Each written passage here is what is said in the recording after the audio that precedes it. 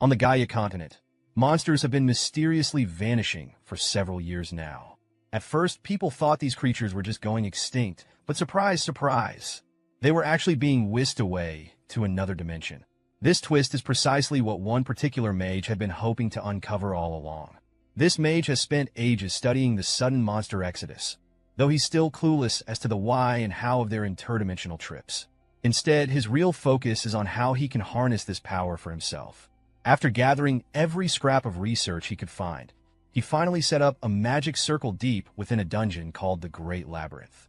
Now, with all his work coming to fruition, he sets the coordinates, channels his mana, and steps onto the magic circle, ready for the grand leap to another world. A brilliant light flares up around him as the spell takes effect, illuminating everything in a radiant aura. Then, in a blink, everything goes still. Confused, the mage realizes that while the air feels different and the temperature is off, he's not in another dimension after all.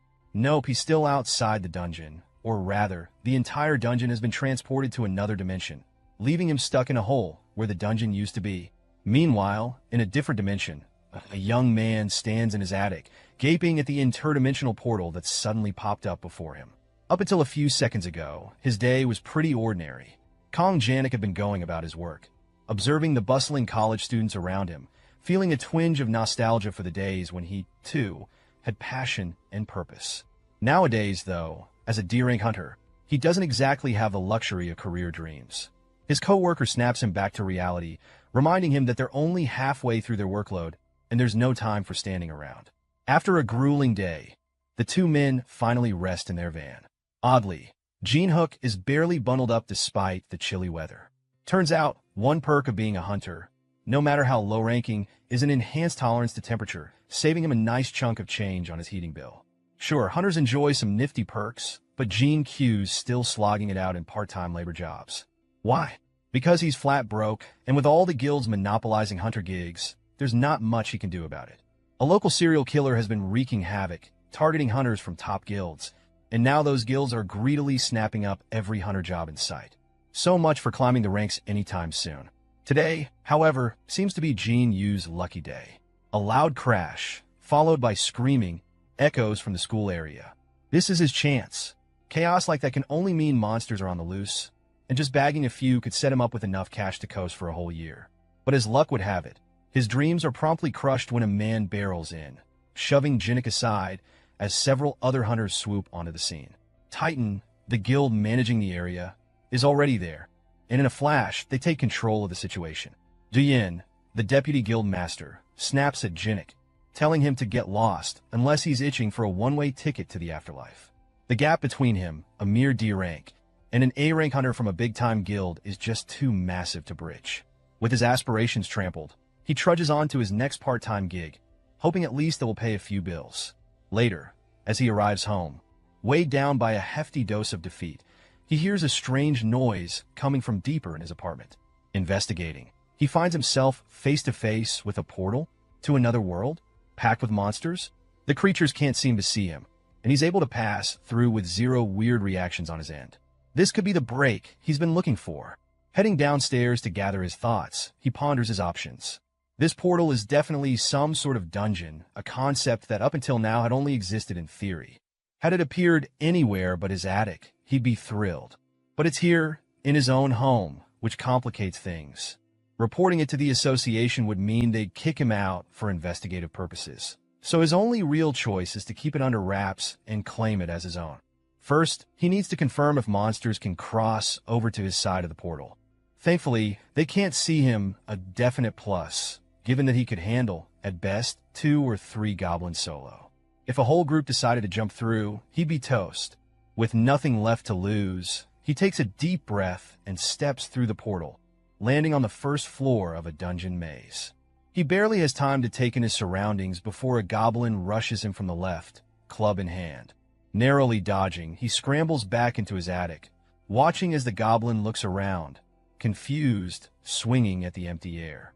It seems they really can't see the portal from their side, which also means they can't come through it either. With that knowledge, his fear evaporates. He grabs a baseball bat, hops back through the portal, and charges the goblin head-on.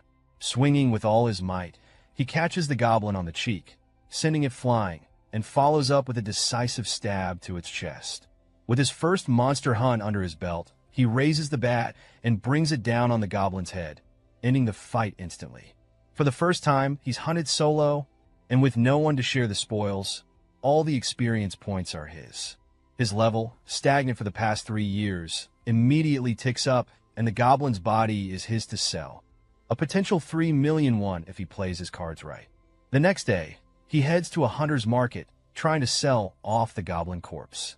One look at the body, and the merchant can tell our guy's a newbie. His inexperience has severely lowered the goblin's market value. Still, Jinnik manages to secure a little over 3 million one, just as he'd hoped. All he needs to do now is provide the area where he hunted the goblin for verification.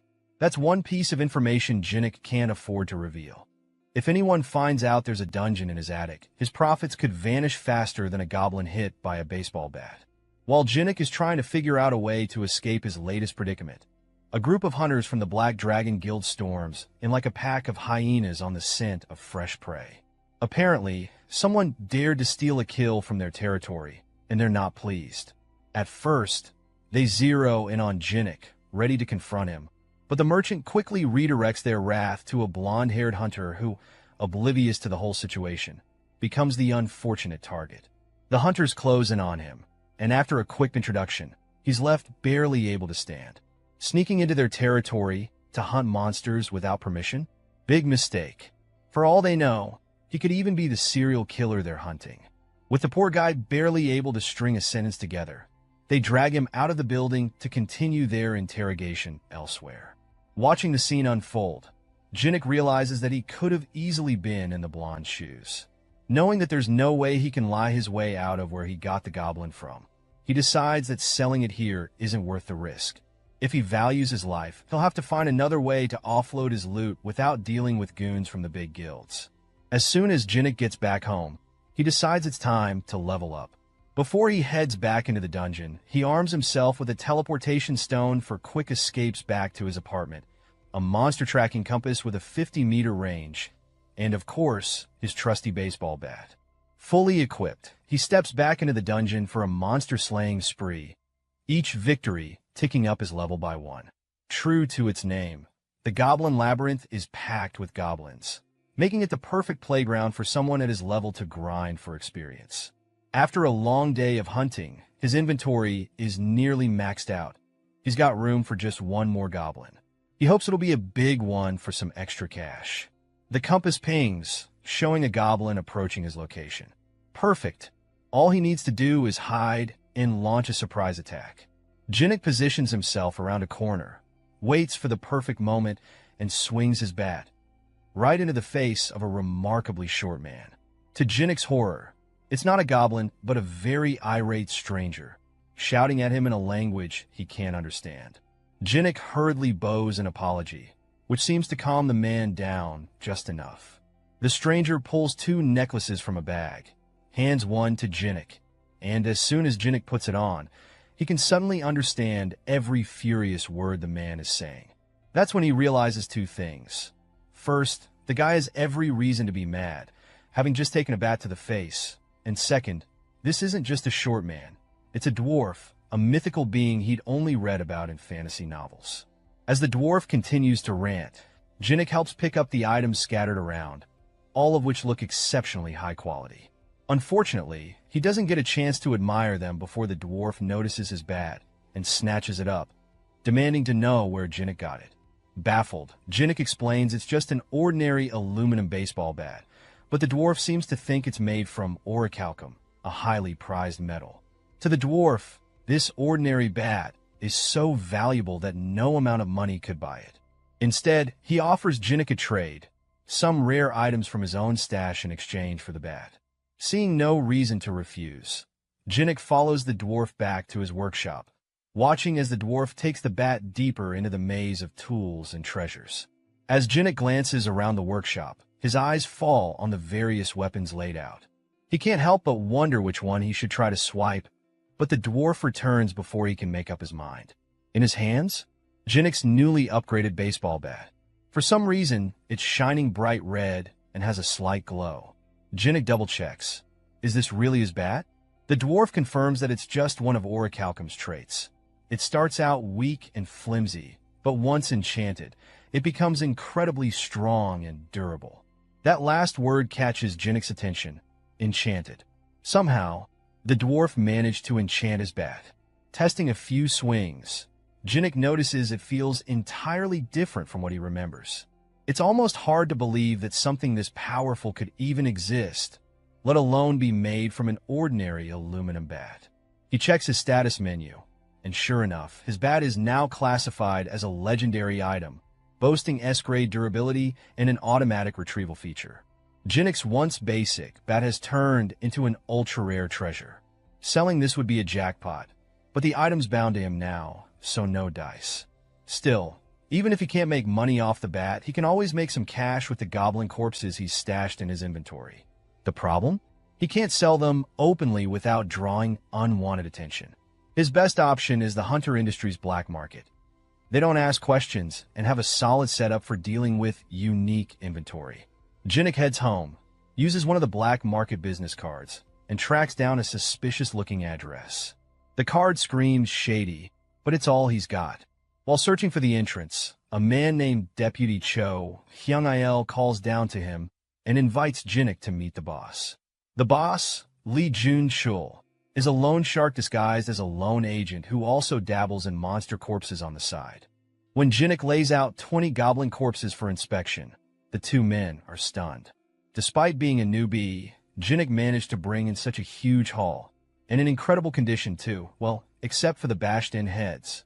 As they're negotiating prices, they're interrupted by a black market merchant rushing in to announce that a monster has shown up nearby.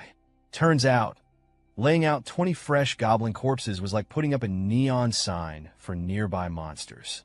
Worse yet, two orcs, definitely out of Jinnick's league, appear, and Jinnick quickly realizes he has two options: grab his corpses and run, or become orc food. But it's too late. One of the orcs is already swinging a battle axe straight at his head. He dodges the first swing, but the second one's too close. Just when he thinks it's game over, his enchanted bat magically summons itself from his inventory and blocks the attack, sending the orc flying back. Another enchantment, presence detection. With this bat, Jinnick might actually stand a chance. As the orc charges again, Jinnick, now more confident, goes on the offensive. He smashes the bat down on the orc's knee, disorienting it, and follows up with a strike to its face, snapping its neck instantly. Just like that, his level jumps from 24 to 36, before he can celebrate the second orc attacks. This time, he dodges, runs behind it, and slams his bat into its back, then finishes it off with a blow to the head. With the orcs defeated, Jinnick smirks, turns back to the men, and suggests they add the orc corpses to their deal. That day, he walks away with a spring in his step, having convinced them to pay him 15% above market price.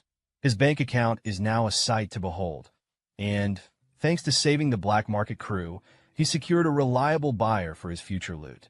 Clearly, the black market guys have realized Jinnick isn't some low-level thief. They're looking at a hunter strong enough to take down two orcs solo. Even with his legendary bat and newfound strength, though, he knows he'll need better gear to tackle higher-grade monsters. Fortunately, he's got a plan to score his next upgrades, maybe even for free. The next day, Jinnick shows up with a crate full of beer cans and alcohol for the dwarf, thinking he'd struck gold. After all, the dwarf loves aluminum, so why not beer cans? The dwarf's eyes widen, seeing the crate full of orichalcum. He tries a can, only to spit it out immediately, the taste absolutely horrible. To avoid another shouting match, Jinnick quickly offers him some soju instead. The dwarf takes a swig, and while he's mildly satisfied, there's clearly room for improvement. Jinnick can sense it. The dwarf is looking for that extra kick. Taking advantage of the moment, the dwarf gives Jinnick a new quest: mine some mithril ore. What does mithril have to do with alcohol? Who knows, but Jinnick wants free gear, so he's in. He dives deeper into the labyrinth, emerging at a large forest clearing on the second floor. A menu pops up, telling him he can record this location as a warp point. Jinnick has no idea what a warp point is, but accepts anyway, creating a portal to travel between floors. He ventures further, reaching the second floor, ominously called dogs and skeletons. Immediately, monster dogs leap at him. Compared to the orcs he fought before, these are nothing more than free XP. He swings his bat with abandon, wiping out 25 of them and collecting their corpses. That haul alone should net him a solid 200 million won. Tempting as the money is, he has to stay focused on his mission, mining that mithril ore. As he journeys deeper, skeletons start appearing. Since skeletons can't be sold and must be destroyed by breaking their core, Jinnik realizes why the dwarf sent him instead of going himself. Skeletons are an absolute pain to deal with, but they do help boost his level to 100, unlocking a new class. Expecting a berserker or warrior class after all the fighting he's done, he's shocked to find out he's been designated a cleric. After dispatching the skeletons, he finally collects the mithril ore. The dwarf, who doubted he'd make it back alive, seems impressed. As a reward, he offers to forge anything Jinnik wants. Already armed with a legendary bat, Jinnik requests lightweight armor that can still withstand heavy hits. The dwarf gets to work, and Jinnik heads home for a well-deserved nap.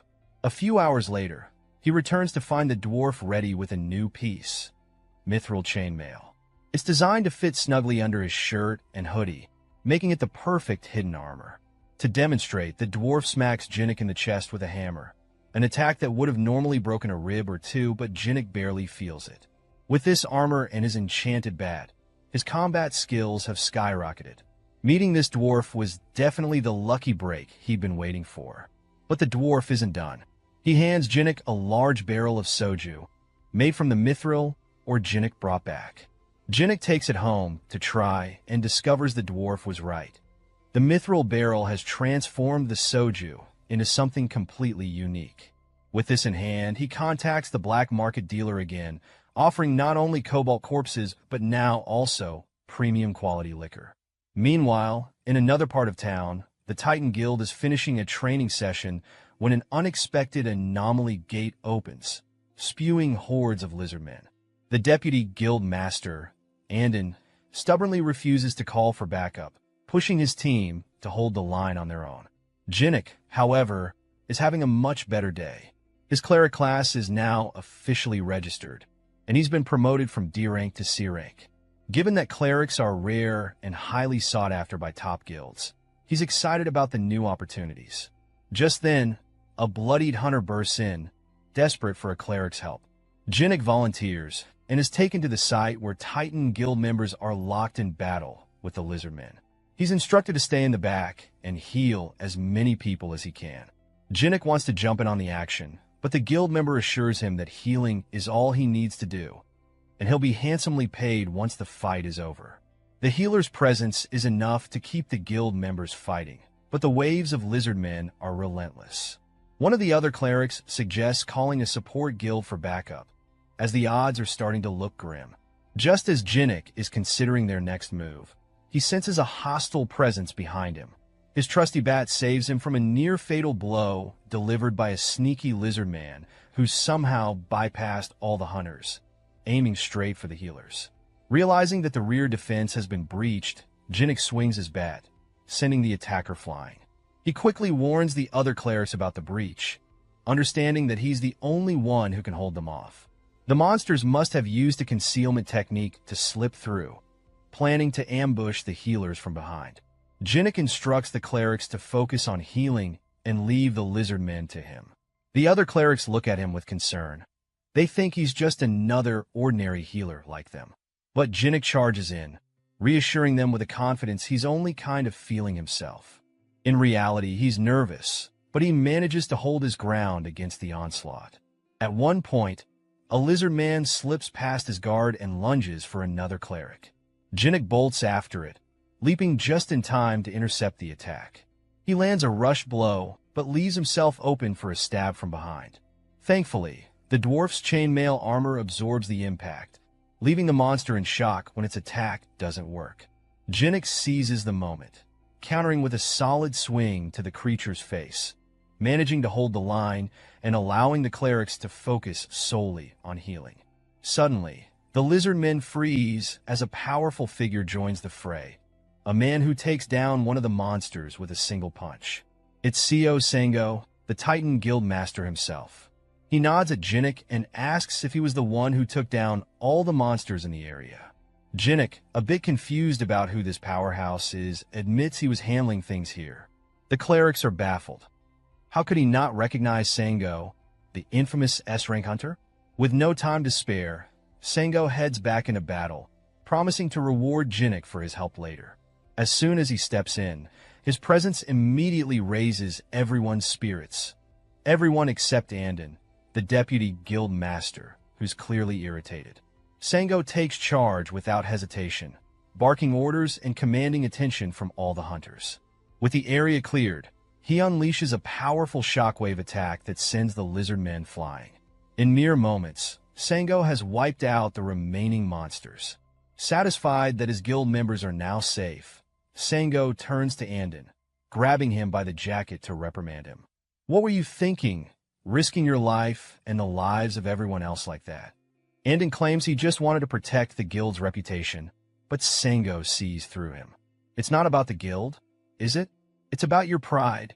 Their tense stare-down is broken when one of the guild members reminds Sango to dismiss the clerics who helped secure the area. Sango composes himself and addresses the hunters, thanking them for their efforts, especially Jinnik, who played a key role in keeping everyone alive. As a gesture of gratitude, Sango invites Jinnik to join the Titan Guild directly, skipping the usual registration process. Andon can't hold back, immediately stepping in to belittle Jinnik as just a D rank who got lucky. Sango isn't having it. He reminds Andon that this mere D rank saved countless lives that would have been lost without his determination. Sango then forces Andon to apologize, delivering a heavy blow to his pride. However, Jinnik declines the offer. He's not interested in joining a guild where people like Andon hold authority. That's the final straw for Andon, who lunges at Jinnik with an enhanced punch, only to be met by Jinnik's bat squarely in the stomach. The blow knocks Andon out cold, and the scene soon makes headlines, sparking quite a buzz in the local news. The next day, the higher-ups of the Titan Guild are seething over what happened to Andon. Not only was he publicly embarrassed by a mere C rank, but he was also demoted from his position as Deputy Guildmaster. They demand that this C rank show up before them to explain himself. However, Sango, the Guild Master, isn't having any of it. He points out that Andon not only put multiple guild members at risk for the sake of his pride, but also attempted to attack someone who fought for their guild. That's more than enough reason for a demotion in Sango's eyes. This comment shuts the gathered crowd down, leaving them with nothing to say. Sango sends them on their way, but his thoughts wander back to the extraordinary C rank he witnessed the other day. Before he grows any stronger, he must get Kong Jinnik to join his guild. No matter what, Jinnik is lounging lazily in his apartment, enjoying a drink while reviewing his expenses. Since he made a lot of money from hunting, he spent more than usual, pushing his expenses to an absurd high. If he had known things would turn out this way, he would have accepted the extra pay the Titan Guild offered him. But hey, it doesn't matter. He has a much better way to earn money. After some much-needed relaxation, he heads back into the dungeon to collect more monster corpses. Hunting the same old monsters isn't enough for him anymore. Now that he's stronger, he craves tougher opponents. He ventures deeper into the second floor than usual and finds himself facing off against a small army of orcs. One of them tries to sneak up from behind, but he deftly sidesteps the attack and retaliates, defeating the orc instantly. As several others swarm around him, Jinnik thinks, just a few days ago, I would have been dead on the spot. Thanks to his new equipment, though, he dispatches them with ease. By the end, he counts a total of 20 orc corpses, enough to keep him financially secure for a whole year. Still feeling energetic, he decides to delve even deeper into the dungeon, entering the third floor, ominously named the Temple Guardian's Labyrinth. At first glance, it appears empty, but that calm is shattered by a sudden tremor shaking the ground. A giant hand bursts out beneath him. Jinnik barely manages to dodge it. Thankfully, he's quick on his feet. The hand belongs to a stone golem, an artificial monster built from mana. Its attacks are too fast for him to dodge, and even when he blocks them, the force sends him staggering back. With limited options left, he realizes that the golem is incredibly strong but lacks the intelligence to wield that strength effectively. Taking advantage of this, Jinnik lands a blow on its head, shattering it into pieces. But wait! The golem starts to reform. Oh right, golems can only be defeated by breaking their core. Jinnik exclaims, remembering this crucial detail just a moment too late. As he tries to retreat and formulate a strategy, the monster regenerates its hand quickly enough to catch him before he can escape. Just when he thinks he's trapped, an arrow flies in and strikes the golem in the chest. Seizing the opportunity, Jinnik follows up with a sharp jab from his bat, breaking the core and defeating it once and for all. He turns to thank his mysterious savior, but instead of the dwarf he expected, he's met with a beautiful woman sporting some peculiar ears. An elf, he thinks. Bowing his head, he thanks her for saving him, but he doesn't notice as she rushes toward him. Before he knows it, she grabs him by the collar, pulling him in for a little interrogation. I haven't seen you in this dungeon before. Who are you? And where did you come from? She demands, her curiosity unyielding. Clearly, she's not from Jinnik's world. His outfit looks entirely unfamiliar. As he struggles to escape her grip, she bombards him with questions. Eventually, she lets him go after he mentions that he entered the dungeon today. That means you know where the entrance is, she exclaims, shoving him to the ground before dropping her bow. Finally, I've found a way out of this dungeon. Jinnik stands up, demanding to know what's going on with her sudden aggression. But the elf ignores him, insisting that he take her to the exit. Not impressed by her boldness, he rolls his eyes but thinks, she is really pretty though. I guess I can let it slide for now. If you guide me out of the dungeon, I'll compensate you handsomely, she promises. After all, I'm a platinum-rank mercenary, so you can trust me.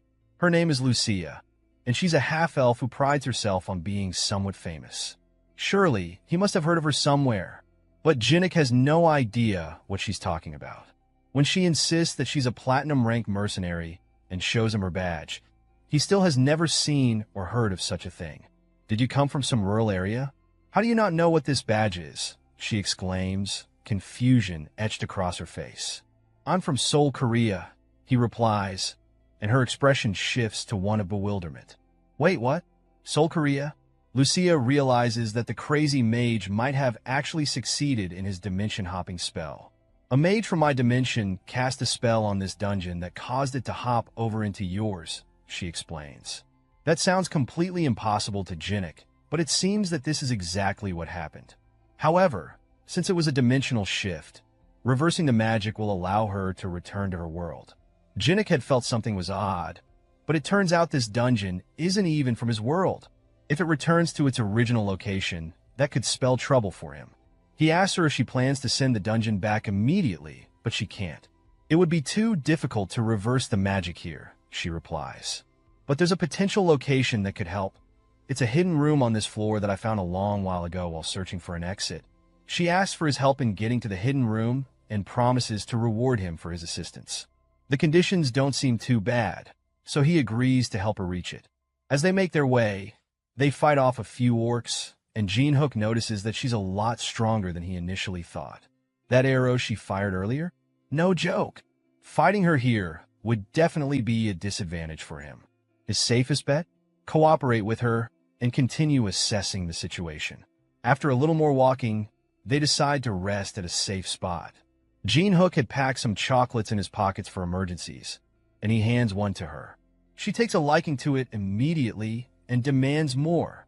After munching through his entire supply, she asks for even more. Unfortunately, that was the last one, and she seems satisfied enough to continue the journey, at least for now. Eventually, they reach a large room that holds the boss of the dungeon. Lucia believes there's a chance the mage's spell could be in that room. To investigate, they'll need to take down the boss. She tells him that he doesn't have to do much. All he needs to do is help her finish it off. Once she takes it down, they can open the door. As soon as they enter, the monster lets out an angry roar before launching an attack. Lucia charges up an arrow and aims straight at the boss's chest. Watch me closely, she exclaims like some kind of superhero. Then she uses a technique called aura to increase the impact of her attack. She fires the arrow, and it hits the boss head-on, knocking it onto its back. Just one of her attacks was enough to bring down that massive armored monster. Talk about a show-off. Now, Gene Hook has to finish the job before the creature gets back up. Just like with the golems, he has to aim for the core. He jumps onto the fallen creature's chest and bashes his bat right where he believes the core should be. One hit doesn't seem to be enough to bring it down, and suddenly, a large fist rushes at him from the side. He narrowly blocks it with one of his cleric skills, the Holy Shield, like a true pro. Using his momentum, he pushes himself back onto its chest. If one hit isn't enough, then he'll just keep bashing it until it stops moving. Eventually, he manages to bust the core open, and the creature is finally defeated. Level up, almost reaching 200 at this point.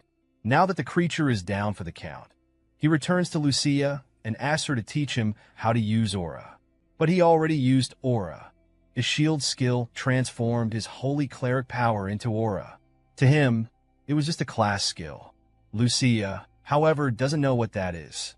But hey, if he can use skills like that, it seems he'll be able to learn how to wield aura faster than she thought.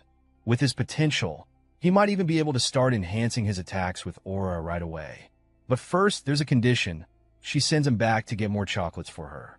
Meanwhile, back in the city, Sango walks alongside his secretary, Lee Hyena, discussing a new anomaly that appeared near Gangnam Station.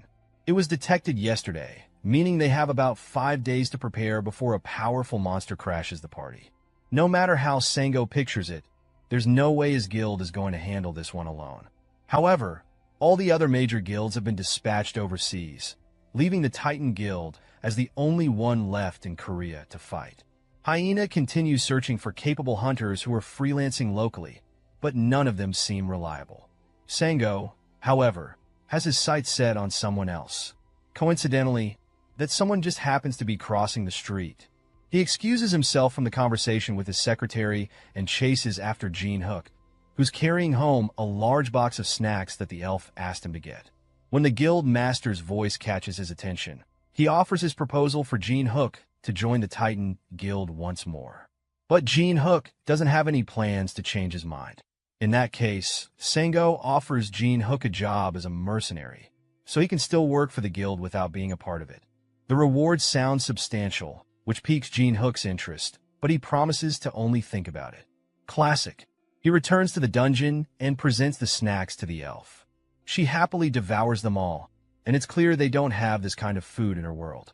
After her hearty meal, Gene Hook asks her why she's eating down in the basement when they've already defeated the boss monster. She points up at a magic circle on the ceiling and explains that it connects the dungeon to the world he lives in. Because of this, she'll be staying down there for the time being to study it.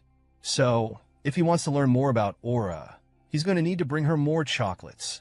Now that she's done eating, she takes his hand to teach him how to use aura. Firstly, she needs to pour her aura into his body to show him what it feels like. As Gene Hook feels the power flowing into him, Lucia notices a spike of energy. It seems he has more talent for this than she initially expected. The movement of holy power coursing through him is impressive enough that she believes he'll grasp the basics by the end of the day. She commends him for his talent and asks if he can remember the flow of aura in his body. Confidently, he assures her he can, and she acknowledges him with a nod. Before turning to leave the dungeon, she mentions that she was supposed to investigate the magic circle first, but it seems faster to train him on how to use aura. And the best way to do that? Practical experience. She takes him to a different part of the dungeon and tosses him into a horde of monsters. Surprise, she seems to say, as he finds himself fighting an army of goblins and kobolds all at once. Surprisingly, he manages to hold his own while also collecting their corpses. Turning to Lucia, he asks, "Why am I suddenly fighting a horde of monsters when you said I'd be learning how to use aura?" She shrugs. "This is how you learn. Even though I infused a bit of mana into your body so you could feel it, you need to sense the rest on your own. Just activate aura using your holy power. There's no better way to get the instinct for it than in the middle of real combat." Jean Hook is more upset that she didn't mention any of this beforehand and instead just threw him into action with no warning. As they're fighting, the ground starts to shake and a stone golem emerges from the earth. It lets out a loud roar and pushes Jean Hook away, as Lucia explains that he needs to face a true crisis to unlock his potential. All you have to do is focus and try to feel the holy power coming from the shield you generate with your skill. The shield is made of aura, so once you get the hang of it, you'll pick it up quickly. Easier said than done, especially since he doesn't consciously activate the holy shield. How am I supposed to feel any aura from something that turns on automatically? He wonders. Just then, the monster brings down a huge fist toward him, and he blocks it with the holy shield again. This time, though, he feels something, a strange energy gathering around his left hand, the one activating the skill. This must be what holy power feels like. The golem attacks again, and Jean Hook summons his holy shield once more. Except this time, it has a different shape than he remembers. The sensation of summoning the shield is also different. This must be mana, he thinks. But the golem doesn't give him time to figure all this out and smashes down on the shield, sending Jean Hook flying back. Lucia mocks him from her podium, saying, "I told you to get the hang of your skill, not to make foolish mistakes." He was just doing what she told him to, though. As he prepares for another attack, a status window appears in front of him. He has acquired a new skill called Holy Power Application. This skill allows him to use Holy Power to enhance his attack and defense based on how much Holy Power is used. Wait, so there are ways to gain skills beyond just a job change, he thinks. Lucia notices him spacing out and decides to take matters into her own hands. "It seems that facing a golem while learning aura is too much for you," she remarks, offering to take care of it from there. But Jean Hook quickly recovers himself and tells her to stand down. "Now that I have a grasp on my new powers, I should be able to handle everything." He charges at the golem, leaping off the ground to narrowly dodge another stone fist aiming right at him. While in the air, he focuses his mana on the bat and uses a front flip to gain more momentum before bringing the mana-enhanced bat down onto the golem's head. The monster falls, but he's not satisfied yet. He lands on its chest and focuses one more time, trying to channel even more mana into his bat before bringing it down right onto the golem's chest. At that moment, he unlocks a new skill called Holy Aura. With his enhanced weapon, he stabs the golem and successfully breaks the core. Unlocking his Holy Aura also allows him to gain new skills like Precision Strike and Unyielding. Thanks to Lucia's training, he unlocked 2 passive skills and an active skill. But Lucia is more concerned about the fact that he learned how to use aura in battle so quickly. She was expecting to just teach him the basics and call it a day, but now she has to see this through to the end. She takes one of her arrows and brings down a wall, opening up the area to an even larger horde of monsters. Jean Hook is not impressed, but he readies his bat and prepares for another battle. "Here we go again," he thinks, steeling himself for the chaos ahead. The battle with the monsters in the dungeon takes a lot out of him, and by the time he goes to sell the monster corpses, he's exhausted. He looks so tired that the black market boss, Junu, notices him when they meet. Jean Hook appears as if he just emerged from a war zone. Junu decides not to ask too many questions and gets down to business, accepting the monster corpses. He brings up the topic of the alcohol he sold to them last time, marketing it as traditional artisan soju. Since it hit the market, orders have been flooding in, and the drink has become incredibly popular in a short time. "I could focus on selling liquor and never worry about money again," Junu muses. With enough money to last him for the rest of his life and a small business already set up, Jean Hook heads home to rest. His training with Lucia has left him immensely tired, and just seconds after lying down in bed, he passes out. Not long after, he's jolted awake by the sound of a disaster alert. A loud, automated voice urges everyone on the street to evacuate and get to safety. Today is the day of the monster invasion, but it seems to have come early this month. Monster invasions usually happen randomly, but there's a certain one that occurs after a set period of 1 month. This invasion is pretty common, and usually Jean Hook would seize the opportunity to catch some low-level monsters for some quick cash. This time, though, he's too tired to care. The large guilds will take care of it anyway, right? he thinks. That was the plan until a notification pops up on his phone, informing him that due to the urgency of the invasion, the rewards for monsters would be tripled. With triple the rewards up for grabs, Gene Hook can't ignore the invasion anymore.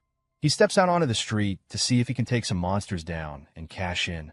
Meanwhile, security officials guide people and try to clear the streets while the Titan Guild battles hordes of monsters running through the city. The security line is already breaking due to the number of monsters trying to push through, and Sango is running out of stamina to keep up the fight. No matter how many he takes down, more just keep popping up. The guild members are already at their limits, and even though it looks like they have the upper hand, things aren't looking too promising. The guild's secretary watches the fight worriedly from behind safety. Even though everything seems to be going well thanks to the guild master, she can tell they're getting stretched thin. If only they had one more powerful hunter to turn the tide. Her mind wanders to a man the guild master found promising not too long ago. She takes her phone and calls Gene Hook.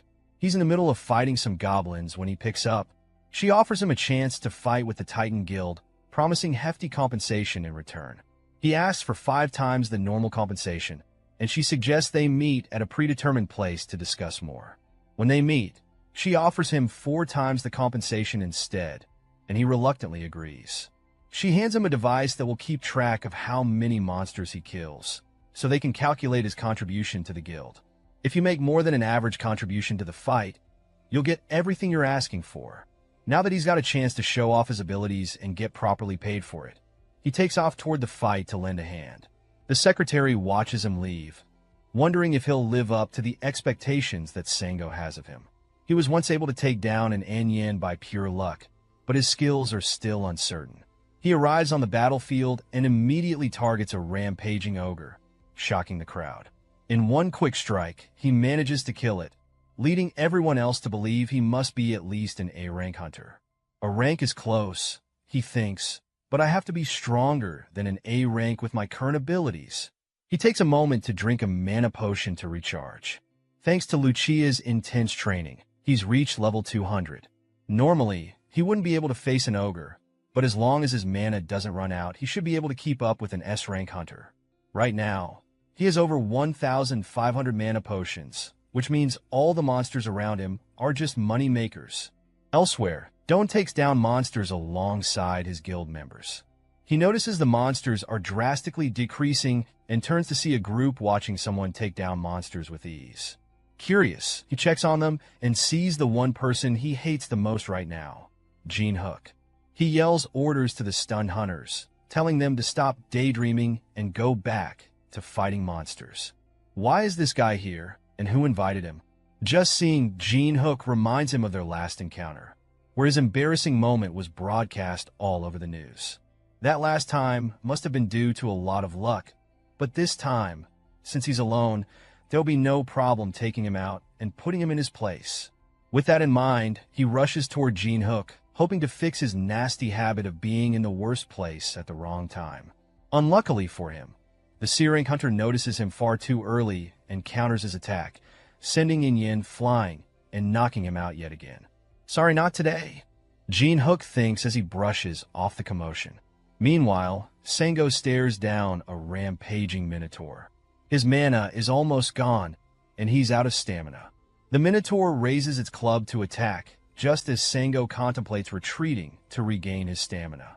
But before it can hit him, a voice calls out behind him. Gene Hook jumps in from above, grabs the minotaur by the horn, and slams it into the ground. For a C-rank hunter to take down a minotaur in one hit, it looks like his judgment about Gene Hook was spot on. As he takes down the monster, Sango approaches to show his appreciation for the help. Gene Hook shrugs it off, saying, "The guild master called me and promised a hefty pay in return for my help, so there's no need to thank me." Sango then takes this chance to ask him again to join their guild. "If you join forces with us, opportunities like this will keep popping up." Gene Hook takes a moment to consider it and finally replies, "Once we finish up with the remaining monsters, then I'll think about it." As they talk, Sango receives a call from Hyena. She tells him to look at the sky, where the clouds have turned black and the weather has become fiery, crackling with lightning. Something huge and menacing lurks among the clouds, and it does not appear friendly. The creature shoots lightning down at everything, targeting both monsters and hunters while damaging buildings as it flies overhead. It's so high in the sky that their skills can't reach it, leaving them with no way to attack. Sango suggests returning to his guild to assess the situation and invites Jinnik to join him. Reluctantly, Jinnik agrees, and they reconvene in his office. They run various tests, only to find that nothing they've done so far can affect the creature or defend against its attacks. Every attempt to stop it has been nullified or destroyed. They realize they need something with immense firepower capable of long-range destruction. Lucia immediately comes to mind, and Sango recognizes that there may be a way to bring it down after all. As Jinnik leaves to fetch Lucia, the executives of the Titan Guild gather to discuss Sango's apparent favoritism toward the C ranker. The other guild members brainstorm alternative methods to defeat the monster without relying on Jinnik, but they find themselves with no other choice. All other strategies are guaranteed to fail, leaving them with only the option to trust the one hunter with a plan. They consider calling the Guttia Guild, a large group filled with A-rank and higher mages, but no, they don't care about casualties. Inviting them would likely lead to many deaths. The room falls silent as they acknowledge their limited options. Meanwhile, Jinnik emerges from the portal with Lucia, thanking her for agreeing to help and promising her as many sweet treats as she desires in return. They ascend to the top of the Titan Guild headquarters, where Jinnik shows her the monster terrorizing their city. He asks if she can take it down, and she confidently assures him that she can. The monster is so large that she could hit it with her eyes closed. It's a level 300 creature, the highest ever recorded, and she says she can eliminate it, but first she needs some assistance. The building's roof can't withstand her power, so she asks Jinnik to prepare a shield to absorb most of the impact. Not wanting to see multiple buildings destroyed, Jinnik calls the guild leader to inquire about the potential damage once they take down the monster. Sango tells him not to worry about collateral damage and to focus solely on bringing the creature down. With that settled, Jinnik prepares the shield while Lucia charges 2 arrows to strike the beast. She aims carefully and releases the arrows, creating a massive shockwave that pushes Jinnik back, even with the shield. The 2 shots soar through the sky and land a direct hit on the monster, obliterating half its body from the impact. The Titan Guild watches in awe from the ground, amazed that Jinnik managed to pull it off so effortlessly. Hunter Kong Jinnik continues to impress. The whiplash from Lucia's attack leaves smoking trails on the building's helipad. While it wasn't the time to hold back, this was excessive. Lucia, on the other hand, is disappointed that the monster was so weak, attributing her ease in defeating it to her immense strength. Regardless, the job is done, and it's time for her to head back. She hands Jinnik a tracker that monitors his points, showing a staggering 240 points. Before leaving, she warns him not to place too much trust in others, especially when money is at stake. People's minds tend to cloud with greed. She advises him to be wary, as she has learned from her many adventures. Jinnik assures her he'll be fine and will handle anything that seems off. They part ways, and he heads down to the street where he's met by Sango and his secretary. They catch up with him and ask how he managed to take down such a formidable monster alone. Jinnik politely declines to share, calling it a secret. One of the executives is offended and doesn't believe a mere C ranker could defeat such a giant beast. However, Jinnik shows them the monster tracker, displaying a substantial number of points, proving he indeed took it down. Sango stops the executive there and apologizes to Jinnik for the outburst. The executive watches in anger, feeling Sango favors a C ranker over his guild members. He decides it's time for a change, as Sango is hindering the guild's future. He pulls out his phone and dials an unknown number. By the next day, rumors spread throughout the city that an ordinary C ranker defeated the giant monster. Members of the Titan Guild are skeptical, but verifying the information isn't too difficult. Word also circulates that the guild master personally offered Jinnik direct entry into the Titan Guild, which he turned down. He must be confident in his skills to reject such a significant offer from Sango himself. The rumors even reach the Ulron Guild, who learn that Andoin has been hospitalized after the monster invasion. Known for his impressive skills, It's revealed he was defeated by the rumored C-rank hunter. If this is true, the rumors hold some weight. The Allron Guild scouts decide to meet with Jinnik to verify the information. He might have unlocked a hidden class, which is exceptionally rare for hunters. If that's the case, they need to recruit him into their guild before another guild takes him, or they eliminate him.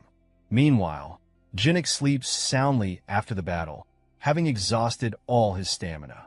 He passes out as soon as he gets the chance, and wakes up 2 days later, realizing the toll of overexertion. He walks into his living room and finds that Lucia has created a massive mess with all the snacks he bought her. She managed to eat everything in just 2 days. With no food left in the fridge, her only option was to consume the snacks. Since he hadn't opened the portal for her, she couldn't return to the dungeon. This confuses Jinnik, as he's never needed to open the portal before. It's always been accessible. He heads to the attic to show her that the portal is indeed open, but this doesn't make sense to her since there was nothing there moments ago. She instructs him to step away from the door, then reopens it, revealing that there's nothing there now that he's stepped back. Jinnik is baffled, as he has only ever seen the dungeon open. Lucia theorizes that the dungeon responds only to him, suggesting it's imprinted directly on him, meaning it could have fallen on his head. Luckily, it was a failed spell. He decides not to dwell on that, and instead orders food for both of them. Lucia wonders how he found his way back to the house after they defeated the monster. She explains that she placed a recognition suppression spell on it, which should have made it impossible to locate. Jinnik asks why she would cast such a spell on his house.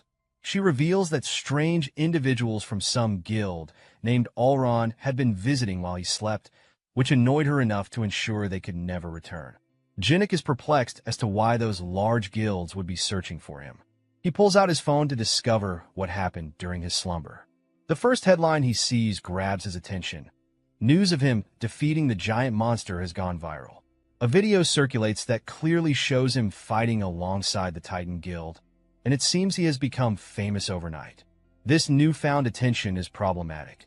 His greed in using Lucia's power has placed him under a spotlight.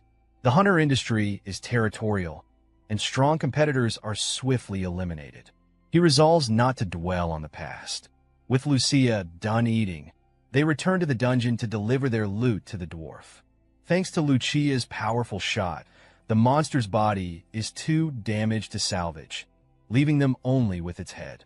The old man is frustrated with Lucia for overdoing it and ruining valuable material, revealing a natural animosity between them. Jinnik interrupts their argument, asking the dwarf if he can craft something from the corpse. The dwarf digs out an organ from the head, which allows it to produce lightning. With that, Jinnik can enchant his baseball bat to create lightning as well. He inquires how the dwarf would like to be compensated, but the dwarf simply wants Lucia to leave his workshop. Angered, Lucia shakes with rage, and Jinnik has to calm her down by promising more sweets. After barely preventing her from shooting a hole through the dwarf's head, he heads back into the city to buy her the promised treats. On his way back home, Jinhook senses something lurking in an alleyway. It seems like someone is tracking him. With a quick flick, he drops his groceries behind a wall and calls out to the creep following him. "Hey, I can see you, you know." A voice answers back, surprised that Jinhook noticed him at all. Suddenly, a figure appears out of nowhere and rushes at him, swinging a sword. Jinhook barely manages to block the attack with his bat. The newcomer is astonished that Jinhook could even see him, confirming the rumors. Jinhook is more than just an ordinary C rank. "Guess I'll have to show you just how ordinary I am," Jinhook thinks as he pushes the attacker back and leaps at him for a counterattack. Since the attacker wants to keep his identity a secret, Jinhook decides he'll just have to beat some sense out of him until he spills the beans. However, the attacker has a different plan. He uses a skill to turn himself invisible. Jinhook can just faintly feel his presence, enough to dodge and block most of the attacks, but he knows he can't keep this up forever. If only he had his usual bat, but the old dwarf is working on it, so he's stuck with a regular aluminum bat. This is going to be a long day, he thinks, realizing he needs to make a run for it. Just as he decides to escape, the hooded attacker attaches a tracking device to his shirt. Jinhook sprints toward a crowded area, hoping to hide, but the attacker's device allows him to track his every move. The trail leads to a bathroom in a department store.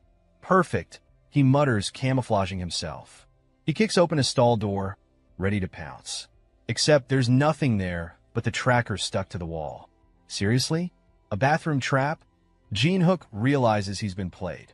Just as he's about to kick himself for falling for that, the assassin charges up a fireball, aiming straight at Jean-Hook and the poor kid who just wanted to use the toilet. With no time to spare, Jean-Hook throws up a shield to protect them both.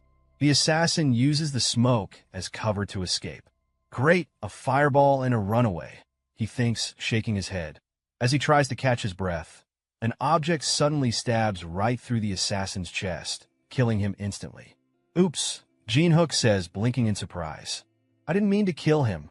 Just as he's lamenting the situation, a status window pops up in front of him. It acknowledges the murder, but labels it as self-defense. Well, that's a relief, he sighs, but I could have done without the drama. Before he can process it further, two detectives approach him, asking questions about the incident. He tries his best to cooperate, explaining how he was just minding his own business when chaos erupted. Luckily, since he didn't receive the villain trait, the detectives don't suspect him of foul play. They confirm he was acting in self-defense and let him go, but not before warning him not to mention the words murder, self-defense, or villain.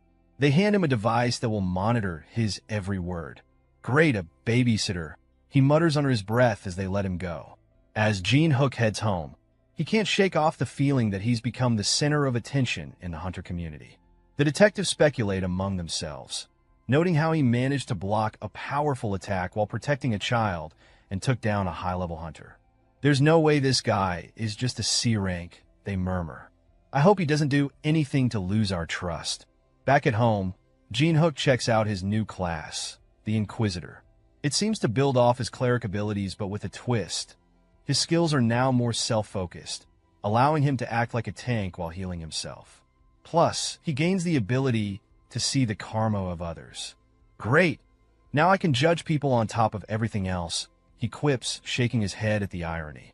Excited to test out his new powers, he returns to the dwarf's workshop. As promised, his weapon has been enchanted to send out lightning attacks. All he has to do is think about it, and it sends out up to 3 charged lightning blasts. Talk about shocking, he chuckles, already envisioning the chaos he could unleash. However, Lucia is less impressed. I can't sense any holy power from you now, she says, looking concerned. What did you do in the human world? He shrugs, explaining he can't share much because of the monitoring device. The dwarf, overhearing, offers to dispose of the device if Jean-Hook completes a simple task. Retrieve an item from a dangerous location using a compass he provides. Me? A rookie? Dangerous? Sounds like a fun day, Jean-Hook exclaims, grinning. This little errand had dragged Jean-Hook to a treacherous, mountainous path that seemed to defy all logic. Steep cliffs, impossible terrain. Who in their right mind would come here willingly? And yet, here he was, armed with nothing but some basic hiking gear, rappelling down what looked like a bottomless pit. All this effort just to mine some ores? That old dwarf really had no shame, sending him into a death trap over some shiny rocks. Meanwhile, Lucia was having the time of her life. While Jean-Hook wrestled with his gear and tried not to fall to his doom, she leaned back casually, watching his struggle like it was prime entertainment. Amused by his efforts, she teased him, wondering if he was really struggling this much just to go down. From her perspective, this was nothing, and she made sure he knew it. If he wanted to make it out in one piece, he had one job. Follow her lead, stick to her instructions, and under no circumstances should he act on his own unless he wanted to experience a tragic, yet slightly comedic death. And then, as if to prove how easy it really was, she took a step forward and jumped. No ropes, no hesitation, just a confident leap into the abyss. Jean-Hook barely had time to react before she was already scaling down the rock face with nothing but her hands, landing effortlessly like she'd done this 100 times before. Of course, she had to show off. Jean-Hook sighed, knowing full well he couldn't just do what she did, at least not without breaking a few bones in the process. Lucia, however, saw things differently. From her point of view, he wasn't just being careful, he was babying himself. If he kept acting like a fragile porcelain doll, He was never going to realize what his body was actually capable of. With a mischievous grin, she remarked that he was just limiting himself, fearing for no reason at all. And then, just to drive her point home, she dove headfirst into the pit, completely unbothered. Jin Hyuk stared after her, torn between admiration and irritation. It was unbelievable, but maybe she was right. His body had changed. He was stronger, faster. He just wasn't used to thinking of himself that way. Maybe he was being too cautious. Taking a deep breath, he loosened his grip on the rope and muttered to himself before letting go. The moment he free fell, adrenaline flooded his system. The wind roared past his ears, and for a second, doubt crept in. But as he neared the bottom, instinct took over. Using his hands and legs, he braced against the rocky walls, slowing himself down just enough to land beside Lucia, completely unscathed. She barely looked impressed, arms crossed. She raised a brow and remarked that it had taken him long enough. Jin Hyuk exhaled, half in relief, half in annoyance. He admitted, grudgingly, that she might have had a point. Lucia simply smirked, her confidence unwavering. She always had a point. As much as he wanted to argue, the truth was undeniable. He was not a normal human anymore. He had been holding himself back for no reason. And judging by the satisfied look on Lucia's face, she had known it all along. Taking a break in the middle of their mission, they settled on a steep cliff, gazing at the endless landscape below. The conversation naturally drifted toward what had happened outside. Lucia, arms crossed, voiced her concern. Removing the device might end up getting Jin Hyuk in trouble. But the old dwarf had been oddly confident about it, saying it would be fine. That meant there had to be a way. For all his grumpy outbursts, that blacksmith was undeniably talented. Even Lucia, who made no effort to hide her distaste for the old man, had to admit that when it came to things like this, the dwarf was reliable. She still didn't like him, but she had no choice but to trust his craftsmanship. Shifting the conversation, Lucia's curiosity turned to something else, karma values. Specifically, the ones tied to Jin Hyuk's new class. She asked about her own level, and after a quick check, he informed her that she had 82, the highest among the three of them. Jin Hyuk himself sat at 64, while the old dwarf had 72. The numbers didn't surprise her. Considering the life she had led, it made sense that she had the highest karma. She had done everything she could just to survive.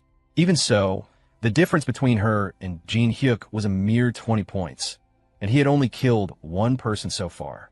Lucia, on the other hand, had long since lost count. That thought led her to an interesting comparison. In the world she used to live in, there were saints, beings who could distinguish good from evil with just a glance. Jin Hyuk immediately dismissed the idea that he was anything close to a saint, and she agreed without hesitation. That wasn't the point, though.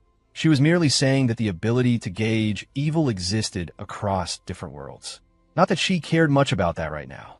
Truthfully, she had little interest in wasting time searching for a mine just to satisfy the old fart. What had interested her, however, was Jin Hyuk's new abilities. She was eager to thoroughly analyze them, and when he asked why she was so invested, she simply shrugged and replied that she found him entertaining. And she wasn't wrong. Watching him figure things out was much more interesting than staying holed up in an abandoned dungeon. They needed a better way to understand karma values, and Lucia had a simple solution. Go outside and do some real experiments. Jin Hyuk hesitated. He felt bad about pausing their mission for the old dwarf, but Lucia had a point.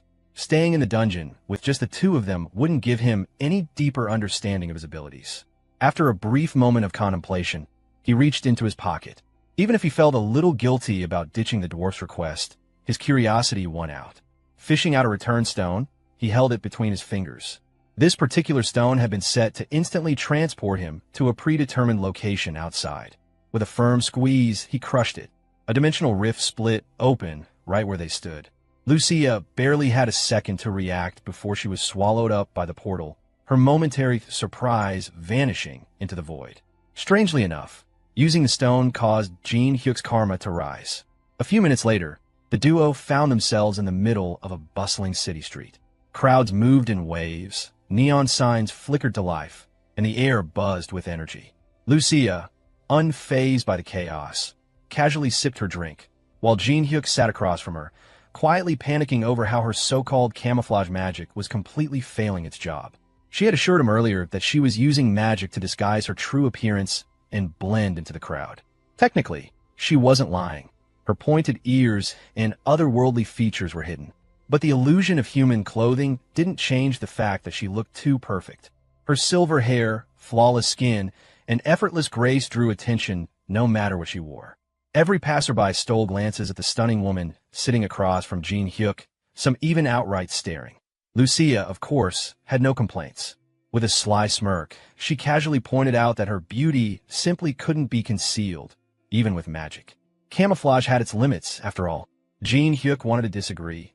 Really, he did, but even he had to admit that she was probably the most breathtaking woman he had ever seen. And the worst part? She knew it. Deciding to move on before she got even more smug, Lucia steered the conversation to something more important: their investigation into karma values. So far, their findings were straightforward. Doing bad things increased karma. And it didn't always take something extreme. Jin Hyuk himself had gained a single karma point just for breaking his promise to the old dwarf. Apparently, it wasn't just about hurting people. Betrayal, deception, and even irresponsibility could contribute. On the other hand, harm that was consensual, like a fight in self-defense, wouldn't raise karma at all. The exact scale of karma still wasn't clear, but one rule stood out. Once a person's karma exceeded 200 points, they were officially labeled as a villain. At that point, killing them wouldn't even count as murder. It would be classified as self-defense. Essentially, the system stopped seeing them as human. And considering that even Lucia and the old dwarf hadn't reached 100 points, getting past 200 wasn't just a bad habit. It took dedicated villainy.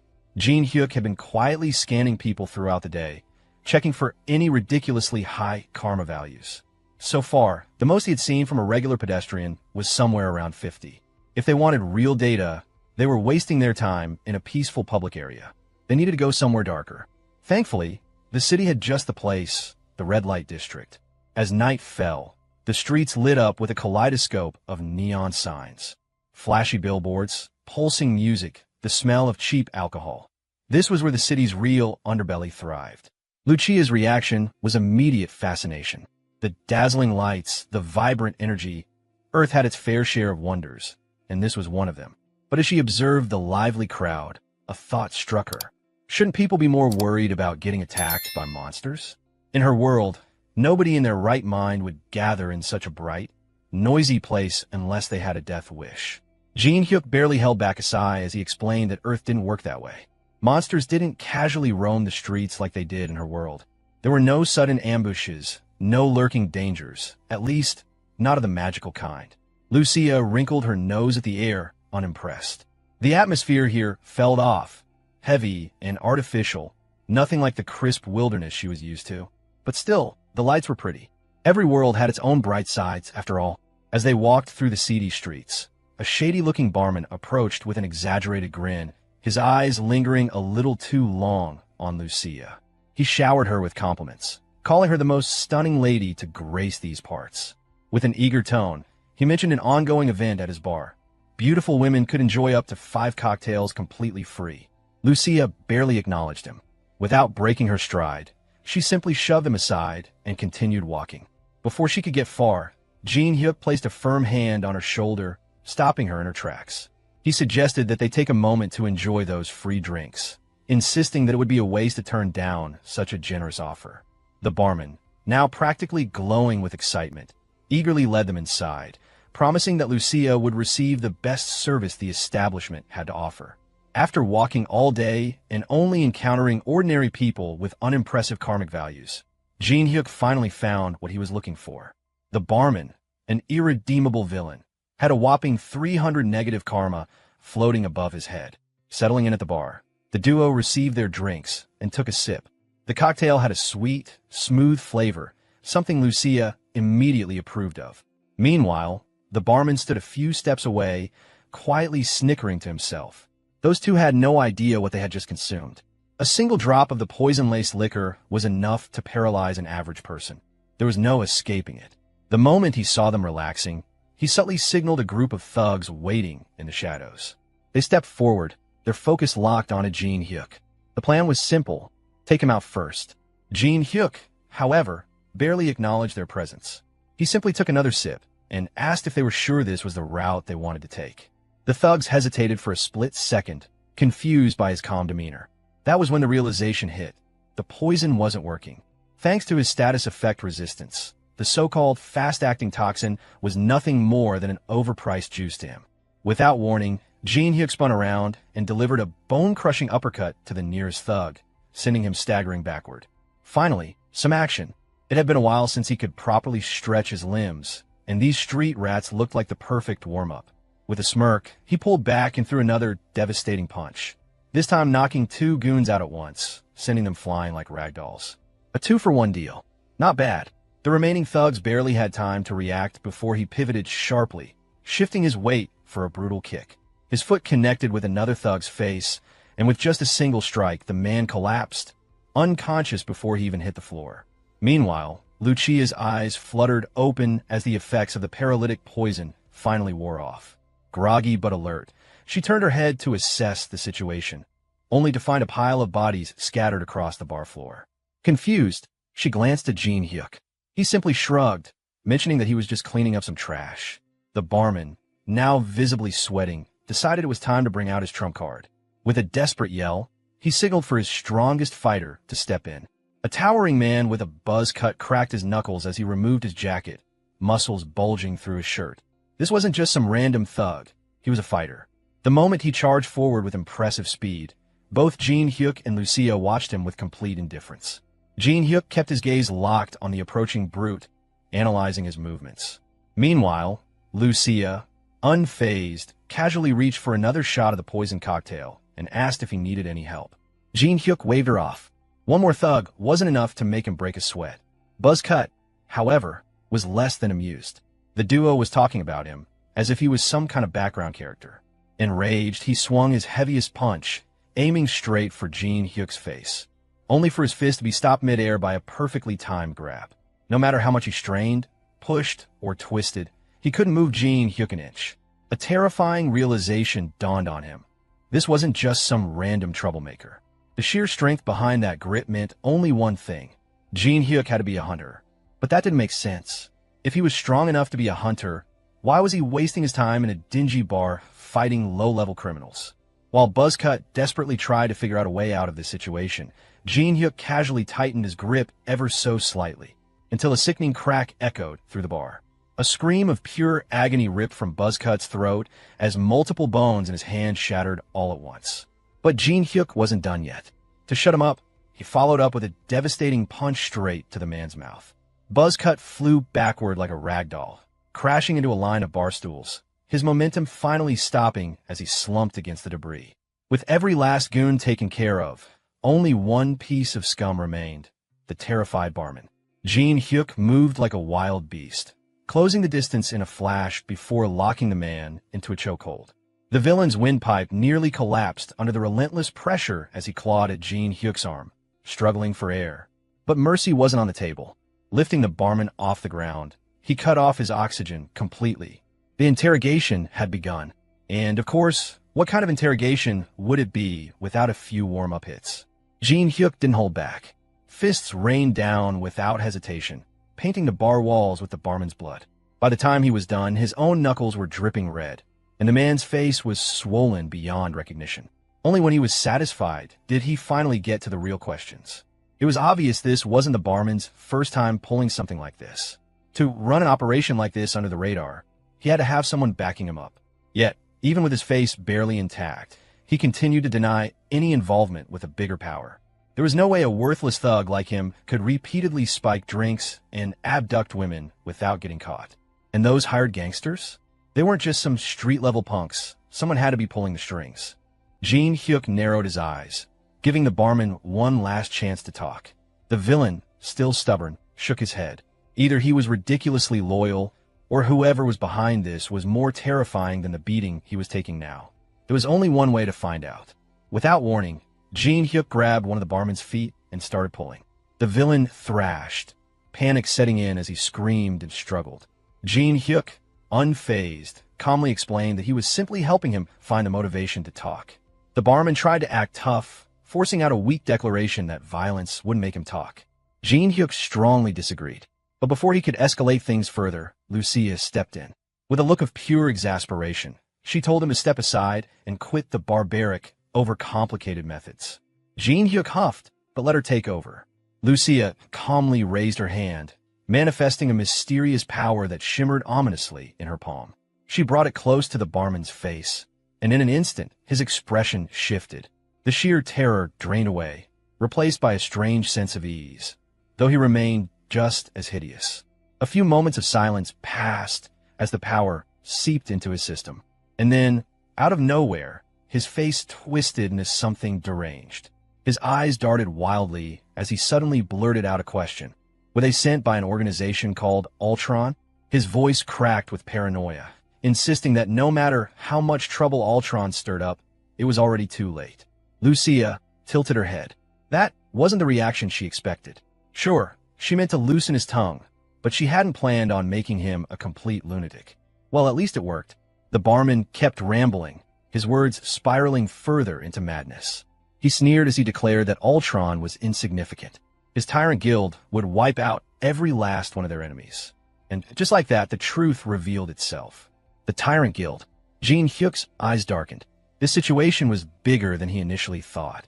Now that the guild's name was on the table, he pressed forward, demanding to know what made them so confident that they could massacre their enemies.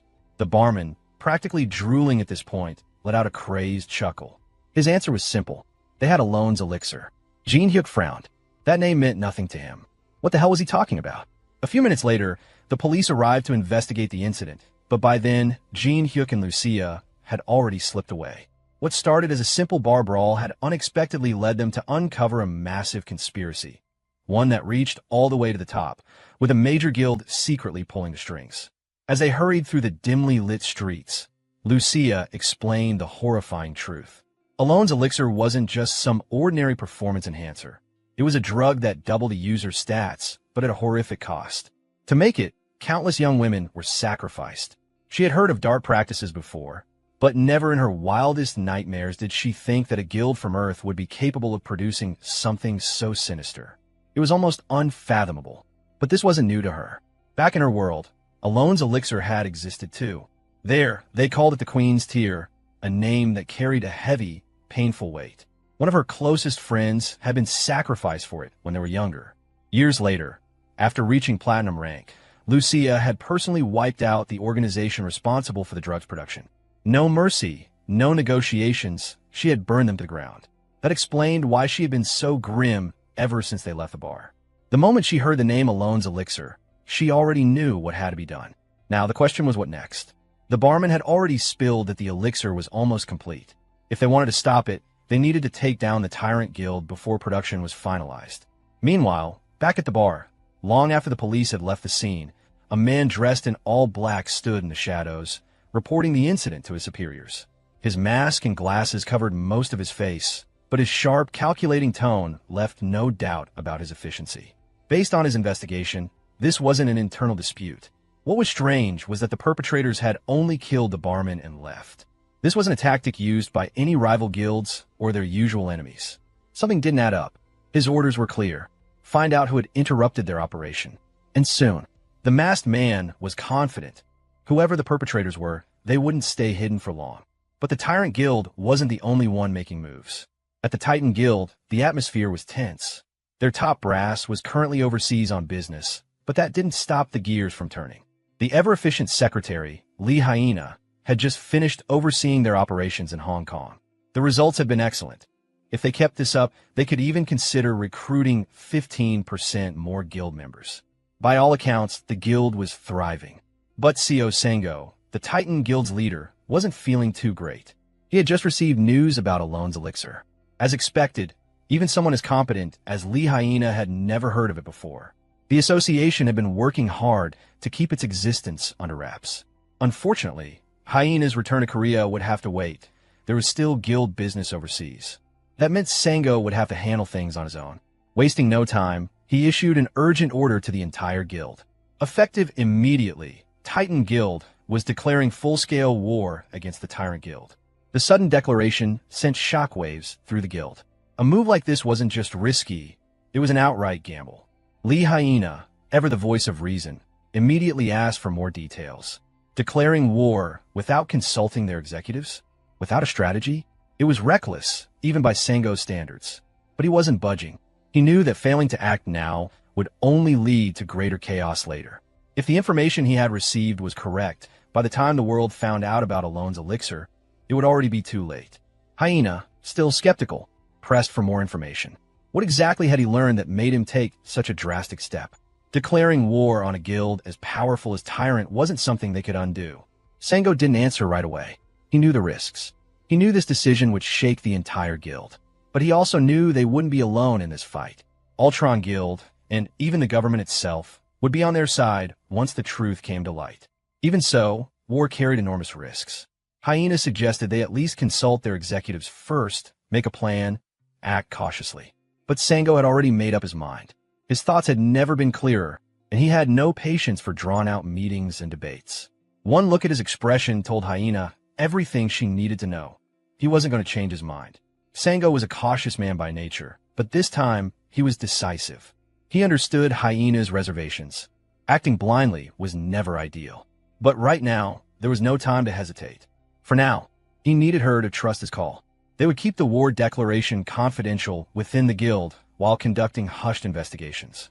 The official announcement of war could come later. As for the internal investigations, Sango already had a few people in mind, certain individuals he needed more information on. What had prompted this sudden shift in his stance? What had pushed him to act so suddenly? A single text from Jean Hyuk, a warning about Tyrant's plan to create a sinister drug, one fueled by human sacrifice. Lucia was comfortably lounging in Jean Hyuk's place, happily munching on sweets while pestering him about his plans. Honestly, she was just relieved to know that there were still some sane and reliable people in this world, like CEO Sango. If no one had stepped up to take down the Tyrant Guild, she would have handled it herself. And really, with how insanely inhumane the method for creating Alone's elixir was, it needed to be stopped. Jean Hyuk, on the other hand, had a slightly different concern. He glanced at the elf, who had been practically living in his pantry, and asked when she planned on going back to the dungeon. Her response? A hard no. Why would she return to some dull dungeon when she could join a raid against a villainous guild instead?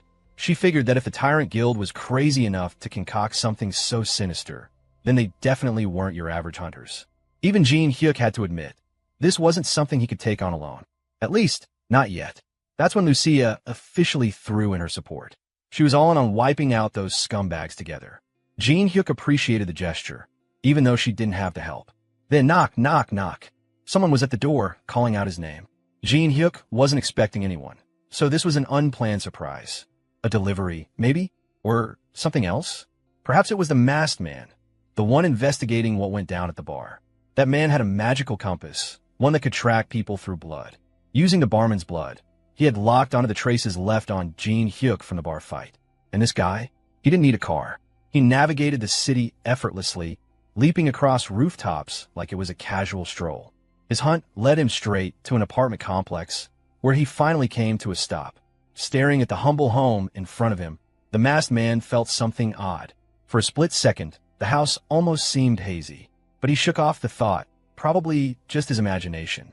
More importantly, he recognized the address. This was the home of the hunter who took down the Leviathan a few days ago. That meant there could be a connection between the two incidents. Not that it mattered to him. His job was simple: find a target, get answers.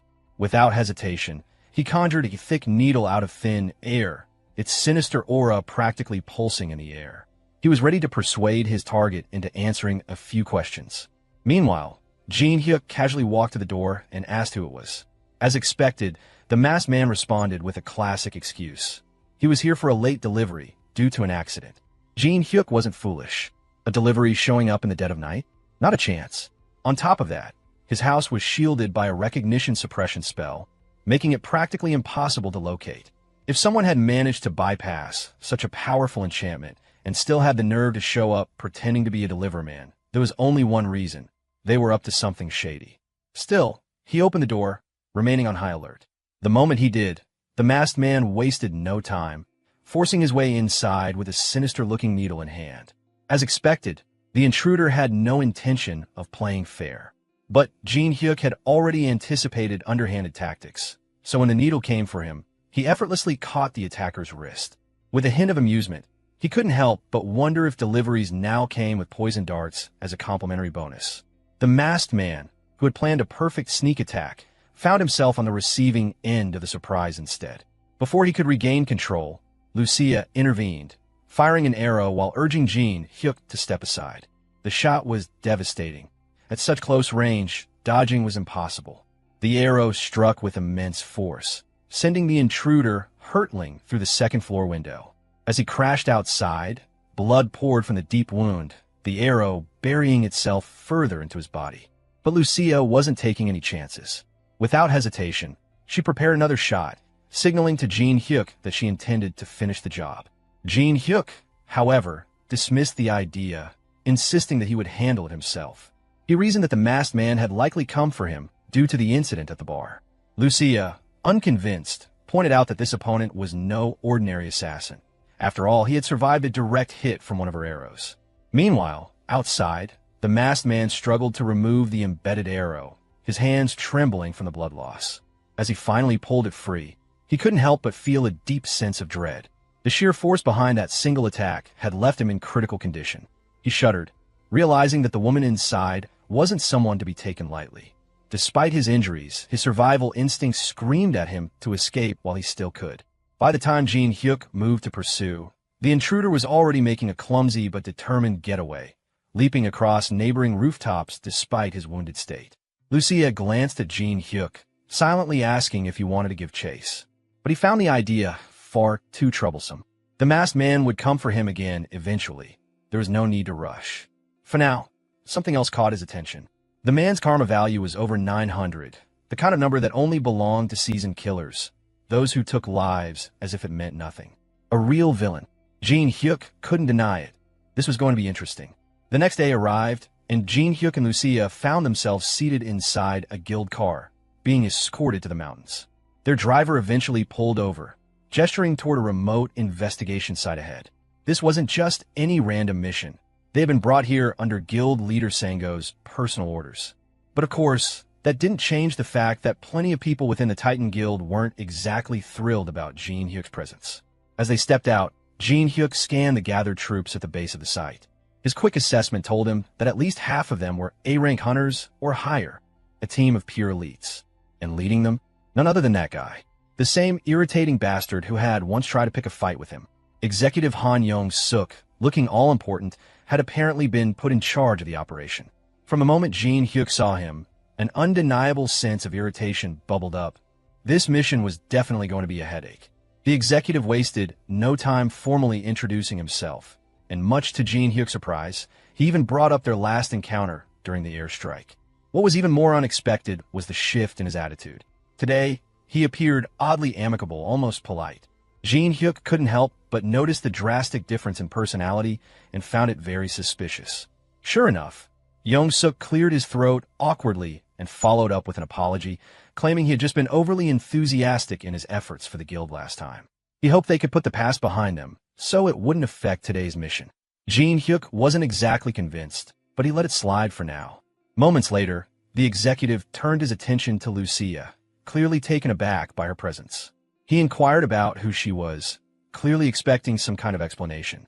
Jin Hyuk casually introduced her as a skilled colleague who wouldn't be a hindrance. There was no mention of any extra personnel in the mission briefing, so Yong-suk seemed visibly rattled. He looked like he wanted to protest, but before he could, the recon team they had sent ahead returned with their report. With a curt nod, Yong-suk excused himself to hear what his scouts had to say. Of course, Jin Hyuk wasn't fooled by the executive's little display. Apology or not, the guy was still looking down on him and Lucia, probably assuming they were just a couple of C-rank nobodies. It didn't matter how strong they actually were. This four-eyed bastard had his own agenda, and his condescending attitude hadn't changed one bit. Lucia had already picked up on the executive's fake politeness. She quietly checked with Jin Hyuk, wondering if they were really going to let this guy take the lead. Jin Hyuk assured her that it wasn't worth worrying about. They'd be fine. Besides, there was something more interesting to deal with. Someone had been tailing them since earlier. It wasn't even subtle. Both Jin Hyuk and Lucia had noticed their not-so-covert pursuer a long time ago. But instead of confronting them, Jin Hyuk had decided to let it be. There was no rush. Whoever it was, they might be useful later. Before the raid began, Jin Hyuk handed Lucia a bright magical crystal, a small but invaluable communication item. With this, they could stay in contact within a 10-kilometer range. They would need it later, so it was best to keep it close. Meanwhile, Young-suk returned with a confirmation of the initial reports. The evidence was undeniable. The Tyrant Guild was heavily involved in human trafficking. But rather than just sharing intel, Young-suk had another request. After investigating the area, the recon team discovered a strong magical barrier surrounding the building. The problem? Only one person could break through it without setting off every alarm in the vicinity. And according to Young-suk, that person was none other than Jin-hyuk. The young man immediately called him out. This wasn't a request. It was a suicide mission. Walking straight into enemy territory alone, that was as good as signing a death warrant. But Young-suk, ever the impartial team leader, kept a straight face. He even had the audacity to throw in some sarcasm, claiming that only the man who took down the Leviathan could possibly pull off such a stealth mission. And to make it sound even more reasonable, he pointed out that Jin-hyuk would probably have an easier time going in alone rather than working with Titan Guild members he had never teamed up with before. Of course, that was just another way of saying we're dumping all the risks on you. Good luck. It was obvious that they thought they were outsmarting him, neatly shifting the burden onto his shoulders. But what they didn't realize was that this was exactly the kind of situation Jin-hyuk had been hoping for. With that, he joined a select team of Titan Guild hunters and moved toward the part of the barrier where they could create an entry point. The plan was straightforward. The magic team would generate a small breach, just big enough for Jin-hyuk to slip through. The problem? These so-called experts could only hold the breach open for a few seconds, which meant he had to move at full speed. They reached the eastern side of the facility and wasted no time. The magic team got to work, struggling to maintain even the slightest gap in the barrier. Jin-hyuk didn't hesitate. He knew he was being played, deliberately funneled into enemy territory like a disposable pawn. But strangely enough, he didn't mind. After all, his real interest wasn't in the mission itself. He just wanted to see exactly what the Tyrant Guild was hiding in these mountains. The moment the breach was established, Jin-hyuk wasted no time and dashed inside the barrier, his eyes gleaming with excitement as he scanned the compound. But the moment he stopped and summoned his trusty bat, he noticed something strange. The base looked completely different from the outside. The protective barrier must have been layered with a distortion effect, disguising its true appearance. That wasn't his concern for now. First things first, he needed to locate the entrance to this massive base camp. However, after several minutes of wandering, something fell off. There were way fewer guards than he had anticipated. The place was supposed to be a high-security facility, yet it felt eerily underprotected. Eventually, he spotted a lone guard stationed near the barrier, seemingly guarding an entrance. That was the first real lead he had. After all, if someone was standing guard, there had to be something worth protecting behind them. Wasting no time, Jin-hyuk took to the air and raised his bat, pouring his monstrous strength into the swing. The plan was simple: knock the guy out, capture him, and get some much-needed answers. But just as his bat made contact, something unexpected happened. Instead of a satisfying impact, the guard simply vanished, dissolving into thin air like smoke. An illusion. Jin-hyuk stood there for a moment, blinking at the empty space where the guard had been. Well, that was disappointing. So much for interrogating someone. Now, it was entirely up to him to figure out how to get inside. Much to his surprise, the supposedly high-security facility had automatic doors, like a freaking supermarket. The lack of proper defenses was almost laughable. No biometric scanners, no heavy-duty locks, not even a single CCTV camera in sight. It was as if the people running this place were so confident that the women they abducted had zero chance of escaping that they didn't bother with real security.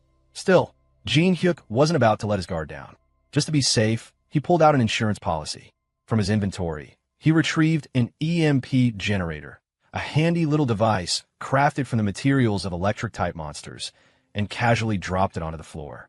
With this, any communications or security systems in the area would be fried.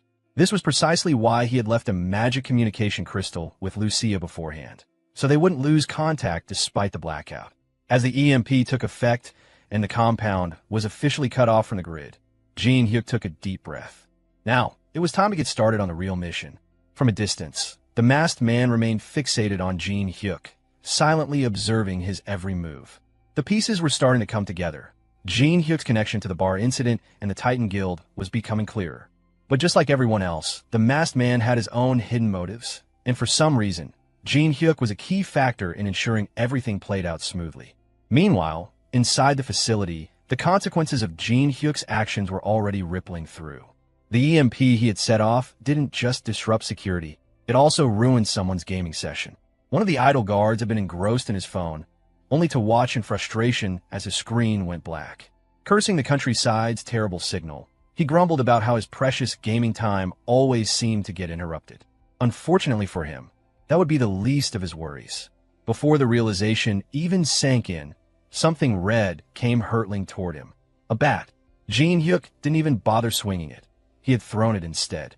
The blunt tip slammed mercilessly into the side of the man's face, and before he could react, the bat had already pierced through. The guard crumpled to the ground, out cold. Without missing a beat, Jin Hyuk activated auto-recovery, summoning his weapon back into his grip. Finally, an opponent made of flesh and blood. The impact sent blood splattering against the nearby wall as the body hit the smooth concrete floor with a dull thud. And yet, this wasn't some trained hunter or elite fighter. He was just an ordinary man. An ordinary man, with a karma value of 800. That number spoke volumes. If even a regular person here had committed enough atrocities to rack up such a score, then this place wasn't just corrupt, it was overflowing with inhuman scum. That meant Jin Hyuk could go all out. No hesitation. No second thoughts. Every single person involved in this twisted operation deserved nothing less than absolute annihilation. Pushing forward, he entered the locked gate and found himself in a long, dimly lit hallway lined with prison doors. The atmosphere was suffocating, thick with the stench of neglect. This had to be where they kept the abducted women. A quick glance into the cells confirmed his suspicions. The conditions were beyond inhumane. Each prisoner was shackled like a caged animal, stripped of dignity, awaiting their fate. They weren't just captives, they were resources for that accursed elixir. But before Jin Hyuk could process his next move, a voice interrupted his thoughts. Someone was calling out, demanding to know who he was. Unlike the other cells, one held a man. Jin Hyuk's eyes narrowed as recognition set in. The prisoner wasn't just anyone. He was wearing the uniform of the Tyrant Guild. Despite his own predicament, the captive wasted no time warning Jin Hyuk to get out while he still could. Whatever was happening inside this facility, it had already driven everyone to the brink of insanity. Staying any longer was a death sentence. Meanwhile, outside, the so-called team leader was busy checking his watch, tracking the progress of Jin Hyuk's infiltration. It had been a while since the young man entered, and things were still eerily quiet. Maybe it was time to make a move. Young-suk didn't hesitate. With a single order, his men were set into motion, advancing toward the facility in a synchronized rush. Dressed in black jackets, the Titans swarmed forward like a mass of eager flies, ready to strike at the first sign of trouble. But amidst the movement, one person remained completely still. Lucia. She stood there, utterly unfazed by the rush of activity. Young-suk threw her a glance, still unable to figure out what her deal was. Unlike the rest of them, she didn't seem the least bit concerned. Finally, as the four-eyed bastard joined his men outside, leaving Jin Hyuk to do all the work inside, Lucia mulled over her own role in all this. Before the mission had begun, Jin Hyuk had been clear. He would handle everything inside the building alone. That was his fight. Her job was different. She was here to keep an eye on the Titans. They still had no idea what Hang Young-suk might try to pull, and that meant she had to stay vigilant. Jin Hyuk had warned her against getting too involved, but playing it safe had never been her style. And she wasn't about to start now. Back inside the facility, the prisoner finally introduced himself as Young Dae-yoon. Jin Hyuk, sizing him up, wasted no time in questioning how a Tyrant Guild member had ended up in such a pitiful state. Dae-yoon didn't hesitate to admit the truth. He had been locked up for attempting to kill Alron himself. Right now, the only reason they were keeping him alive was for his expertise in illusion magic. That distortion effect on the protective barrier, the fake guard, yeah, all his work. Jin Hyuk found himself intrigued. Why would someone betray their own guild and sabotage its research? The answer was simple. Dae-yoon just couldn't stomach the cruelty anymore. Watching his colleagues throw women to monsters as bait had pushed him to his limit. Eventually, he snapped, tried to take Alron down once and for all, and got caught. For once, Jin Hyuk was pleasantly surprised. A Tyrant Guild member with a conscience? That was a rare sight. Even the man's karma value was surprisingly low, just 62. Without hesitation, Jin Hyuk extended an offer. If Dae-yoon wanted to tear down this wretched facility, they might as well work together. Meanwhile, in the control room, the grunt assigned to monitor security was having a peaceful little nap in his chair. It wasn't the first time, and it probably wouldn't be the last. He always got sleepy at this hour, and really, it wasn't a big deal. Nothing ever happened here. At least, that's what he thought. The moment he woke up, something was off. Instead of the usual live feeds of the entire facility, the screens in front of him were pitch black. He blinked, looked around in confusion, and tried to make sense of the situation. No luck. Panic set in as he scrambled to reboot the system, only to realize the real problem. The power source had been fried. Thanks to Jin Hyuk's EMP, every electronic device, including smartphones, was out of commission. The entire system was dead, and he had slept through the whole disaster. If there was an award for Employee of the Month, he was definitely not getting it. Just outside the command center, a few Tyrant Guild members were passing the time with a card game, having the time of their lives. That was until their relaxed evening was rudely interrupted by the control room guy screaming about an emergency. Annoyed, the players turned to him, more irritated about their game being cut short than anything else. But the moment they heard what had actually happened, their frustration turned into alarm. The entire security system was down. Every single woman locked in the cells was missing. And worst of all, they had an intruder. The facility had been plunged into absolute chaos. With no time to waste, the team leaders quickly split their forces. One group headed straight for the Allron production room, while the other focused on tracking down the intruder and the missing captives. And as for the genius who had let this all happen, the control room grunt was now stuck with one job: find a way to contact headquarters, no matter what. Every single prison cell had been unlocked, freeing the abducted women. With their lives hanging by a thread, they wasted no time, rushing toward the nearest exit. Leading the way was Dae-yoon, who knew the facility's layout like the back of his hand. He navigated the group through the most optimal path, getting them dangerously close to freedom, only for trouble to arrive right on cue. The Tyrant boys had caught onto their escape. As soon as they spotted the fleeing women, they flooded into the area like a pack of rabid dogs. The first one to step in immediately recognized Dae-yoon, who was still directing the captives to safety. Without hesitation, he held his ground, ensuring the women could get through while he stayed behind to buy them more time. One of the Tyrant boys got ahead of himself, charging in alone with the bold claim that he would finish Dae-yoon once and for all. But the moment his punch landed, reality shifted, a cruel reminder of Dae-yoon's specialty: illusion. The attacker seethed with rage, realizing he had fallen for such a simple trick. Meanwhile, while Team 2 was struggling to chase down Dae-yoon and the women, Team 1 was having a far worse time elsewhere. Armed with little more than knives, they found themselves face-to-face with someone much more dangerous: Jin Hyuk. And they had brought knives to a baseball bat fight. Jin Hyuk made quick work of them. His superior technique and footwork turned their pathetic attempts at combat into an absolute joke. With each swing, he sent a Tyrant boy crumpling to the ground. One clean hit per target, as if you were just knocking down bowling pins. By the time the last one hit the floor, Jin Hyuk hadn't even broken a sweat. Judging by how desperately they had been guarding the front gate, there was only one conclusion: Alone had to be inside. Without wasting another second, Jin Hyuk gained access to the room and cautiously stepped in. The sight that greeted him was even more vile than he had imagined. The Tyrant scum hadn't just been making the inhumane drug. They had built an entire underground lab to mass produce it. Human-sized test tubes filled the space, each one containing a woman the guild had abducted for their twisted experiments. The sheer scale of their operation was enough to make his stomach turn. But the worst part of all, at the center of the lab, encased in protective glass, was the source of this nightmare. The monster responsible for all this grief and suffering. Allron. Jin Hyuk tightened his grip on his bat. The creature showed no reaction to his presence, completely still. It was entirely possible that it was asleep. That was fine. It just made things easier. With a smirk tugging at his lips, he called forth the lightning dwelling inside his weapon, electricity crackling through the air. Stepping into his batting stance, he prepared to take the ultimate swing. If everything went according to plan, he would end this tonight. Suddenly, without warning, tentacles burst from the tubes, lashing out at Jin Hyuk with terrifying speed. Glass shattered all around as Allron, a monstrous creature, emerged from the wreckage, roaring in fury. Jin Hyuk reacted instantly, activating his hardened skin ability and dodging as the tentacles struck violently. Wasting no time, he pushed forward, closing the gap between them. But before he could land a hit, one of the writhing limbs managed to catch him, sending him flying across the room. Groaning, he forced himself upright, using his bat to steady himself. His mind raced. What was that power? Even with his armor and hardened skin, the attack had nearly pierced through. Shaking off the pain, he readied himself for another round. Charging in once more, he used his bat to deflect the flailing tentacles, maneuvering swiftly around the battlefield. With a sharp pivot, he ran up the wall, using the momentum to launch himself through the air.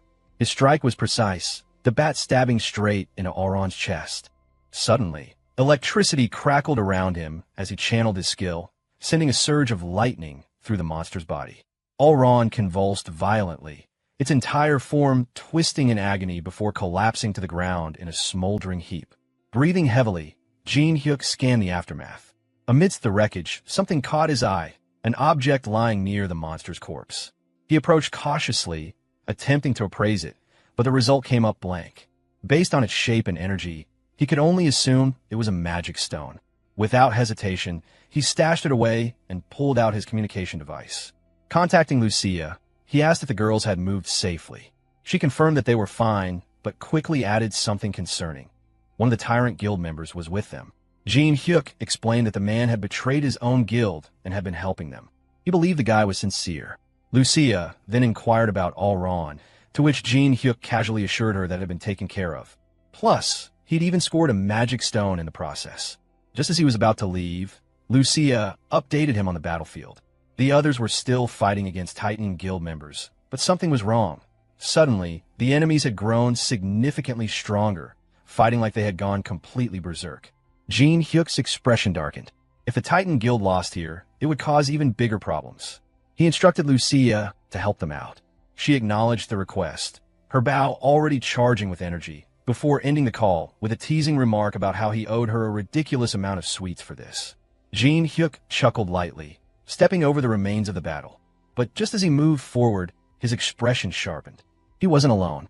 Without turning, he called out to the unseen presence, his voice calm but firm. He knew someone was there. A man emerged from the shadows, looking genuinely surprised that he had been sensed. Jin-hyuk narrowed his eyes. There was no need for small talk. What was the real objective here? Was it the Auron stone? Or was it him? The man smirked, admitting that he had originally come for the stone. But after seeing Jin-hyuk in action, he had changed his mind. Jin-hyuk's gaze darkened. That was a mistake. Without warning, he charged forward, bat raised for another fight. The assassin lunged, aiming a deadly stab with his knife, but Jin-hyuk slipped past the attack with ease. Countering instantly, he struck with his hand, only for the assassin to block, clearly taken aback by Jin-hyuk's speed. For a brief moment, the assassin reeled. Too fast. Far too fast for a C-rank hunter.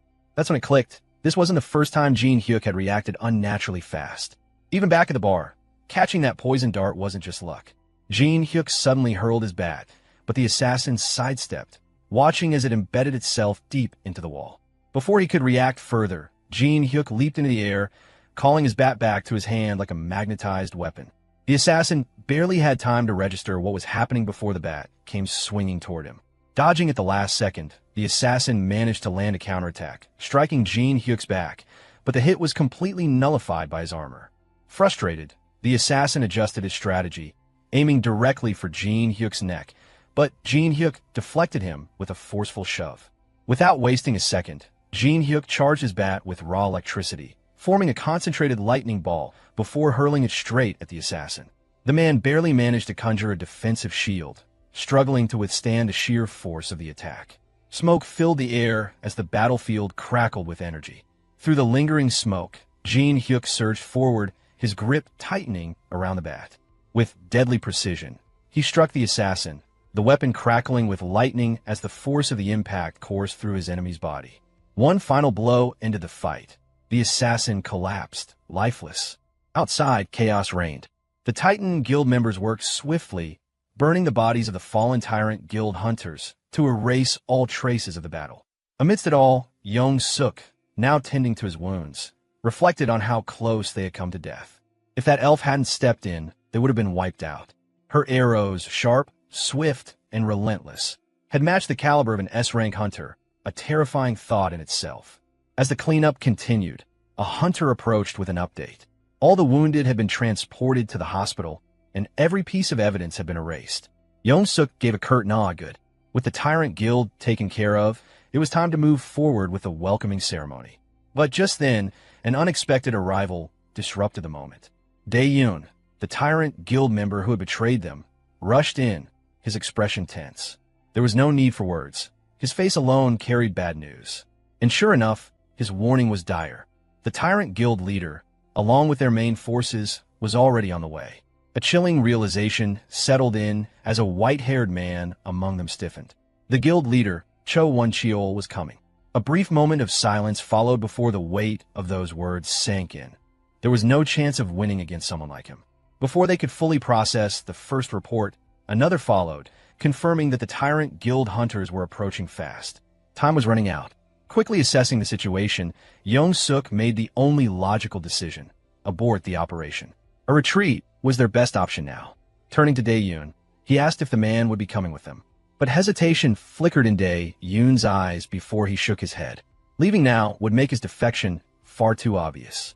He would stay behind and submit a false report instead.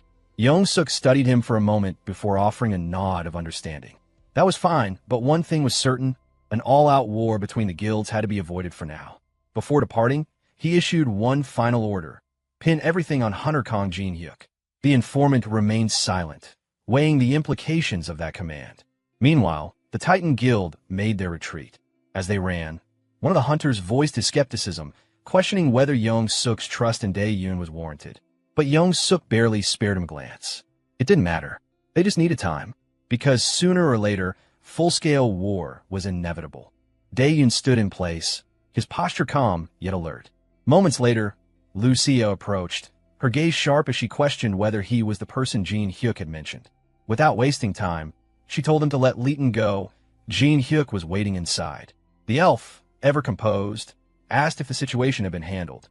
Dae-yoon simply nodded, stating that he had taken care of the man who had followed them. With that out of the way, he turned to Jin-hyuk, seeking an update on their current predicament. Jin-hyuk wasted no time in explaining. Auron was dead, but there was still a loose end to deal with. He suggested pinning everything on the attacker, making it look like he had died in battle against Auron. The elf hesitated for a moment, questioning if Jin-hyuk truly intended to frame the man for everything. Jin-hyuk, unbothered, told him to check the diary. Inside were the names of all the victims of recent serial murders. Their attacker wasn't just some random thug. He was the great guild killer, the one who had been shaking the entire public by targeting major guilds. If they made him the scapegoat, no one would suspect a thing. Without hesitation, Jin-hyuk turned to Dae-yoon, asking if he could handle it. The elf, still processing the plan, admitted that he didn't fully understand Jin-hyuk's methods, but if he was saying there wouldn't be problems later, then that was enough. He assured them that he would take care of the rest, and urged them to leave. After all, the Tyrant Guild was already on its way. They had roughly 2 hours before their arrival. Fortunately, the advance party had been nothing more than an illusion he had created. Before parting ways, the elf expressed his gratitude, thanking Jin-hyuk for saving him and the others. Jin-hyuk, as usual, dismissed it casually. There was no need for thanks, just a simple request to contact him once everything was over. As he walked away, Jin-hyuk couldn't help but smirk at the thought of what was about to unfold. The Tyrant Guild had suffered a massive blow, and once the other guilds caught wind of it, they wouldn't just sit back and watch. The guild's downfall was inevitable, and honestly, he was looking forward to seeing it crumble. Meanwhile, the scene shifted to Titan Guild's master, CEO Sango, and his secretary, deep in discussion over the latest developments. The situation had escalated beyond expectations, and it was no longer just a problem for the Titan Guild. It affected the entire guild system. Sango decided that the best course of action was to share the information anonymously. His secretary, however, pointed out that doing so would benefit other guilds, potentially putting Titan at a disadvantage.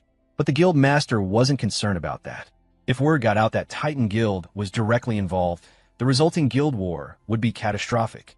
It was better to resolve the situation quietly than to waste time scheming for personal gain. With that, the secretary followed orders and anonymously leaked the information. Not long after, the news exploded with reports about the Tyrant Guild's criminal activities. People everywhere were talking about it, and arrests within the guild were already being made. Despite the overwhelming evidence, the Tyrant Guild refused to submit to the investigation. One person who wasn't taking it well was Young-suk. Enraged, he cursed his guild master, blaming him for ruining everything. He wasted no time dialing his superior, demanding to know why they had given away the information anonymously. After all, they had done all the work, yet now those Ultron bastards were being hailed as heroes. The Guildmaster remained unfazed, explaining that if they had exposed themselves, the Tyrant Guild would have crushed them before the other guilds had time to react. But Young Suk wasn't satisfied. He argued that if his plan to recruit an S-rank hunter succeeded, the Tyrant Guild wouldn't stand chance. His superior, however, wasn't convinced. He questioned whether Young Suk could truly guarantee victory against the Tyrant Guild's master and, more importantly, what would happen to the civilians caught in the crossfire. Young Suk dismissed the concern, calling it a minor loss compared to the power they would gain by absorbing the Tyrant Guild's strength. That was the last straw. The Guild Master, voice filled with frustration, demanded to know what the point of being a hunter was if they couldn't even protect civilians.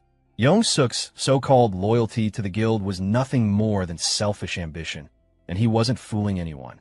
Before Young Suk could argue further, the call was cut off. Furious, he slammed his fist into his monitor, seething with resentment. As long as his current guild master remained in power, the Titan Guild would never move forward. But he had no intention of sitting around and accepting that.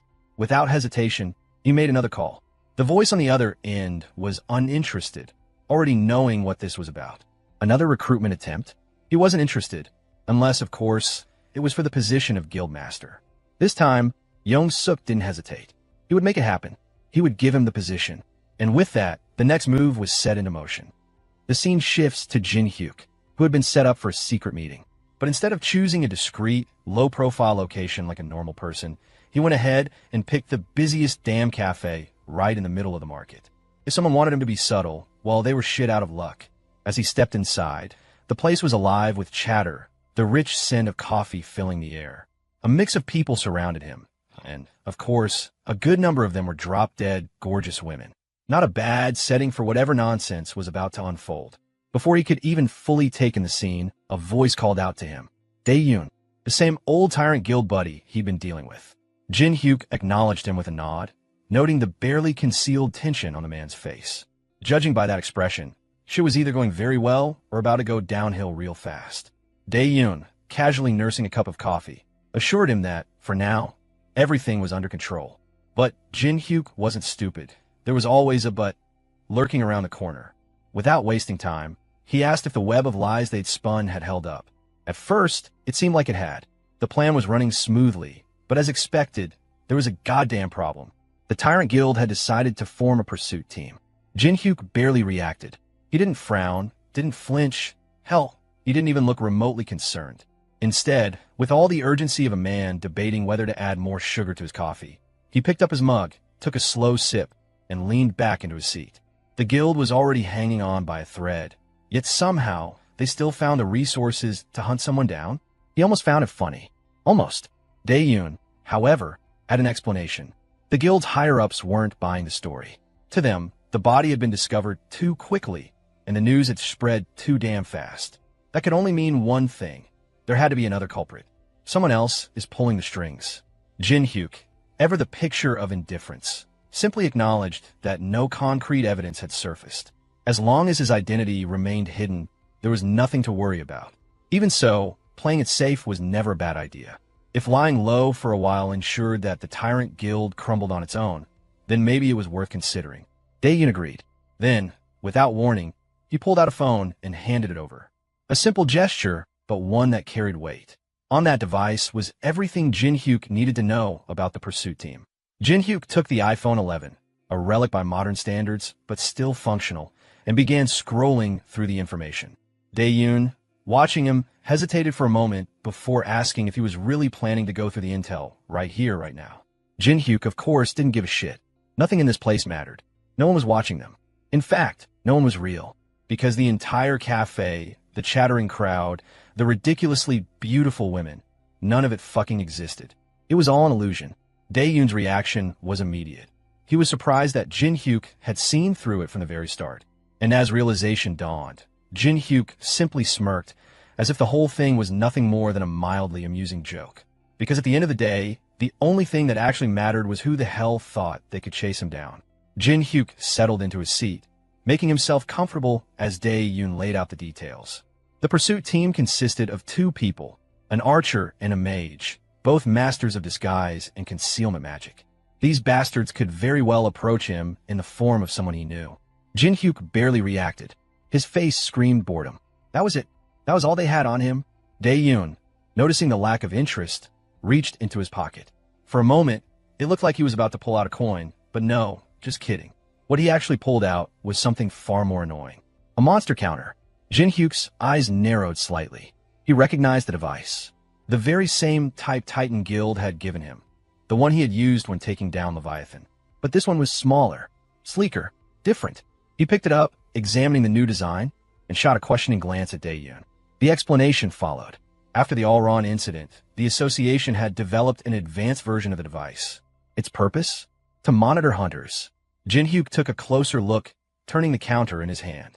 His mind was already working through the kind of problems this thing was about to cause. And then Dae-yoon dropped the real kicker. Starting immediately, all hunters, beginning with his guild, were now required to wear one. This wasn't just some tracking tool anymore. It was a goddamn leash. Every hunter would now be under the Association's watchful eye.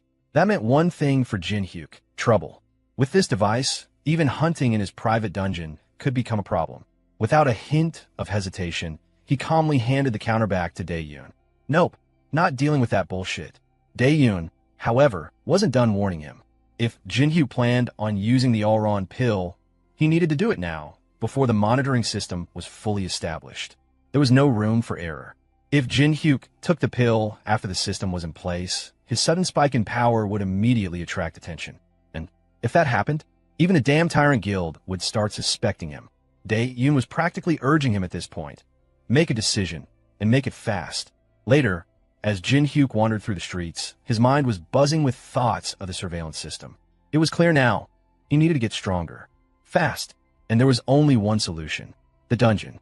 Right now, as Jin-hyuk stepped into the dungeon, he was immediately met with the furious glare of the old dwarf.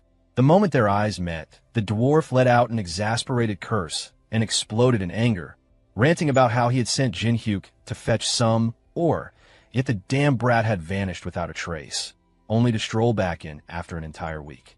Jin-hyuk hurried to apologize, but that only seemed to make things worse. The old craftsman had assumed he was dead in some godforsaken corner of the dungeon, and now here he was, acting like nothing had happened. Trying to defuse the situation, Jin-hyuk urged him to calm down, saying he had something important to show. Without waiting for a response, he pulled out the black-red material he had obtained after defeating Allron.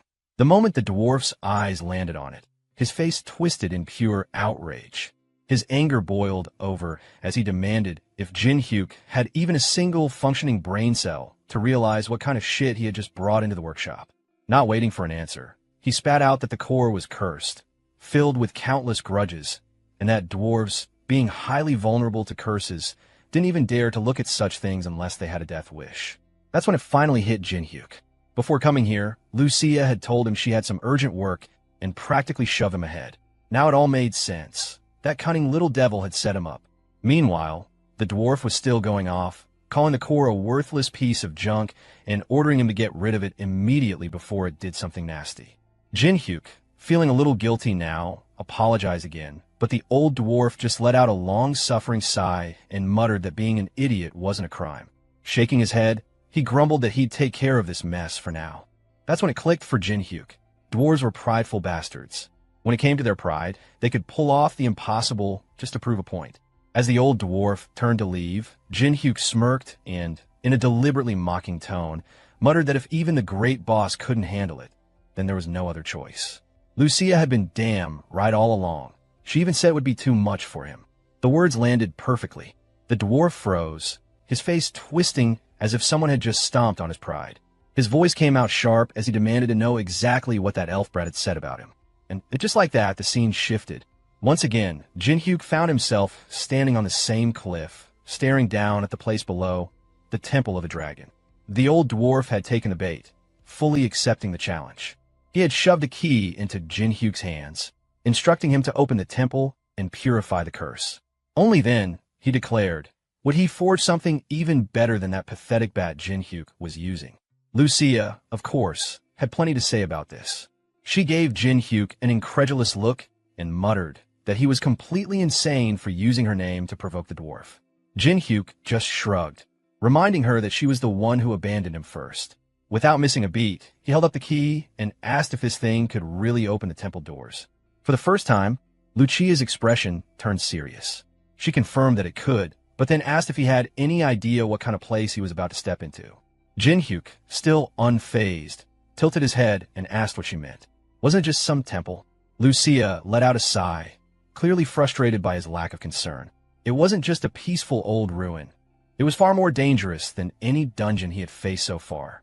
And if he went in now, without preparation, he'd be dead before he could even satisfy her with his damn chocolates. She made it clear she couldn't afford to let his stupid ass get killed. With that, she turned on her heel and ordered him to move. They were going home, right now. Jin-hyuk groaned, protesting that after coming all this way, they were just going to turn back. But Lucia wasn't budging. This dungeon was too dangerous, and they had no choice. They would return later, properly prepared. Still annoyed, Jin-hyuk muttered if they were really going to go through all this again. Lucia, already taking a leaping stance, just smirked and told him to hurry up.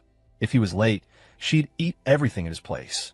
Left with no other option, Jin-hyuk let out a sigh and followed after her. Back at Jin-hyuk's home, he lay sprawled on the floor, completely drained. As he stared at the ceiling, he couldn't help but wonder just how absurdly fast Lucia was. His thoughts drifted back to the so-called preparations she had mentioned earlier. Potions? Scrolls? That was all he could think of. Maybe he should just ask her directly. But then a realization hit him. Where the hell was Lucia? His eyes widened, and in an instant, he bolted toward the kitchen. What he saw made his blood pressure spike.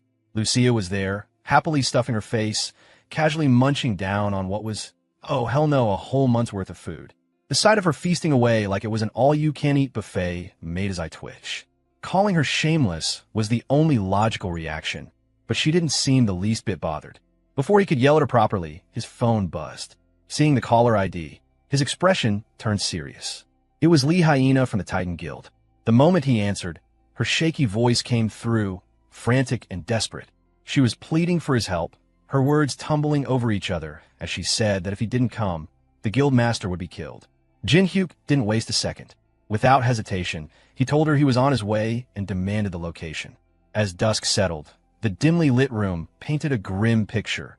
Bloodied clothes strewn across the table, a first aid kit lying open, and CO Sango slumped his chair, his body covered in fresh bandages. His secretary, Lee Hyena, worked frantically, her hands trembling as she patched him up. Tears welled in her eyes as she begged him to hold on, sobbing that Kong Jin-hyuk was on his way. But the pain was unbearable. Sango coughed violently, a fresh trickle of blood escaping his lips, making Hyena's chest tighten in helplessness. Seeing her boss in such a wretched state was more than she could bear. Sango, despite his pain, forced a weak smile and assured her that he would be fine, telling her not to cry. But she wasn't stupid. She knew he was lying through his teeth.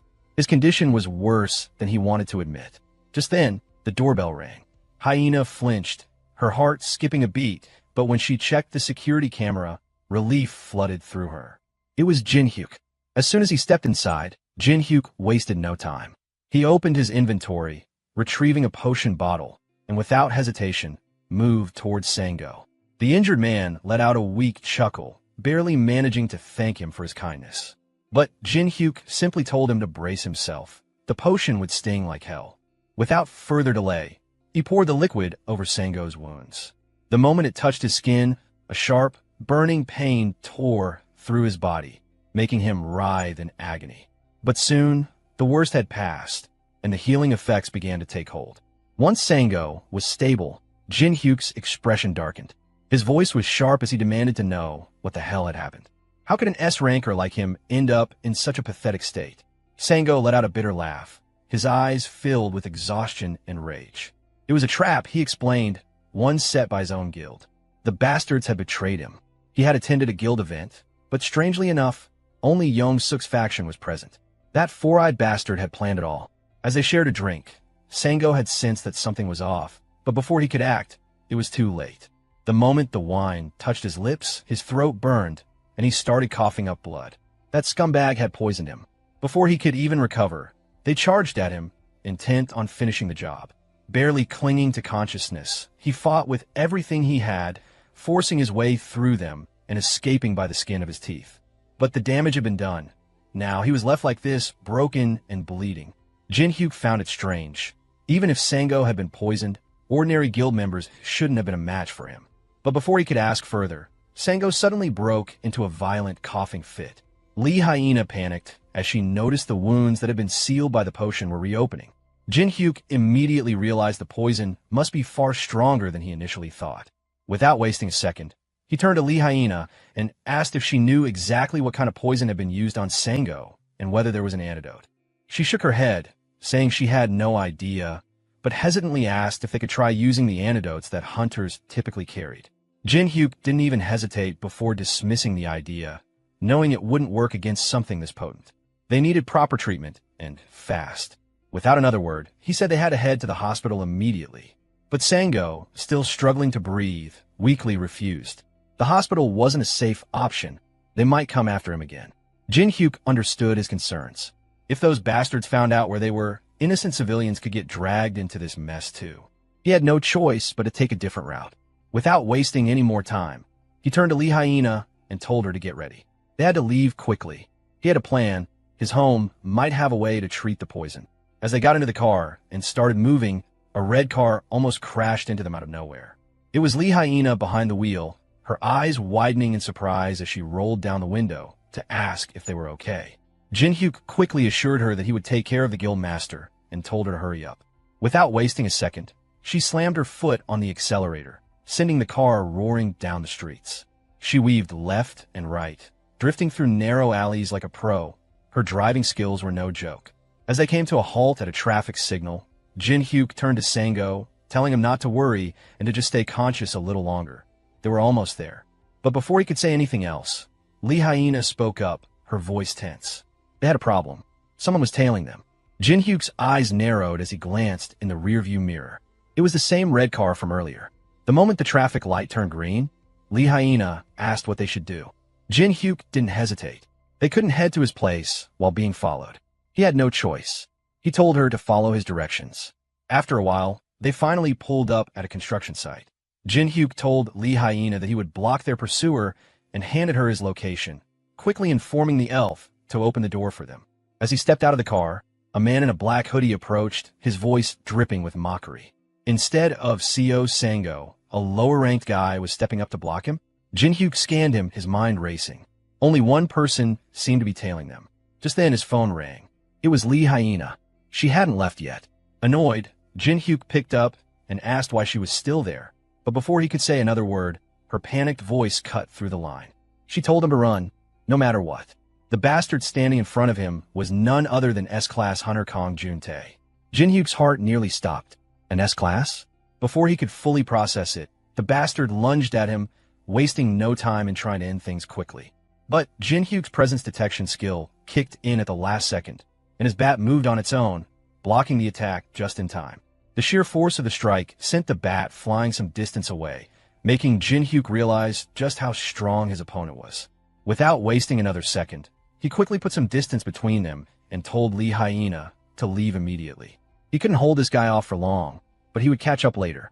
She hesitated for a moment, not wanting to abandon him, but in the end, she told him he better follow them. As Juntae watched the car speed off, he let out a mocking laugh, asking where they thought they were going. Without hesitation, he summoned his spear and prepared to strike. Lee Hyena, wasting no time, stomped on the accelerator, but before the car could move forward, Juntae had already launched himself into the air. He was certain he had them, until something else caught his attention. Jin-hyuk came at him with a powerful kick, but it barely missed. As expected from an S-ranker, Juntae dodged it with ease and immediately countered with his own kick. The impact sent Jin-hyuk skidding across the road, but the stubborn bastard landed on his feet just in time to watch the car disappear into the distance. Satisfied, he glanced at the rearview mirror, seeing Juntae's frustrated expression, almost as if the guy was crying inside. Jin-hyuk could only hope the others made it out alive. Letting out a relaxed sigh, Juntae turned to Jin-hyuk, annoyed that no one had warned him about an interference. Now irritated, he told Jin-hyuk he was a bit busy and ordered him to get lost if he wanted to live. But Jin-hyuk, pushing himself back up, scoffed and told him to shut his garbage mouth. he wasn't scared of someone like him. If Juntae wanted a fight, he'd give him one. Juntae smirked, clearly amused. He admitted he was impressed by Jin-hyuk's guts, but within a second, he closed the distance, grabbed Jin-hyuk by the collar, and sneered that this was getting entertaining. Without wasting another moment, the fight erupted, both exchanging blows at a relentless pace. Jin-hyuk struggled to keep up, the sheer speed and strength of Juntae overwhelming him, but Juntae, on the other hand, looked absolutely thrilled. It had been a while since he'd found someone who could actually challenge him. With a grin, he urged Jin-hyuk to show him what he had. Then, without warning, Juntae tightened his grip, pulled back, and with both hands on his spear, prepared a lethal strike. Jin-hyuk's instinct screamed at him. If that attack landed, he was dead. Without hesitation, he opened his inventory and equipped his mithril chainmail armor, knowing it would cut both physical and magical damage in half. Just as the armor settled onto his body, Juntae's spear struck his ribs with terrifying force, sending him flying backward. The impact rattled his entire body, but as he gasped for breath, he couldn't help but be grateful he had the armor. Juntae, watching him recover, narrowed his eyes. He had fought plenty of strong men before, but this one, he didn't recognize. Curiosity sparked in his mind as he muttered that he didn't recall anyone like Jin-hyuk in Sango's group. And then it clicked. He suddenly recalled a certain C-class hunter, the one who had taken down the Leviathan. Yong-suk had mentioned him before, the one close to Co. Sango. Jin-hyuk stiffened. His identity was blown. Even if he got away now, it was only a matter of time before they tracked down his house. His priority had just changed. Escaping from this guy was now the only thing that mattered. Juntae, however, had a different idea. Instead of pressing the attack, he smirked and made an offer. He told Jin-hyuk to forget about Co. Sango and join forces with him instead. The new Titan Guild needed someone like him. Jin-hyuk couldn't help but chuckle. It was almost pathetic. He had actually hesitated before the fight, but now, hearing this offer, he knew exactly where he stood. Without a second thought, he rejected it outright and told Juntae that they were going all the way to the end. And that's where this party— Back at our boy's house, the car of Secretary Lee Hyena sat parked outside, a clear sign that she had made it back safely in time. Inside, Lucia was focused on healing Guildmaster Sango, her magic working through him as a soft glow surrounded his body. It seemed like her spell had worked, at least to some extent. Lee Hyena, watching anxiously, asked if he was okay now, but Lucia's expression remained serious. Without sugarcoating it, she admitted that this was as far as she could go. She then requested that they talk outside in the living room, away from the unconscious Guildmaster. Once they settled, Lucia explained that while she had taken successful measures, the job wasn't completely done. The poison was simply too strong. Right now, Guildmaster Sango wasn't feeling any pain, but that was only because of her magic, and it wouldn't last forever. Her words sent the secretary into a panic, and she immediately asked if there was any other way, anything that could fully cure him. Lucia took a moment to think. There might be one possibility. If that short-tempered dwarf could handle it, then maybe it could work. But for that, she needed access to the dungeon. And the key to that, none other than Jin-hyuk himself. Turning back to Secretary Lee, she told her there might be a way, but it all depended on Jin-hyuk. Without wasting another second, she asked where the hell he was. That was when Secretary Lee, still catching her breath, explained everything that had happened. Back to our boy, who is still struggling to hold his ground. It's clear now that this guy is seriously strong. Every attack is pushing Jin-hyuk to his limits. Suddenly, he noticed something. Juntae lunged at him, spear in hand, aiming straight for a lethal strike, but Jin-hyuk barely managed to dodge in time. Frustrated by his evasiveness, Juntae made up his mind. He would take this fight to the bitter end. The attacks came relentlessly, each strike carrying enough force to shake the ground. One particularly powerful blow sent Jin-hyuk skidding backward. Seizing the moment, Juntae lunged forward and delivered a brutal punch straight to Jin-hyuk's face, throwing him off balance. Without giving him even a second to recover, Juntae followed up with a devastating kick to Jin-hyuk's left ribs. The impact was brutal, enough to send him flying and crashing hard on the ground. Juntae, now confident in his victory, scoffed as he looked down at his fallen opponent. With a smirk, he taunted Jin-hyuk, asking if that was all he had and where all that earlier energy had gone. Jin-hyuk, his body trembling, struggled to get back on his feet. He knew he was at his limit. He needed a potion right now. But with this bastard's non-stop attacks, there was no time to even reach for it. That left him with only one option. Gritting his teeth, he tightened his grip on his bat, preparing for a desperate counterattack. Juntae, clearly amused, mocked him, saying he should keep fighting, giving up would just be too boring. But Jin-hyuk didn't waste another second.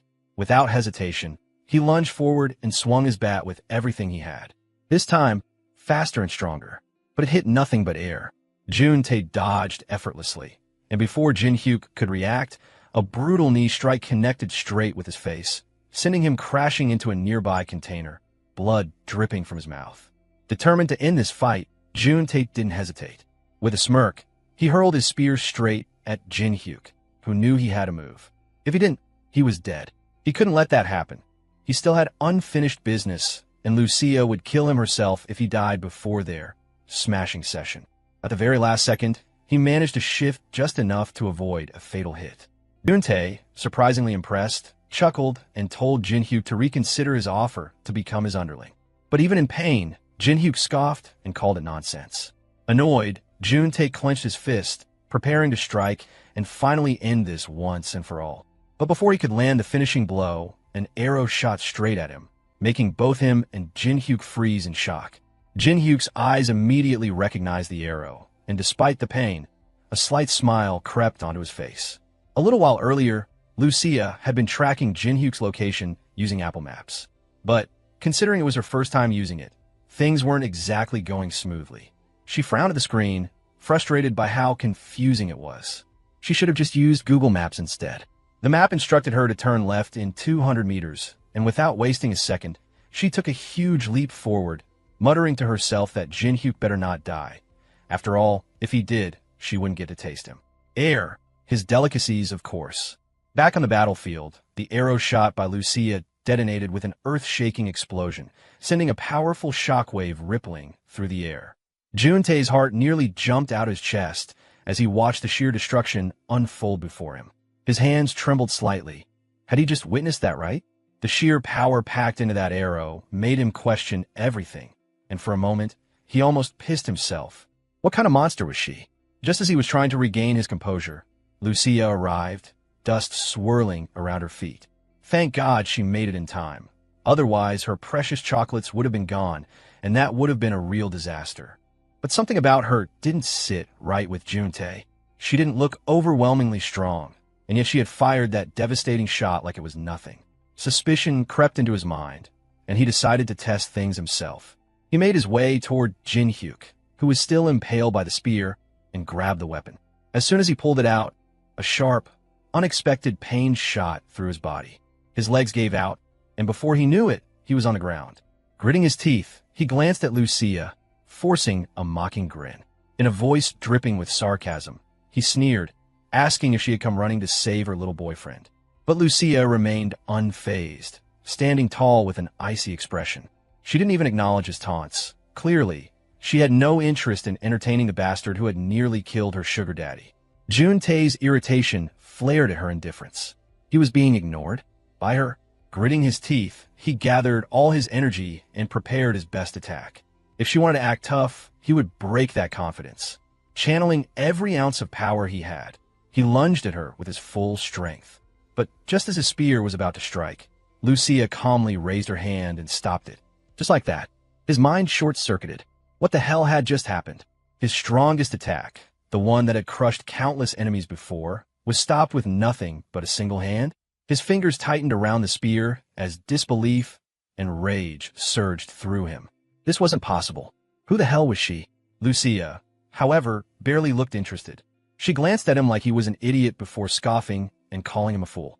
Then, with a slow, deliberate motion, she clenched her fingers around the spear. The weapon groaned under the pressure. Juntae's heart pounded in his chest as he realized what was happening. She was breaking it with her bare hands. A sense of dread crawled up his spine as cracks spread across the spear's shaft. Then, with one final squeeze, the entire weapon shattered into useless fragments. Panic seized Juntae as he instinctively activated his shield. If her raw strength was this ridiculous, he wasn't going to take any chances. But it didn't matter. Lucia moved in an instant, piercing through his defense like it was paper, and before he could react, her fist crashed straight into the center of his chest. The impact sent him flying backward, his body skidding across the battlefield as he gasped for air. Jinhyuk, still watching, couldn't help but feel a mix of awe and disbelief. Just how strong was she? Even Juntae, who had been so full of himself just moments ago, lay on the ground, stunned and struggling to comprehend what had just happened. His pride was completely shattered. He refused to believe it. How could he, a top hunter, be getting his ass handed to him by a woman? His mind raced, trying to make sense of it. Was she an S-class hunter from another country? No, that didn't make sense. There wasn't a single record of a hunter like her anywhere in the world. Lucia turned her attention to Jinhyuk, her sharp gaze scanning him for any lingering injuries. Without wasting a second, she asked if he could move. Jinhyuk, still feeling the aftermath of the fight but unwilling to show weakness, nodded in agreement. But Lucia wasn't done yet. Her expression turned serious as she bluntly asked if he wanted that bastard dead. Jinhyuk, despite everything, shook his head. No, killing him wasn't enough. He wanted to be the one to personally beat the crap out of Juntae. That bastard had gotten away with too much, and Jinhyuk wasn't about to let it slide. Turning to Juntae, he made it clear they were done for today, but next time, there would be no escape. Juntae, now fully realizing how badly things had turned against him, could feel a growing warmth in his pants, an unpleasant confirmation that his body had completely betrayed him. If things kept going at this rate, soon those wet patches wouldn't just be sweat, they'd be a full-blown disaster. But still, his pride wouldn't let him back down entirely. Putting on his best tough guy act, he scoffed, pretending that he was also exhausted and simply choosing to end the fight. With a forced smirk, he threw out one last threat, warning them that next time, he wouldn't just fight, he'd kill them both. And with that, he made his retreat, not daring to look back. With the battlefield finally quiet, Lucia focused on healing Jinhyuk's wounds.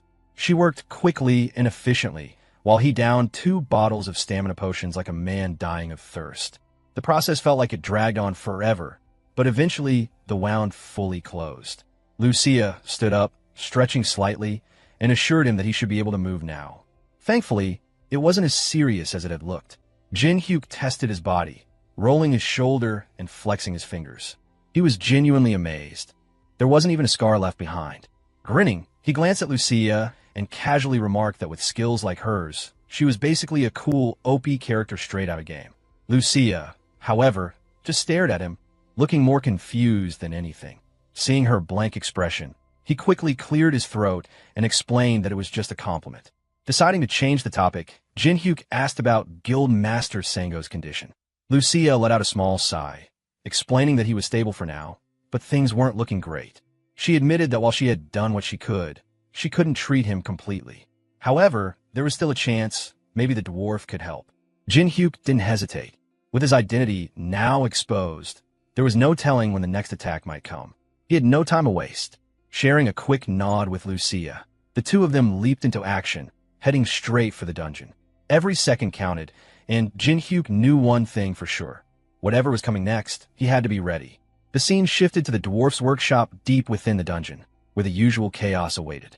As expected, the moment Jinhyuk stepped inside, the old dwarf let out an exasperated sigh before launching straight into his usual barking. And honestly, who could blame him? Every single time the dwarf assigned Jinhyuk a task, the guy vanished for weeks. And when he finally returned, he never actually completed the job. No, instead, he always brought some fresh disaster for the poor old man to deal with. This time, however, Jinhyuk had truly outdone himself. Not only had he failed to bring back what was needed, but he had also dragged in Sango, who was barely clinging to life in a poisoned state. The dwarf took one look at the unconscious man and let out a string of curses, calling Jinhyuk a complete idiot. But, as always, Jinhyuk only scratched the back of his head, muttered a half-assed apology, and insisted that they should focus on treating Sango first. The dwarf let out another long-suffering sigh and told him it wasn't that simple. Sango had been poisoned by basilisk venom, one of the nastiest poisons out there. An antidote was needed, but the problem was that the necessary ingredients weren't available here in the dungeon. Without them, there was no way to cure him. The old man then shot Jinhyuk a look and asked if Lucia hadn't mentioned this to him beforehand. Jinhyuk blinked, clearly caught off guard. Maybe Uncle might have something? That was his immediate thought. To him, the dwarf was practically a walking treasure chest, one that somehow had everything inside. But the old man only scoffed, shaking his head in disbelief before muttering that Jinhyuk should wait while he figured something out. Meanwhile, a weak voice called out. Sango had finally regained some consciousness, though his face was still pale and covered in cold sweat. He looked around, confused, before turning his gaze to Jinhyuk and asking in a strained voice where they were. Jinhyuk glanced at him and, without missing a beat, told him to hold off on the questions for now. He understood that the guild master must have a lot on his mind, but for now he should just think of this place as one of Jinhyuk's abilities. Sango, though still weak, felt a wave of gratitude wash over him. It wasn't just about saving his life. Jinhyuk had chosen to trust him. With difficulty, he muttered his thanks. But Jinhyuk only shrugged, his expression remaining calm. If anything, it was the guild master who had trusted him first. Sometime later, the dwarf finally returned, holding a potion in his hands. He handed it to Sango before turning to Jinhyuk with a grim look. The medicine would buy them time, but only for half a day.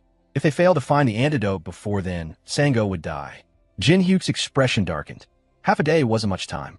Letting out a dull sigh, he asked if there was any other way, anything, that could keep Sango alive longer. But the old man shook his head.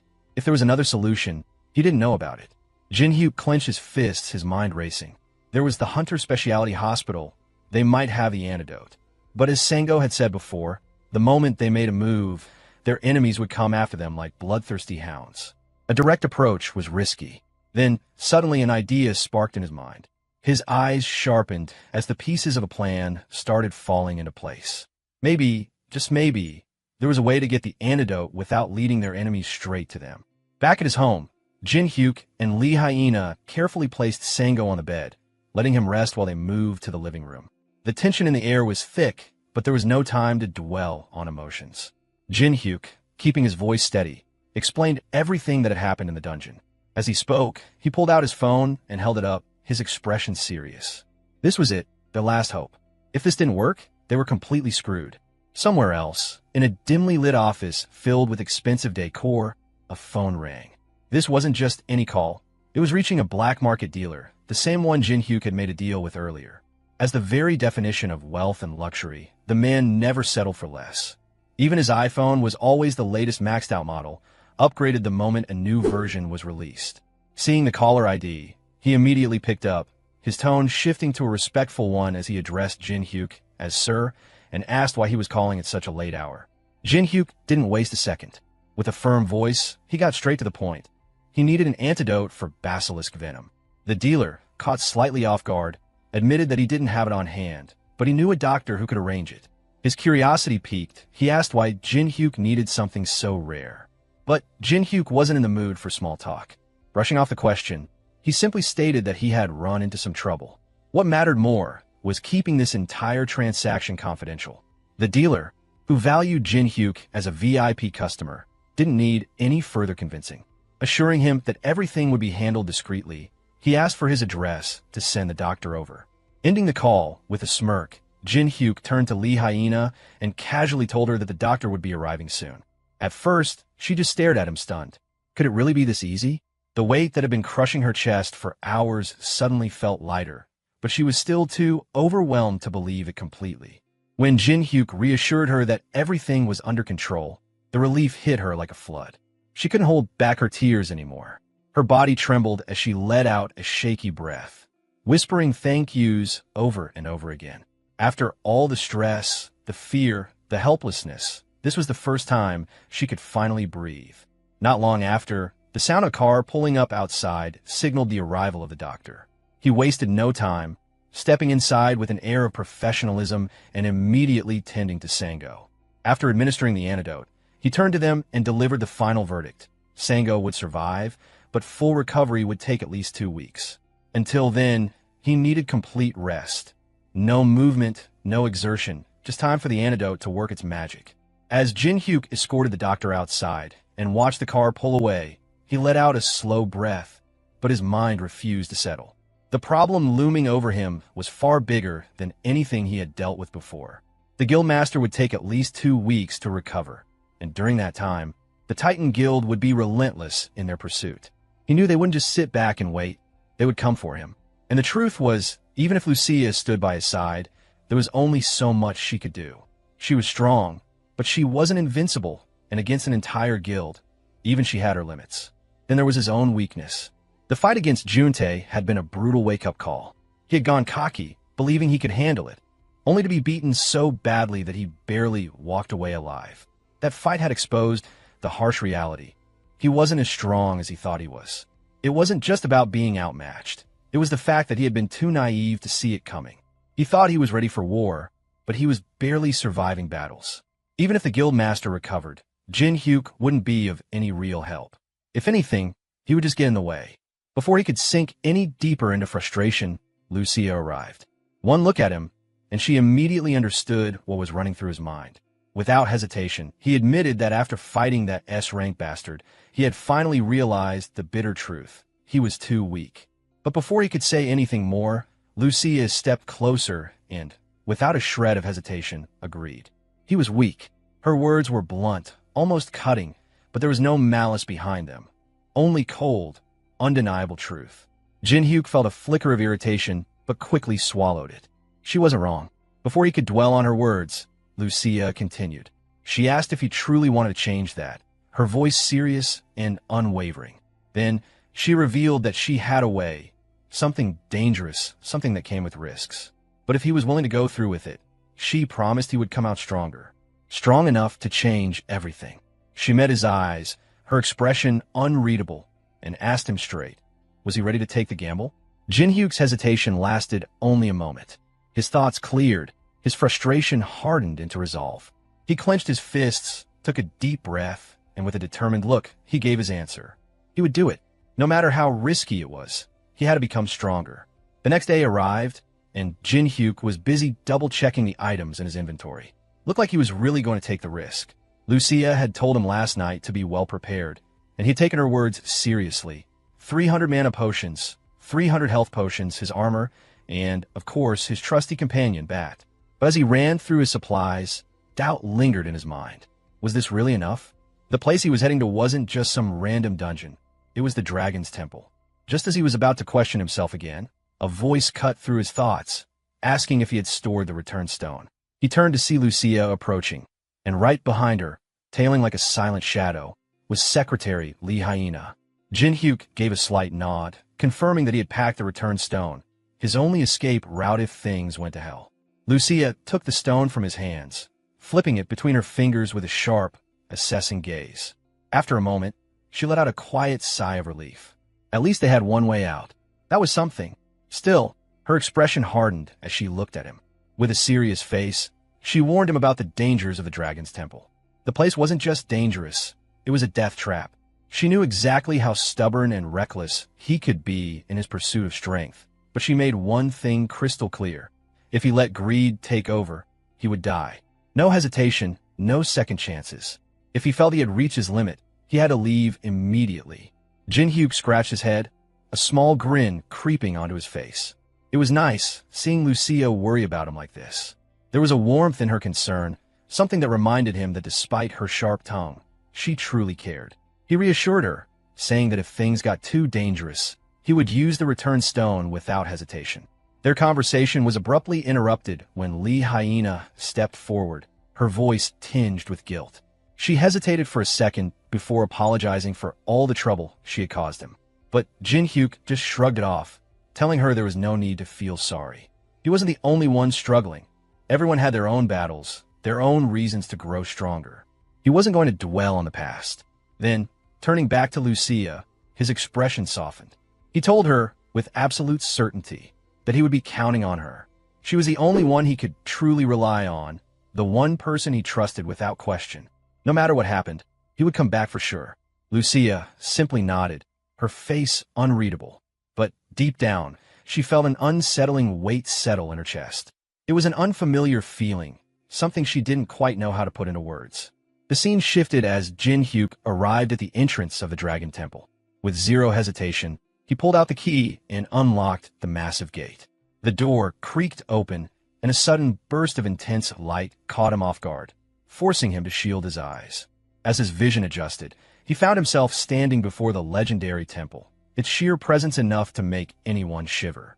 The overwhelming energy in the air was suffocating, yet exhilarating. Lucia's words echoed in his mind. Don't get greedy, and leave if things get dangerous. But Jinhyuk knew better. If he had planned to play it safe, he wouldn't have come here in the first place. No, he was here to see this through to the end.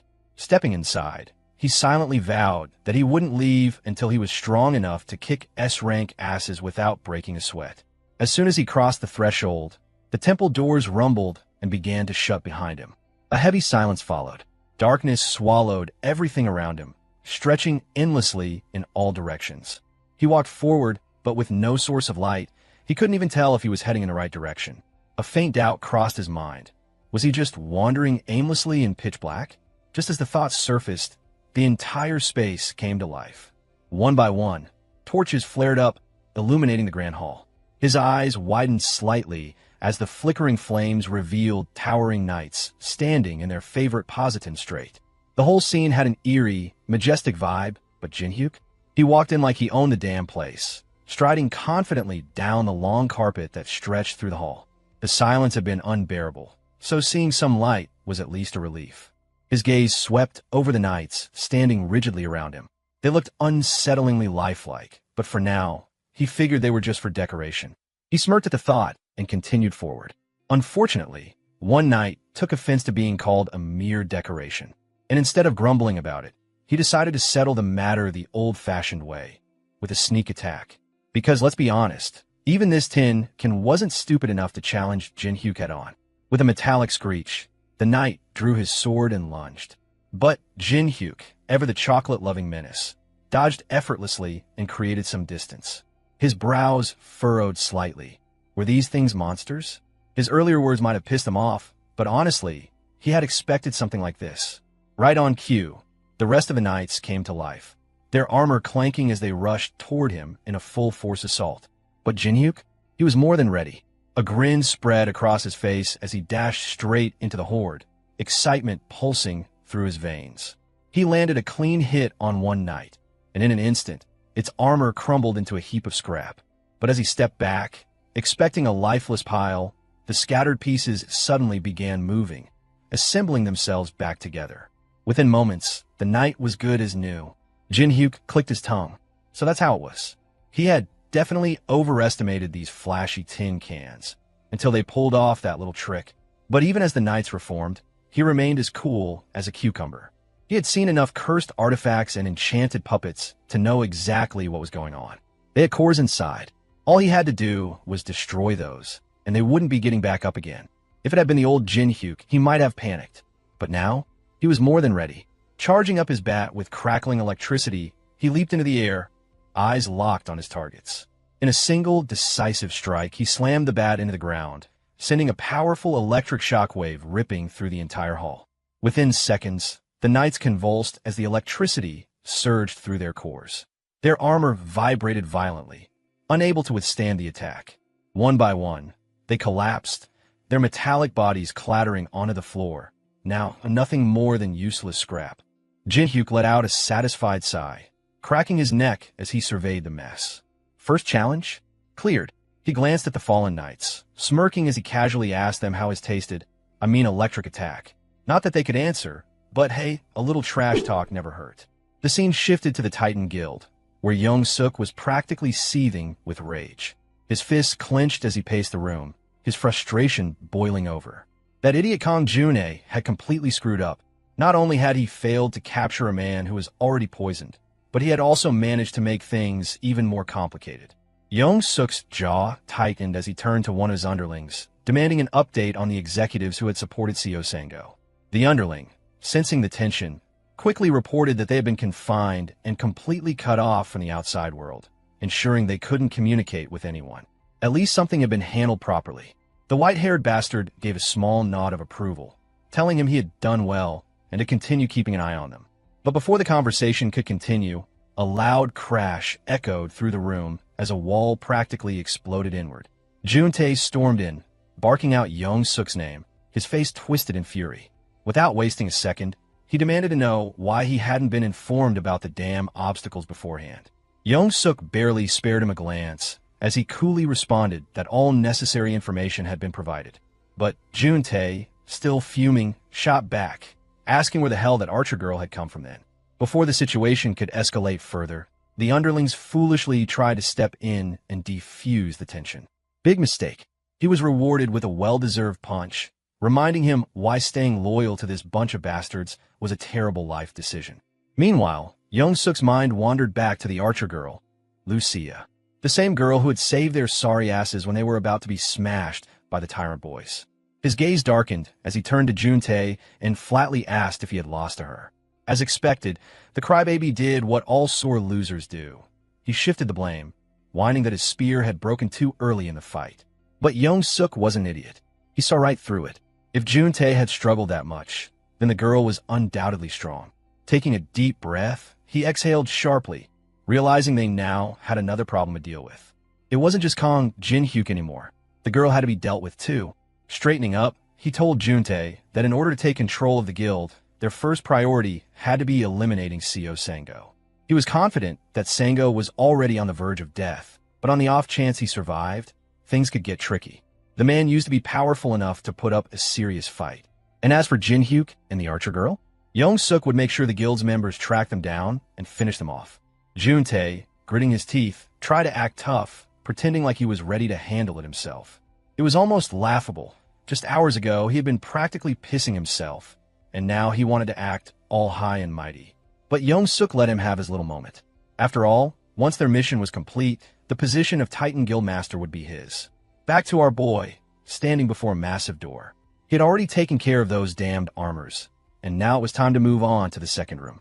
But the moment he stepped inside, something fell off. The room was almost empty. No traps, no monsters, just an eerie silence that sent a chill down his spine. That's when he saw it. Seated on a grand throne was a man with sharp blue eyes, his presence both imposing and strangely calm. But the strangest part? His karma level was 0. That alone should have been reassuring. Yet Jinhyuk couldn't shake off the uneasy feeling creeping up his skin. Something about this man wasn't right. The moment their eyes met, the man's lips curled into a small smile. It had been a long time since he had seen a challenger, and he looked genuinely pleased. Jinhyuk, keeping his guard up, greeted him politely and asked who he was. Instead of answering, the man simply turned the question back at him, curious about what Jinhyuk thought. Without overthinking, Jinhyuk replied that he definitely didn't seem like an ordinary person. The man's expression turned serious as he asked if it was because he carried no karma. That caught Jinhyuk off guard. His body stiffened for a moment. How the hell did this old man know that? His mind raced, trying to process just who he was dealing with. Someone who knew about karma levels, and more importantly, someone who seemed to know about his abilities. The old man slowly stood up, his gaze sharp and knowing. He spoke again, asking if Jinhyuk had come all the way here carrying something cursed and filled with resentment. Jinhyuk froze. His mind scrambled for an explanation. Was this guy reading his thoughts or something? The eerie sense of unease only deepened. Deciding there was no point in hiding it, Jinhyuk reached into his inventory and pulled out Auron stone. Holding it up, he explained that he had come to purify it. The old man studied the stone, his fingers grazing the air above it, and within seconds he understood. The core had been formed by devouring countless lives, absorbing their hatred and grudges over time. But to him, this wasn't much a problem. Without hesitation, he raised his hand above the stone, and in an instant, waves of powerful blue magic filled the room. The energy surged, crackling in the air as the cursed red glow of the stone slowly faded, bit by bit, replaced by a calm, purified blue. Within seconds, the purification was complete. Jinhyuk stood there, eyes wide in awe. The ominous aura that had been clinging to the stone, the suffocating pressure he had felt, was completely gone. A deep sense of relief washed over him, and without hesitation, he bowed his head in gratitude, thanking the old man sincerely. But the old man wasn't done yet. With a knowing look, he told Jinhyuk to hold onto his gratitude. He should save it for when his true purpose here was fulfilled. Jinhyuk frowned, not understanding what he meant. Before he could ask, the old man simply raised his hand once more. Blue magic surged forward, engulfing Jinhyuk's entire body. The air around him crackled with energy, and in that moment, the realization hit. Whatever was about to happen, the real challenge had only just begun. The trials had already begun. In the next second, Jinhyuk found himself transported into a void-like space. Darkness stretched infinitely in all directions, an eerie silence wrapping around him. Slowly, He opened his eyes, his mind still adjusting to the sudden shift. That's when a loud, commanding voice echoed through the emptiness. An old man's voice, clear and sharp, warning him not to let his guard down unless he wanted to lose his life. Jin Hyuk's head snapped left and right, his eyes scanning the surroundings, but there was nothing. Just endless blackness. A deep frown settled on his face as he wondered if this was the true trial of the Dragon's Temple. Before he could dwell on it further, the sound of footsteps caught his attention. Someone, or something, was approaching. His gaze locked onto the figure emerging from the darkness, and he immediately recognized it. Well, look who it was, the same armored knight he had faced back in the first room. Letting out an exaggerated sigh, he loudly questioned if he had been transported to another space just to kick some more metal asses. Honestly, looking at this bleak battleground, he couldn't blame himself for thinking that was the case. At first, he assumed he was only up against one knight again. But the moment he met those glowing red eyes, a sharp chill ran down his spine. There was something different about this one. Unlike the previous tin cans he had smashed through, this knight radiated an aura that practically screamed danger. And yet, our boy, as confident as ever, couldn't help but throw in some attitude. With a smirk, he casually remarked that this knight didn't look much different from the weaklings he had fought before. Then, with a cocky tilt his head, he asked if this guy was just a warm-up and if the real challenge would be showing up later. But the knight didn't bother entertaining his arrogance. Instead of responding, he simply stated that the trials had begun and that Jin Hyuk should prepare himself. That was it. No banter, no unnecessary words, just a cold, direct warning. Jin Hyuk's amusement flickered for a second. Well, that was new. The previous knights were nothing but mindless husks, yet this one could actually talk. That alone was enough to make him acknowledge that this opponent was different from the rest. But before he could think too much about it, the knight moved. And damn, did he move fast. In a blink, the knight lunged forward with terrifying speed, his blade cutting through the air like a streak of death. Jin Hyuk's instincts screamed at him, and in that split second, realization hit him like a truck. He had completely underestimated this opponent. The scene shifted to two figures dressed entirely in black, leaping effortlessly across rooftops, their movements swift and calculated. They landed silently in front of a third man, most likely their boss. Turns out, these were the Titan Guild pursuers, sent by none other than that bastard Young-suk. But thanks to Lucia's magic, they were completely blind to Jin Hyuk's whereabouts, unable to track down his house, no matter how hard they tried. Frustration twisted the leader's face. He knew damn well that if he returned without completing the job, he was as good as dead. Gritting his teeth, he barked at his underlings, making it clear they had no choice. They had to find their target, no matter what. And if that meant tearing down the entire damn neighborhood, so be it. Without hesitation, he ordered them to start destroying every single house in the area, convinced that sooner or later, they'd flush out their target. Well, bad move. All that noise and chaos would only do one thing: cut the distance between their sorry asses and Lucia's arrows. Before they could even make a sound, the arrow had already done its job, cutting through the air in an instant. The shot was brutal, straight to the neck of the loudest one in the group. Yeah, the same bossy bastard who had been barking orders to burn everything down. Well, rest in peace, buddy. The remaining two stood there, completely stunned, their brains struggling to process what the hell just happened. Before they could even react, another arrow found its mark, another clean headshot. And just like that, there was only one left. Realizing the absolute disaster unfolding before him, the last guy didn't waste time thinking. He just ran. As fast as his legs could carry him, he bolted, hoping to escape whatever nightmare had just wiped out his crew. But he wasn't fast enough. Not faster than her. Our favorite elf, she didn't even break a sweat as she moved in, her knife slashed. One swift motion, and he was down, sent straight to join his dear companions in the afterlife. After taking care of 3 criminal souls, Lucia finally arrived home. The moment she stepped inside, Hyona, in concern, immediately asked where she had disappeared. Plopping down on the sofa, Lucia casually explained that the Titan Guild's tracking team had been sniffing around, which instantly sent Hyona into panic mode. But before she could spiral, Lucia reassured her that she had already dealt with them permanently. Munching on Jin Hyuk's food supplies like it was just another day, Lucia continued, grumbling about how those bastards had been ready to blow up the entire neighborhood just to find a single damn house. And those guys must be convinced by now that Sango must be here. With a sigh, She told Hyona that if those bastards came back in full force, there was no way she could protect everyone. The only real hope was for Jinhyuk to return soon. He was the only one who could get them through this mess. And, on a slightly more urgent note, the food stash was running dangerously low. The scene shifted to the armored knight, who suddenly surged forward at an insane speed. Jinhyuk barely had time to react. 1 second, the knight was at a distance, and the next, he was right in front of him. His body froze, terror locking him in place. Before he could even think about dodging, the knight's blade flashed, slicing clean through his neck. Just like that, it was over. Jinhyuk died. But then he woke up. Gasping for air, his hands shot up to his neck, frantically checking for the wound. His heart pounded in his chest as he realized he was perfectly fine.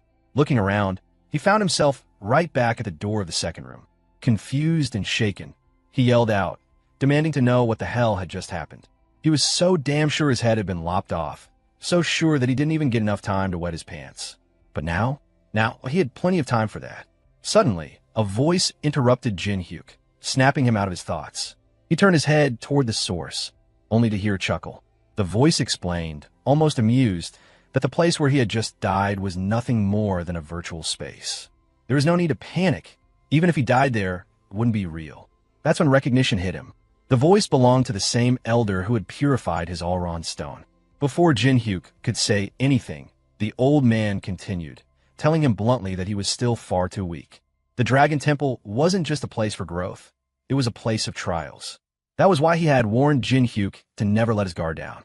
He advised him to grow stronger and try again later, as if failure was just some minor inconvenience. But for Jinhyuk, those words sent him straight into panic mode. He didn't have the luxury of taking casual advice. If his hideout was discovered, then Sango and Hyena would be in danger. And if Juntae showed up, he wouldn't even be able to land a scratch on that bastard. Realizing the urgency of the situation, he started banging on the door, yelling for it to be opened.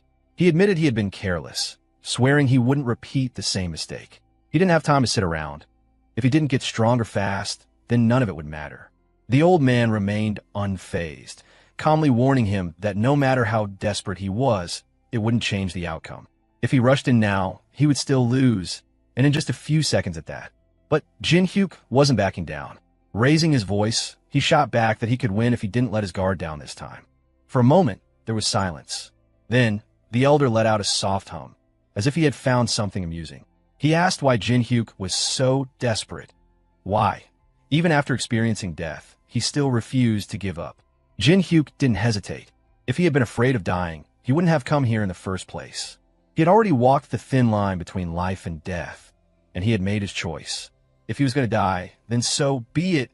He would die here endlessly until he got strong enough.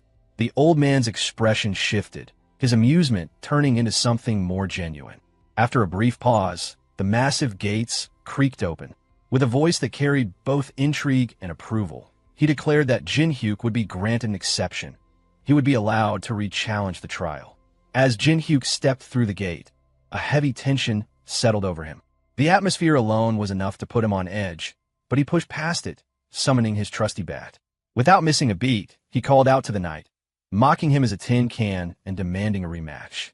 The knight shot him a piercing glare but admitted, with a hint of amusement, that returning after experiencing death took guts. Even so, admiration didn't change the fact that Jinhyuk was still trembling slightly, barely managing to hide his fear. Gripping his bat tightly, he forced a wide grin and declared that last time, he had been careless, but this time he wasn't going to die as hollowly as he died before. There was no more time for words. In an instant, the knight leaped into the air, blade poised to strike. Jinhyuk barely had time to react before their weapons clashed, sending shockwaves rippling through the battlefield. His arms ached as he struggled against the sheer force of the attack, gritting his teeth as the pressure nearly overwhelmed him. The knight, sensing his struggle, let out a mocking chuckle and remarked that it seemed Jinhyuk had finally come to his senses. But Jinhyuk wasn't about to back down. Focusing his aura into his legs, he gathered all his strength, and with a roar, he pushed forward, sending the knight sliding backward, creating some much-needed distance between them. But the recoil of the attack sent him stumbling as well. Stunned, Jinhyuk could only stare, trying to process just how monstrous this opponent truly was. A direct confrontation was impossible. He knew that now. He had to be smarter. Strike, retreat, wait for an opening, and strike again. That was his only chance. Steeling himself, he lunged forward, moving in perfect sync with his plan. The knight, rather than being angered, seemed impressed. He acknowledged Jinhyuk's ability to wield aura, but of course there was a catch. Before Jinhyuk could react, the knight's blade struck with brutal precision, sending him flying through the air. As pain shot through his body, the knight coldly explained that while Jinhyuk had learned to channel aura into his legs, but he left his upper body completely exposed. Still airborne, Jinhyuk clenched his teeth as realization hit him. He barely had time to land before another thought sent a chill down his spine. How did the knight know exactly where to strike? His mind raced, a tense expression overtaking his face as he wondered if his opponent could read his thoughts. The eerie familiarity of it reminded him of his fight with Juntae, who had also predicted his every move with terrifying accuracy. But before he could analyze further, the knight lunged once more. His voice carried an air of finality as he told Jinhyuk that while his spirit was admirable, if this was all he had, then he could die in peace. The knight swung his blade with lethal precision, expecting to end the fight in an instant. But to his surprise, Jinhyuk blocked just in time and retaliated with a crushingly heavy strike. The impact sent the knight staggering backward, but just like before, the recoil also forced Jinhyuk to skid back. However, this time, Jinhyuk revealed something crucial. The knight had been predicting his attacks by reading his aura, giving him an unfair advantage in battle. The knight acknowledged his talent but scoffed, saying that no matter how skilled he was, the outcome for Jinhyuk wouldn't change. Understanding the gravity of the situation, Jinhyuk realized that if he kept using aura like he had been, he was as good as dead. He needed a new approach. Without hesitation, he reached into his inventory, retrieved a mana potion, and downed it in one gulp. His plan was simple but risky. He would envelop his entire body in aura, leaving no gap for the knight to read his movements. But the knight wasn't interested in giving him breathing room. He urged Jinhyuk to focus on the fight, launching another strike. Their weapons clashed, sending shockwaves that were at least 10 times stronger than before. The knight instantly realized what Jinhyuk had done and asked if he had really wrapped his entire body in aura. Jinhyuk confirmed it without hesitation. The knight then questioned the potion he had just consumed, wondering if borrowed strength could truly be called his own. But Jinhyuk didn't care. He firmly stated that as long as he could win, he would use whatever means necessary. Clearly impressed, the knight smirked and told him to prove it. What followed was a fierce exchange of blows, dodging, countering, and attacking with flawless precision. Amidst the relentless battle, the knight couldn't help but praise Jinhyuk, calling him somewhat formidable. But Jinhyuk, now brimming with confidence, knew he was far more than that. The fight raged on, neither willing to back down. The knight acknowledged that Jinhyuk was holding up better than expected, but Jinhyuk wasn't finished yet. He gripped his bat tightly, channeling crackling electricity through it, his ace move. The air itself buzzed with power, violent sparks surging around him. Then, with lightning coursing through his weapon, Jinhyuk leaped into the air, ready to unleash the perfect strike. Just as the electrified bat came crashing down toward the knight, the scene abruptly shifted to the city. A car sat parked in the designated parking lane, its occupants remaining still as the chaos outside unfolded. Inside, Lee Jun-chul, a well-known black market dealer, kept a close eye on the scene. His driver, growing impatient, finally asked why he wasn't stepping out. Without shifting his gaze, Lee Jun-chul simply told him to wait. Through the windshield, he watched as members of the Titan Guild frantically searched the area, clearly hunting for CO Sango. The driver quickly understood the situation. Getting out now would only draw unnecessary attention. Reaching into his pocket, Lee Jun-chul pulled out his iPhone, a custom version without any logo. He instructed the driver to stay put, saying he needed to make a call. Dialing a number, he soon found himself connected to Lee Hyena. However, she didn't recognize the caller. Without hesitation, he introduced himself and asked if she had heard of him through Kong Jinhyuk. After a brief pause, Hyena confirmed Jinhyuk had indeed mentioned him as the one who arranged for Dr. Lee. Satisfied, Lee Jun-chul wasted no time and got straight to the point. He inquired about CO Sango's condition, to which Hyena expressed her gratitude, informing him that thanks to the treatment he had helped arrange, Sango was now safe. Nodding to himself, Lee Jun-chul then revealed that he was currently near their hideout. However, there was a problem. The entire area was crawling with Titan guild members, and judging by their relentless searching, they seemed convinced that CO Sango was inside. Hyena listened in silence as he laid out the situation, but he continued. If things remained as they were, they would soon have no choice but to face a full Titan guild blockade right outside their doorstep. But, with absolute confidence, he assured her there was no need to worry. He had a way to resolve this issue. And to discuss it properly, he wanted to meet in person. Back on the battlefield, the fight raged on. Jin Hyuk had thrown his most powerful attack, putting everything he had into it, only for the knight to stop it effortlessly. The bastard even had the nerve to mock him for it. Frustration boiled in Jin Hyuk's veins, his mind racing to process what had just happened. He had been sure that this attack would do some serious damage, yet the knight stood there, completely unscathed, as if it had been nothing more than a light breeze. With a cold, unwavering tone, the knight told him he was still too inexperienced, too weak, and now that he had wasted his strongest move, it wouldn't work again. Jin Hyuk stood there, dumbfounded, his confidence shaken. Before he could react, the knight scoffed, calling him pathetic, and in the blink of an eye, delivered a brutal kick. The sheer speed was overwhelming. Jin Hyuk barely had time to register what happened before he was sent staggering backward, struggling to keep his balance. Well, guys, if you're enjoying the video so far, don't forget to hit that like button and drop a comment on what you think. Now, let's continue. With a fair distance now between them, the knight coldly asked if Jin Hyuk was done with his little hidden tricks or if he had anything else left. If so, he might as well bring it on now. Jin Hyuk clenched his fists, taking a deep breath as he looked at his opponent. Even his strongest attack had failed. That thought gnawed at him, but backing down was an option. Shooting the knight a determined glare, he declared that he had nothing else hidden, but that didn't matter. He was going to gamble everything, his strength, his will, his very life, and fight to the death if he had to. The knight, now seemingly done with his warm-up, let out a low chuckle and channeled power into his sword. Magic surged around the blade, crackling with energy as he told Jin Hyuk that from now on, he would play along properly. Jin Hyuk's eyes widened as he recognized the power flowing through the weapon. That energy was a divine power? His mind raced as he blurted out the question, wondering if the knight was actually a paladin. With a smirk, the knight denied it, saying he wasn't a paladin, but he was close enough. Then, in a strong, commanding voice, he told Jin Hyuk to get ready. Jin Hyuk grinned, rolling his shoulders as he steadied his stance. Ready? He was more than ready.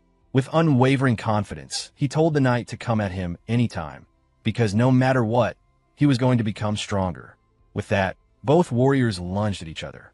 Jin Hyuk knew that fancy tricks wouldn't work here. All he needed was raw strength, a full force strike. And so, the real battle began. Jin Hyuk and the knight clashed, and the impact of their energies sent rumbling shockwaves across the battlefield. Just by looking at our boy's face, you could tell this was the expression of someone silently muttering, "I'm so fucked." But he knew one thing for sure. If he backed down now, he was dead. So, gritting his teeth, he decided to pour every last bit of his aura into this fight and settle it once and for all. That's when the armored knight noticed something strange. His precious sword was starting to crack. And the cause? None other than our favorite Red Menace. For a second, the knight looked genuinely thrown off, feeling something he hadn't in a long time.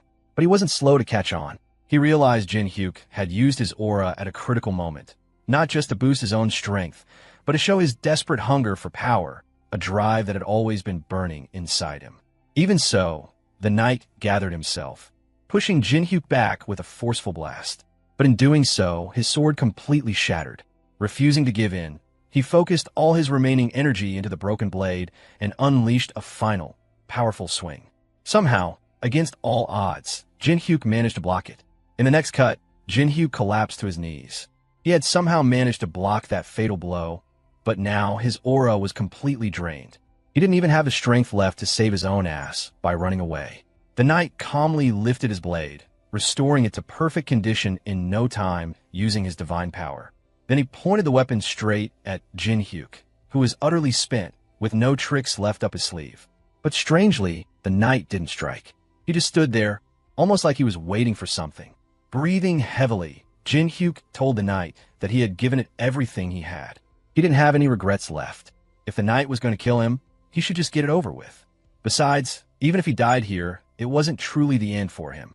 And one thing was certain, he would challenge the knight again and again, no matter what. He had to get stronger.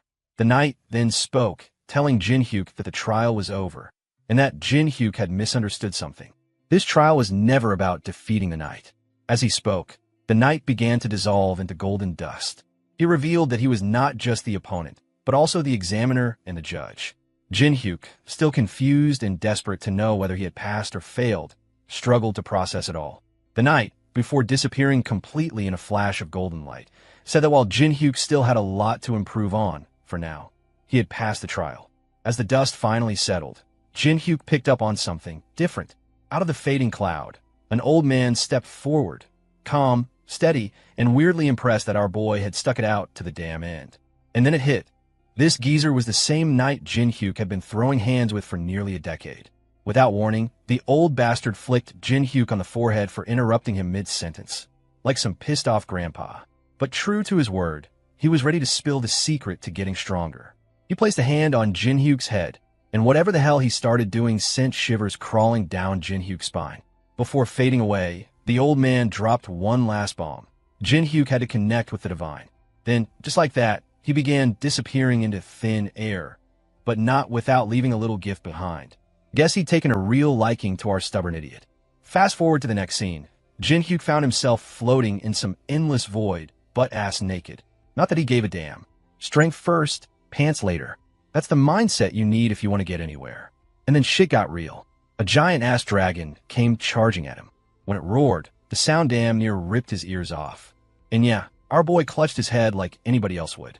The dragon told him not to fear, like, seriously, dude? Maybe don't roar like a freaking monster if you don't want people shitting their pants. Before he could even react, the dragon started spinning like a goddamn tornado. The whirlwind grew bigger and bigger until the beast just vanished into it. Jinhyuk panicked hard, but from that raging spin, a golden light shot straight toward him. On instinct, he threw all his focus into his palms. Somewhere in the swirling void, the dragon's voice echoed one last time, telling him again, don't fear. Accept the damn power of the divine. Back at Jinhyuk's house, somehow Lee Junchul had managed to sneak inside, rambling about his upcoming plans. But Lucia wasn't listening. All she cared about was Jinhyuk's return. She was worried sick about him. Suddenly, she felt something. Instinctively, she headed toward the room where the dungeon gate usually appeared. Seeing the gate glowing quietly, she finally let out a breath of relief. He was okay. As she waited, a powerful aura began to leak from the gate, and then a figure stepped out. It was our boy, but one look at his eyes made my skin crawl. Lucia, too, froze for a second. What the hell had Jinhyuk gone through to end up like this? Her face hardened. Without wasting time, she demanded to know if he had really passed the trials. But one glance at his dead serious expression told her everything. No words needed. Before she could think twice, she lunged at him with a knife. But Jinhyuk, using just a fraction of his new power, easily stopped her. To Lucia, he had always been a reckless, idiotic, greedy fool who didn't know when to back down. But we know the truth. It was that same stubbornness that gave him power. Without it, he'd still be a weak C rank, getting tossed around by S rankers. Even Lucia had to admit, if only to herself, that she was taken aback. And yeah, the artist didn't forget to bless us with some curves while showing that. Anyway, back to the point, Lucia acknowledged that he had gotten stronger, but she warned him to be careful. If he ended up in heaven or hell, she wouldn't be able to travel dimensions to save him. With that, she turned and headed toward the dungeon. She wasn't about to be left behind, and honestly, for the chaos ahead, Jinhyuk alone was more than enough. Jinhyuk was genuinely thankful to Lucia for staying by his side, but she immediately shut that down, making it clear she only helped him because if he died, the dungeon would be totally screwed. And of course, her help wasn't free. She demanded a mountain of sweets delivered to the boss's magic room as payment. Lastly, she gave him a final warning. The perception magic she had cast would soon wear off after she left. He needed to be ready before the Titan Guild found them. Jinhyuk made his way to the hall, where Lee Junchul was already waiting, quietly watching him with a look that clearly said he was wondering where on earth our boy had popped up from this time. Meanwhile, Secretary Lee Hyena couldn't hide her happiness. The moment she saw Jinhyuk, her face lit up with pure relief and excitement. For Jinhyuk, the feeling was mutual, though he kept it low-key. He was just glad that nothing major had happened while he was away. Hyena, overjoyed, showed her gratitude openly, but Jin Hyuk simply brushed it off, treating it like it was nothing more than an ordinary friendship gesture.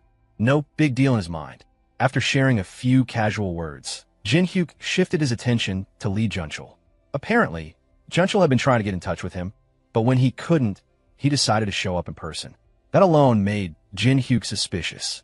After all, people like Junchul, rich, powerful types, didn't usually go out of their way unless there was something important brewing.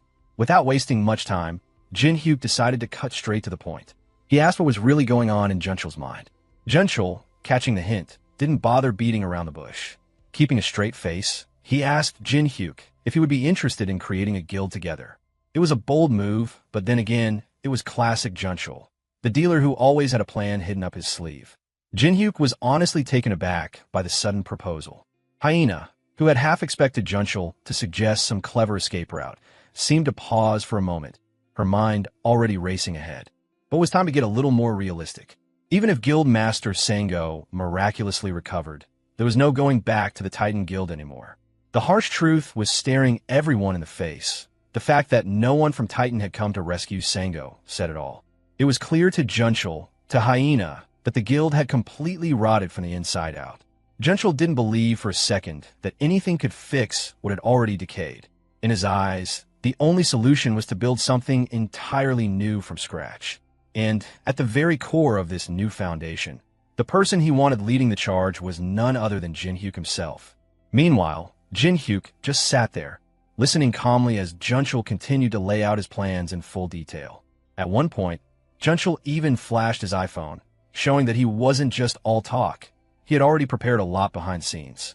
He confidently explained that he could personally handle all the resources they would need, from funding to materials. He had even arranged for a building that could serve as the headquarters for their new guild and had scouted several talented individuals who could potentially join them. He told Jin Hyuk that he would send over all the details so he could take a closer look and evaluate everything himself. Lee Hyena, sitting nearby, was honestly impressed by how thorough and serious Junchul's preparations were. But being the sharp, realistic person she was, she didn't let that admiration cloud her judgment. She immediately pointed out the hard truth. No matter how much preparation Junchul had done, it still wasn't enough to take on the Titan Guild head-on. Even if they somehow managed to start confrontation, there was no way they could deal with an S-rank hunter like Kong Juntae, who was one of Titan's strongest assets. Of course, Junchul wasn't caught off guard by her concerns. He had already thought about it. Casually, he turned toward Jin Hyuk and, without any hesitation, asked him if he could defeat Kong Juntae. Hearing that, Jin Hyuk couldn't help but raise an eyebrow. Part of him wondered why Junchul wasn't directing that question towards Sango instead. But thinking about it for a moment, it made sense. Sango was still in a critical condition after everything that had happened. Even if he recovered, it would take time, and by then, the opportunity they had now would be long gone. Junchul then explained that he had heard a rumor circulating among certain circles. According to the rumor, Jin Hyuk had already fought Kong Juntae once and survived. If that rumor was true, then there was a real chance that their plan could succeed. But if it was false, Junchul was ready to scrap the entire operation without a second thought. Simply put, the entire plan hinged on one thing: whether Jin Hyuk could actually take down Kong Juntae. And this rich blonde dealer was prepared to stake everything he had on that possibility. So he needed a clear answer. Could Jin Hyuk defeat Kong Juntae or not? But instead of answering immediately, Jin Hyuk felt excitement bubbling inside him. He didn't just blurt out a response. Instead, he leaned back, smiled, and said he wanted to hear the full plan first. Only after hearing everything would he give his answer. The scene shifted to a building where chaos had already broken out. A man came flying through the air, his face completely smashed in by a brutal punch, before crashing hard onto the floor and sliding across it like a rag doll. And the one responsible for that devastating blow? None other than Joe Wunchul, the leader of the Tyrant Guild. Joe Wunchul was absolutely furious. His anger had been simmering for a while now, thanks to the Titan Guild's thugs, who had started barging into his territory as if they owned the place. They didn't even bother to hide their arrogance, acting without a shred of fear or hesitation. Adding fuel to the fire was the recent news explosion about the Alron incident. Public opinion had turned sharply against the Tyrant Guild. Their reputation, already shaky, took a massive hit. Joe Wunchul had thought it would be smarter to lay low for a while, let things cool off, and avoid drawing more attention to themselves. But while they were busy keeping their heads down, the Titan Guild had seen an opportunity and moved in on their territory without mercy. Now, this guerrilla was beyond pissed. If the Titan Guild won a fight, then fine. He wasn't going to hold back anymore. He was more than ready to meet them head-on and crush them. Back at Jinhyuk's house, Junchul finally started explaining his plan in detail. His idea was simple but bold. He wanted to drag the Tyrant Guild into this whole mess. According to him, the Tyrant Guild had a massive force, almost comparable to the Titans, and their leader, who was the same guerrilla-looking guy we had seen in earlier incidents, could definitely go head-to-head against the Titans if it came to that. However, Miss Hyena was skeptical. She pointed out that the Tyrant Guild was already in chaos because of the Alron incident. After suffering such a major loss, it was unlikely they would be thinking about going to war anytime soon.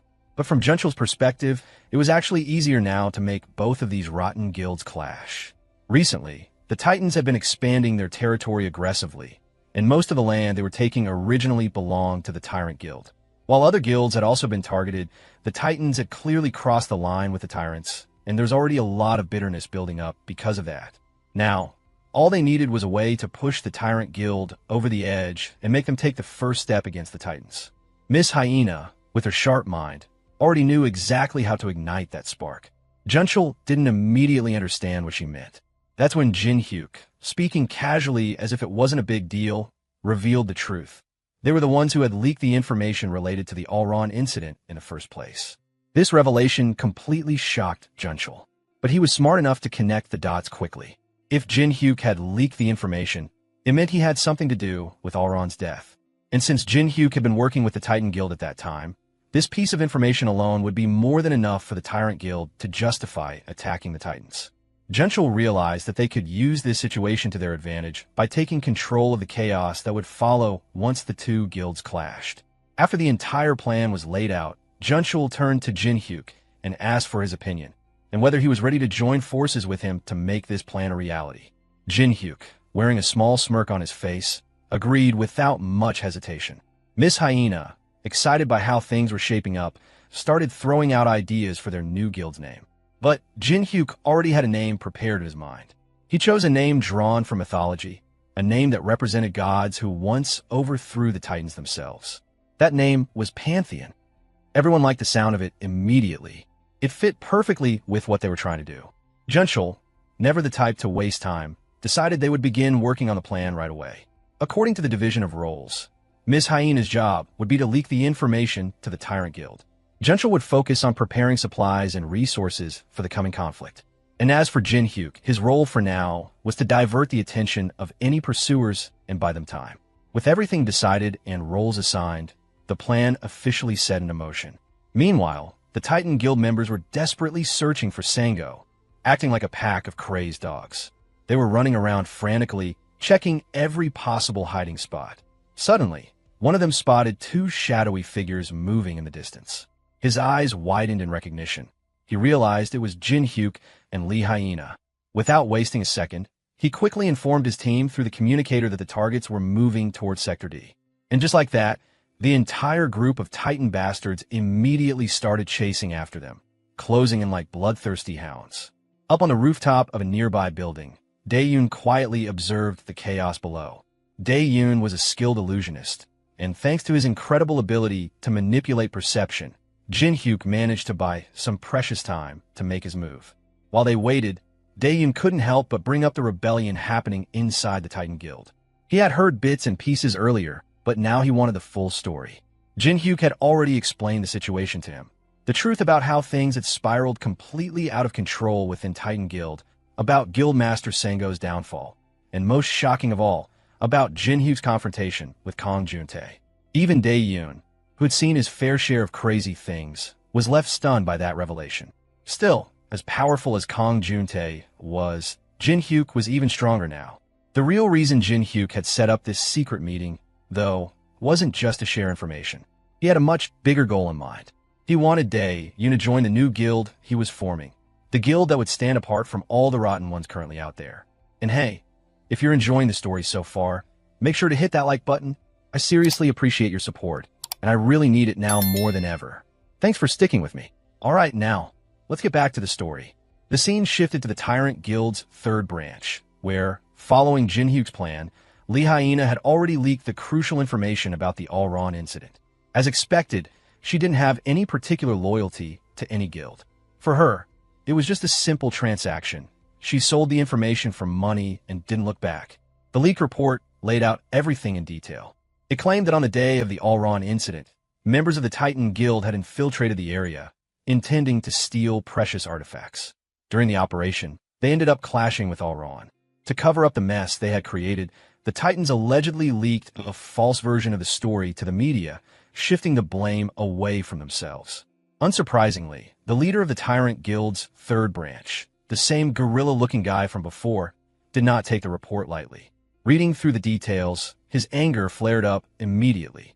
He was furious that his guild's name had been dragged through the mud because of the Titan Guild's actions.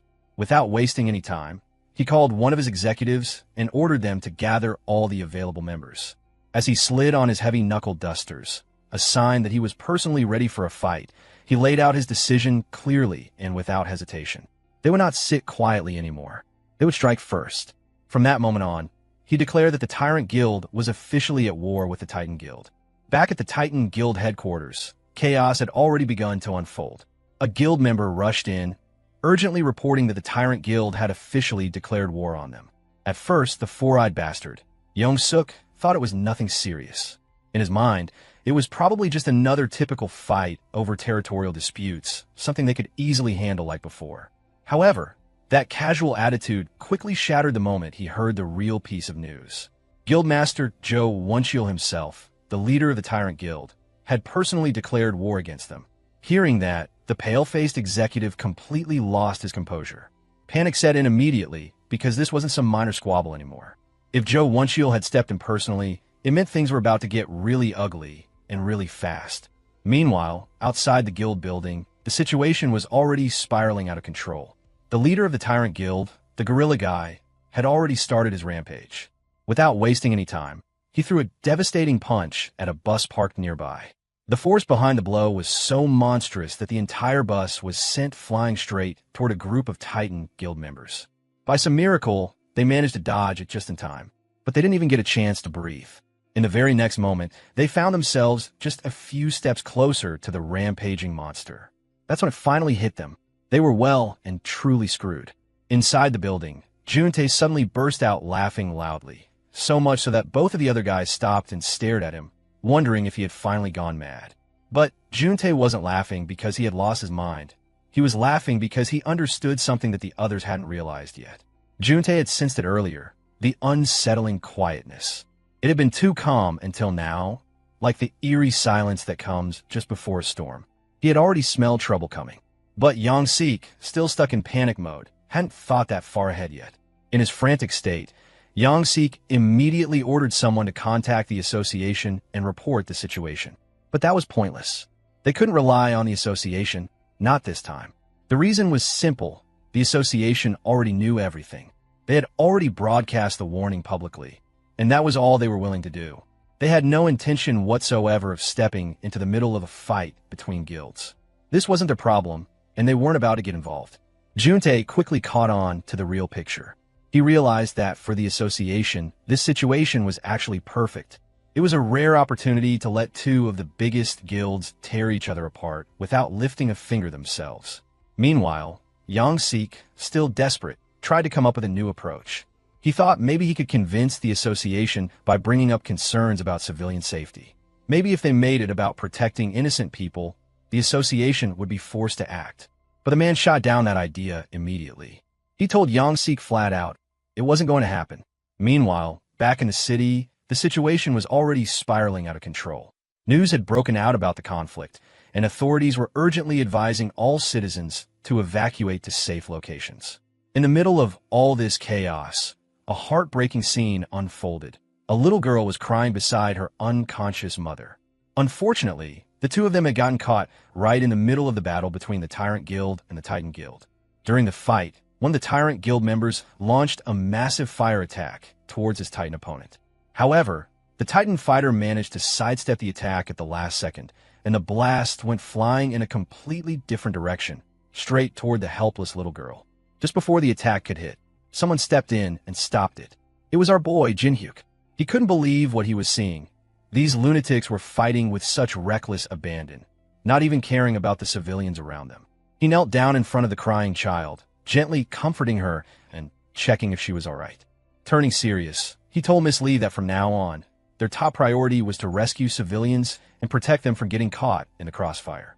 Without wasting any more time, they immediately started the evacuation operation.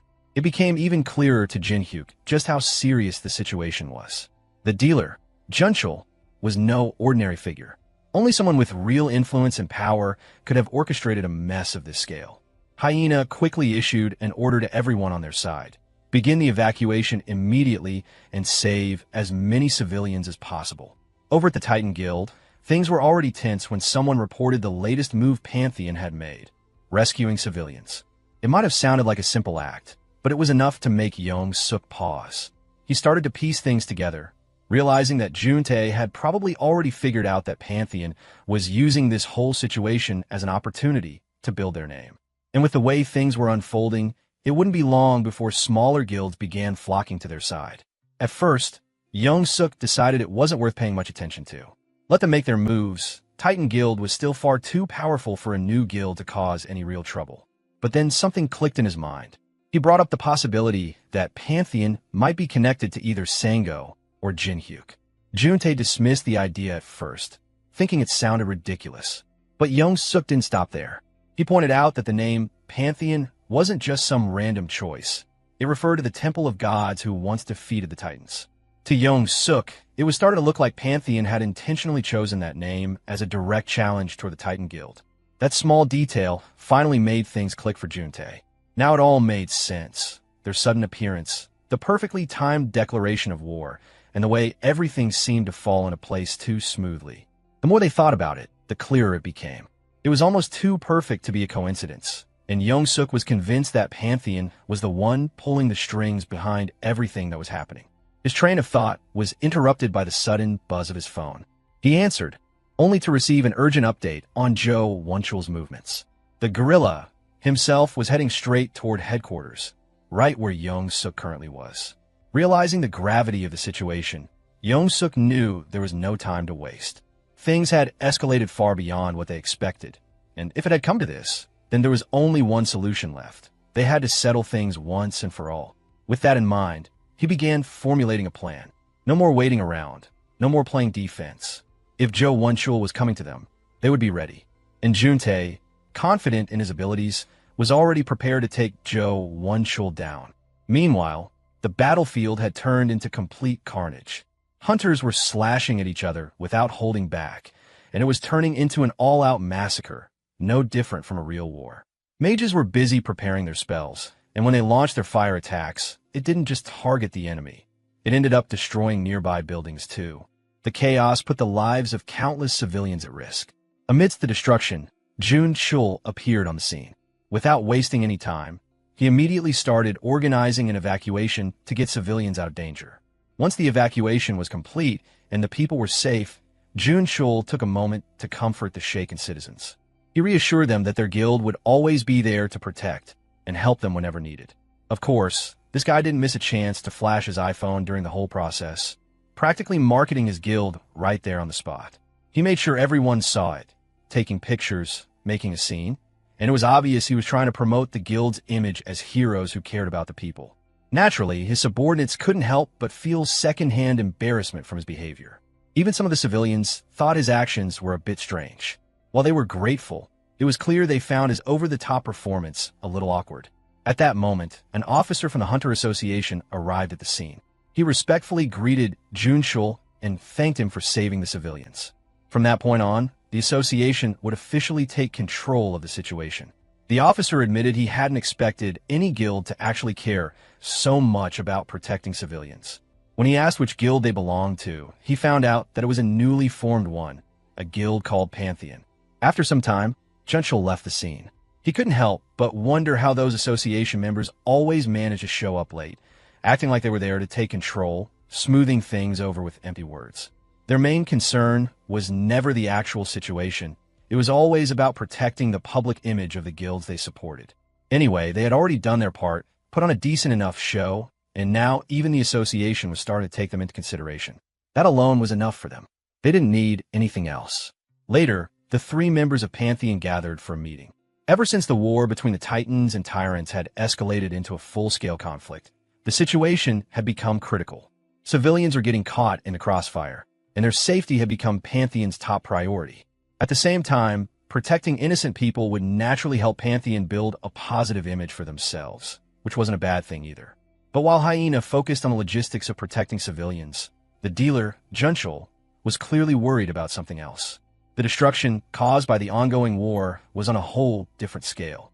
If this kept going, it would spiral out of control, and they wouldn't be able to handle it. They needed to find a way to end it, and fast. That's when Jinhyuk brought up a plan. Apparently, he had received a call from someone who had been tracking Joe Wunchul, the gorilla-like guy known for his intense hatred toward the Titan Guild. Unsurprisingly, it turned out to be Dae-yoon, who had been assigned the task of keeping an eye on that dangerous beast. Miss Lee Hyena immediately grew concerned the moment Jinhyuk began to explain. His plans were always reckless, and this one didn't sound any different. But at the same time, she couldn't ignore the reality in front of them. If 2 S-rankers actually clashed head-on, the level of destruction would be unimaginable. She did some quick mental calculations, and the numbers didn't look good. In her opinion, there was still a chance that Joe Wunchul wouldn't go that far. Maybe he wouldn't engage in a direct fight. But that's when Jinhyuk dropped the real bomb. Joe Wunchul was already on his way to the Titan Guild's main headquarters. That piece of news instantly pushed Hyena into a state of panic. But before she could fully process it, Jinhyuk calmly laid out his plan. Now that both of those monsters, the Tyrant Guild's gorilla and the Titan's core power, were going to be in the same place, he was going to take them both down at once. That was enough to throw Hyena into full-blown panic mode. Stage 100. She tried to stay calm. Somehow, she managed to pull herself together and take in what Jinhyuk was saying. She knew he had become much stronger than before. She had seen it herself. But taking on 2 S-rankers alone? That was another level entirely. She had her doubts. Still, Jinhyuk didn't hesitate. He turned, took a steady stance, and leapt in the direction of the battlefield, his decision already made. And even though part of her was still worried sick, Miss Lee knew one thing for sure. She could trust Jinhyuk, especially when she looked into those confident, unwavering black eyes. The scene shifts to another part of the city, where the gorilla guy had finally arrived at his destination. His expression was cold and unreadable, his pace steady and confident. It didn't take long for trouble to start. 2 members of the Titan Guild, who were stationed outside the building, noticed his approach. At first, they stepped forward to stop him, clearly unaware of who they were dealing with. But the moment they recognized his face, their expressions changed instantly. Panic set in, and one of them quickly tried to contact the control room for urgent backup. Unfortunately for them, it was already too late. Before the call even went through, one of the guards was sent flying across the pavement with a single blow, completely taken out. The second guard didn't last much longer. Joe Wunchul, the man known as the gorilla, wasn't in the mood for small talk. He moved without hesitation and finished off the second guy, just without warning. Meanwhile, inside the Titan Guild headquarters, things were starting to stir. Yongsik received the emergency report about Joe Wunchul's arrival and immediately passed the information to Juntae. Juntae, however, didn't seem the least bit worried. On the contrary, he looked completely confident, almost smug. He didn't even flinch at the news. With overwhelming confidence, he stated that he would personally bring back the head of the Tyrant Guild's master and present it as a gift. The news was blowing up with coverage of the all-out war breaking out between the Titan and Tyrant Guilds, right smack in the middle of the damn city. To keep regular people from getting caught in the chaos, the police and the Hunter Association slapped down an emergency lockdown on the whole zone. No in, no out. On top of that, the association set up shelter for residents stuck in the blast radius, trying to keep everyone safe while 2 powerhouses went at it like it was their personal battleground. Back to Joe Wunchul, who was out here wrecking the Titan Guild's goons like they were cardboard cutouts. One dumbass tried creeping up from behind with a sword, thinking he had a shot. Spoiler, he didn't. That blade didn't even stand a 0.01% chance against Wunchul's fist. Dude cracked it like a breadstick and launched the guy flying. Man went crashing a full 30 meters like some ragdoll in a physics demo. At this point, Wunchul had already bodied hundreds of these nobodies, and still, not a single high rank showed up. That ticked him off. He wasn't here to waste time punching small fries. He wanted the real deal. Meanwhile, The small fry Titan members were finally realizing what they were dealing with. This guy wasn't just strong. He was a damn gorilla in human skin. And yeah, since this was way above their paycheck level, so survival mode kicked in. Most were ready to dip and save their asses before they got smashed. But of course, there's always that one clown in the squad. Some wannabe leader decided to go full hero mode and yelled for everyone to charge together, no matter what. And just like in every bad anime speech, he threw in the classic, "If we fight together, we can win morale boost." Sounds lame as hell, right? But the sad part is, these all poor bastards actually bought it. They screamed, they charged, and yep, game over. The second that charge started, it ended.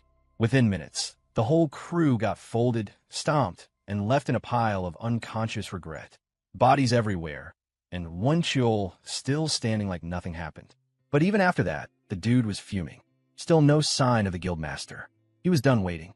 So he marched right up to Titan HQ and yelled his lungs out, daring the boss to come out, or else he was going to tear the entire damn building down brick by brick.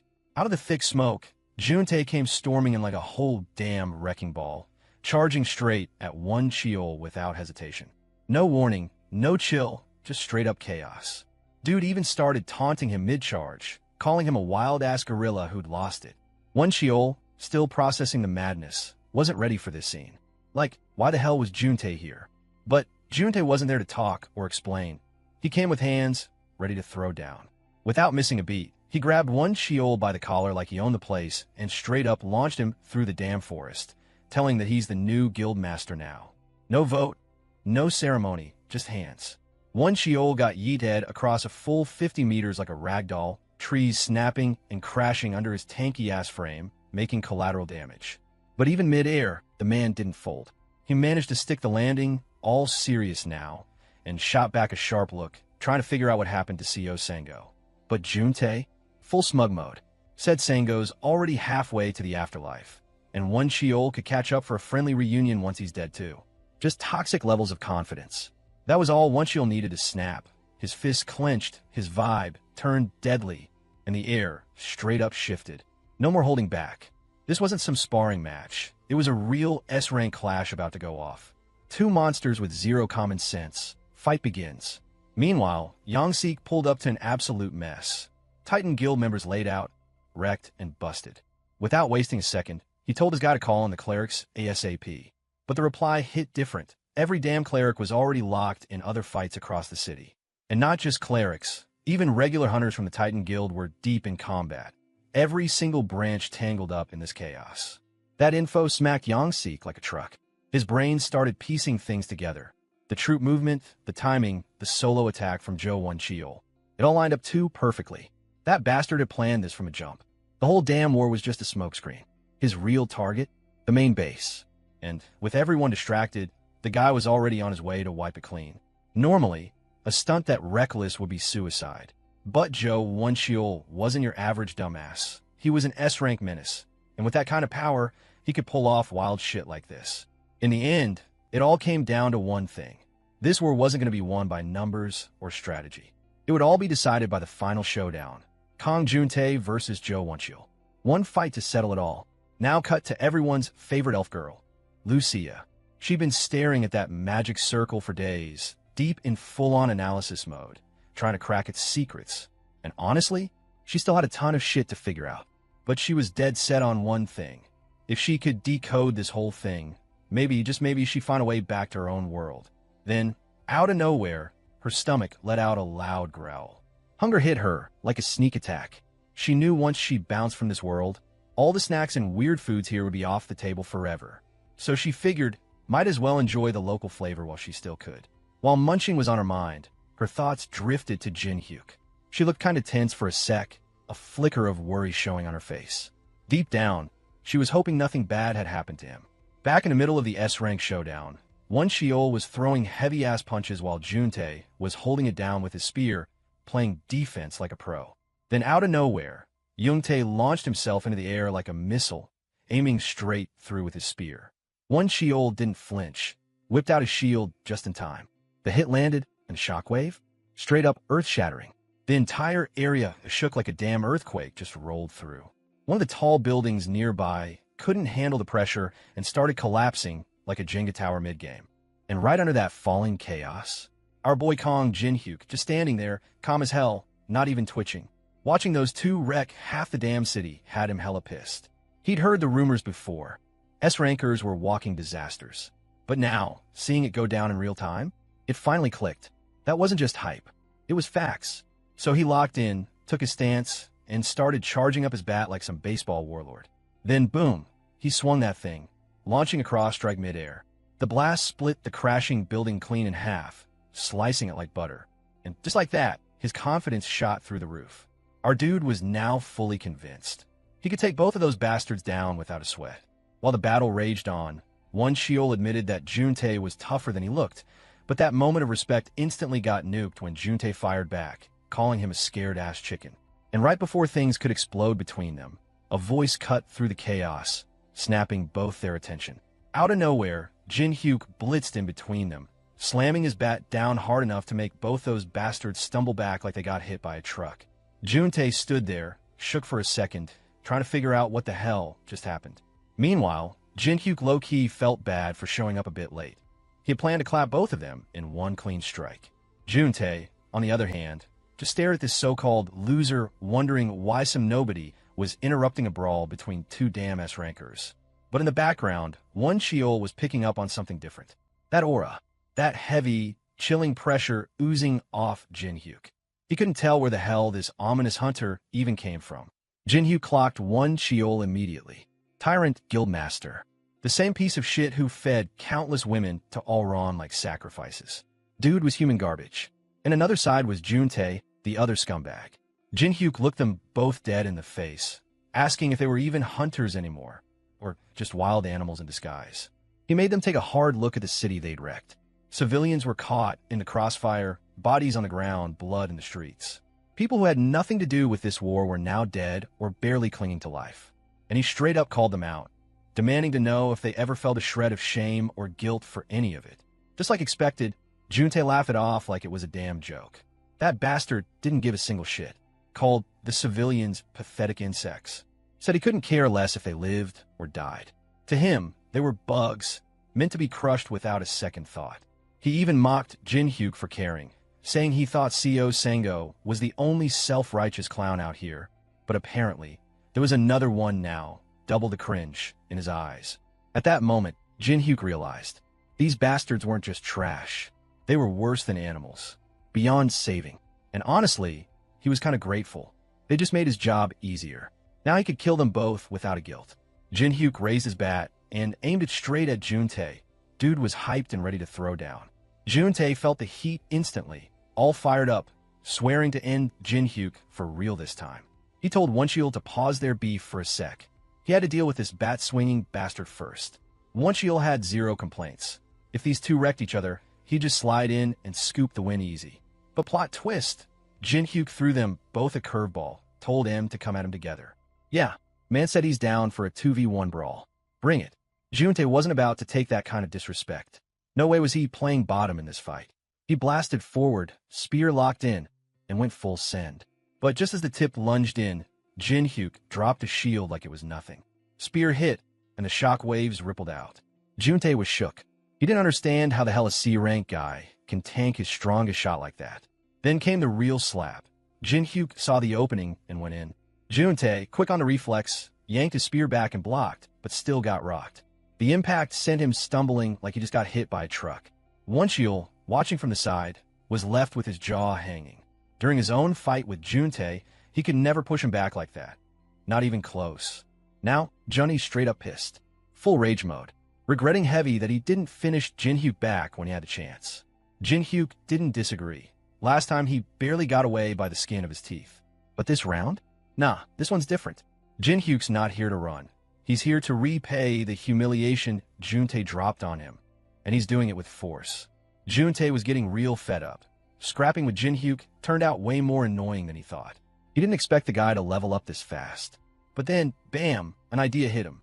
Out of nowhere, he yelled loud enough for One Sheol to hear, throwing shade at Jinhyuk and accusing him of snatching the Alron Elixir.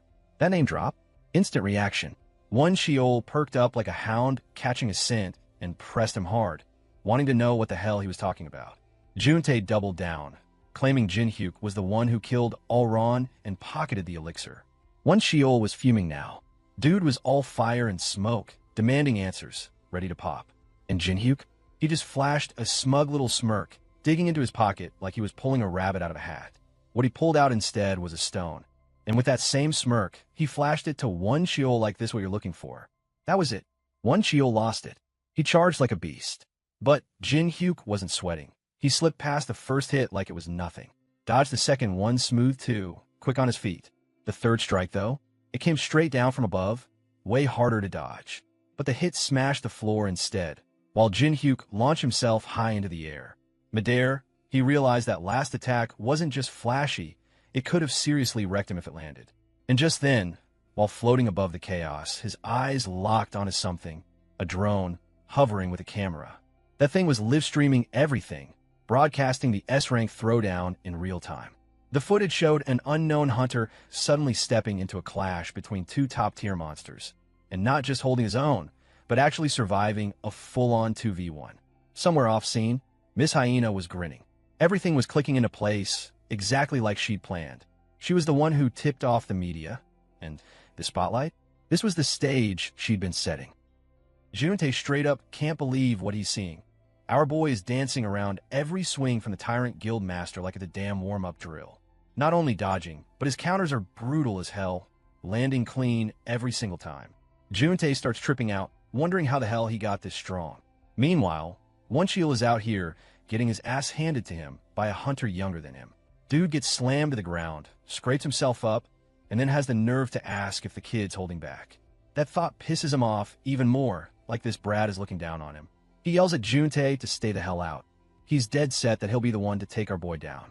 One Shield goes full rage mode, charging in with all his strength, talking about how things are going to be different now. Spoiler, it's pure cope. He's still whiffing every damn hit. Jinhyuk smacks him back with bare fists, drops a cold line that nothing looks different, then steps in and cracks him with a bat. The big bastard barely manages to block, arms shaking. But before he can breathe, here comes Juntae from behind, trying to get slick with a sneak attack. Too bad Jinhyuk's on another level. He blocks it with his bat without even looking. The clash is so insane it shatters Juntae's spear into worthless splinters. Panic hits him hard as he watches the MC step in, and just a shockwave from the bat's swing knocks him on his ass. Backed into a corner, One Shield suddenly pulls a 180 and suggests teaming up. Crazy, considering these two were just trying to beat the crap out of each other minutes ago. He throws out the idea of an alliance, at least until Jinhyuk's down. Juntae doesn't buy it, so he threatens to kill him if he dares backstab during the deal. One Shield barks at him to quit stalling and fall into position, saying maybe, just maybe, they got a shot if they throw everything they got our boy together. Meanwhile, the news reporter drops the bomb that the identities of the two S-rank hunters tearing it up in the war have been revealed. But nobody has a damn clue who the random hunter that just joined them is. On top of that, the Titan Guild's master hasn't said a word. Right when that's mentioned, we cut to CO Sango slowly cracking his eyes open in his room. The first thing this stubborn bastard does after waking up is get dressed.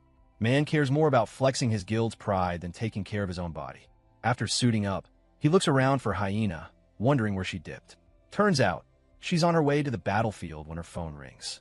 Hearing Sango is finally awake, she's shocked but quickly catches him up on everything going down. Sango asks her location, and she tells him she's headed straight into the war zone.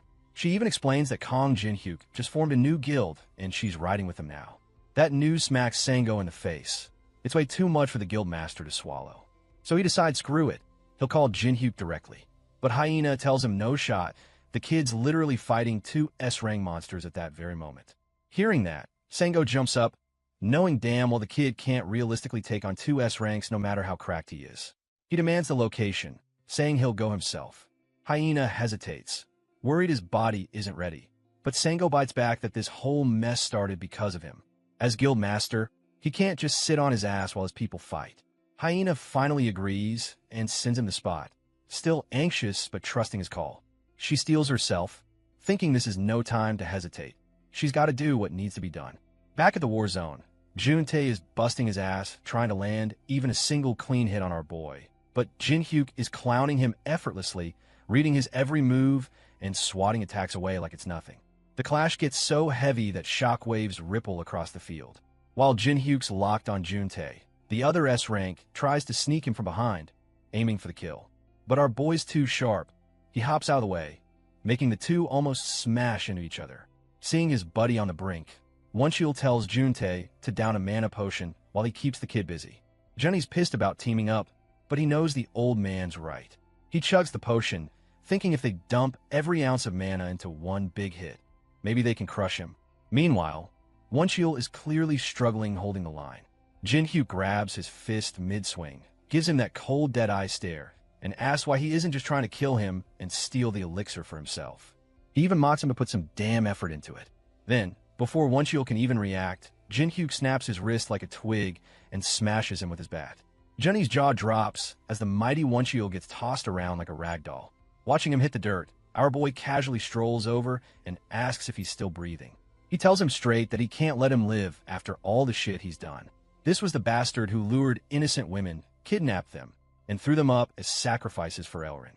The ones who resisted got locked away, while his loyal guild scumbags drowned themselves in drugs. Every ounce of pain he's feeling now is just karma cashing in. On the ground, bleeding and broken, Woncheol can't believe his story's ending in such a pathetic, dog's hit way. Jinhyuk lifts the bat over his chest and asks if he's got any last words.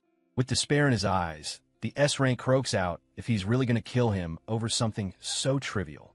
He starts begging like a worm, promising to make Jinhyuk the guild master if he just lets him live. But Jinhyuk's done playing games.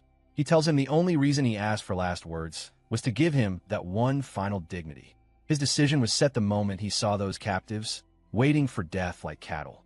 Woncheol still doesn't get it, still whining about why kidnapping a few people should seal his fate. But none of that matters.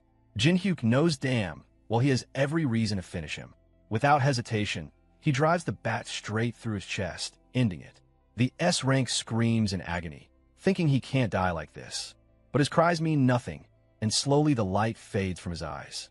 As his body goes limp, Jinhyuk coldly reminds him to apologize to every single soul he slaughtered when he reaches the afterlife. Meanwhile, Juntae is standing there shaking like a bitch, torn between swinging at Jinhyuk while he's distracted or just bailing out. But his eyes give him away. He already knows he's screwed. The only thought in his head is running, but it's already too damn late. Jinhyuk clocks him trying to sneak off and whips his bat at him like a bullet, telling him where the hell does he think he's going.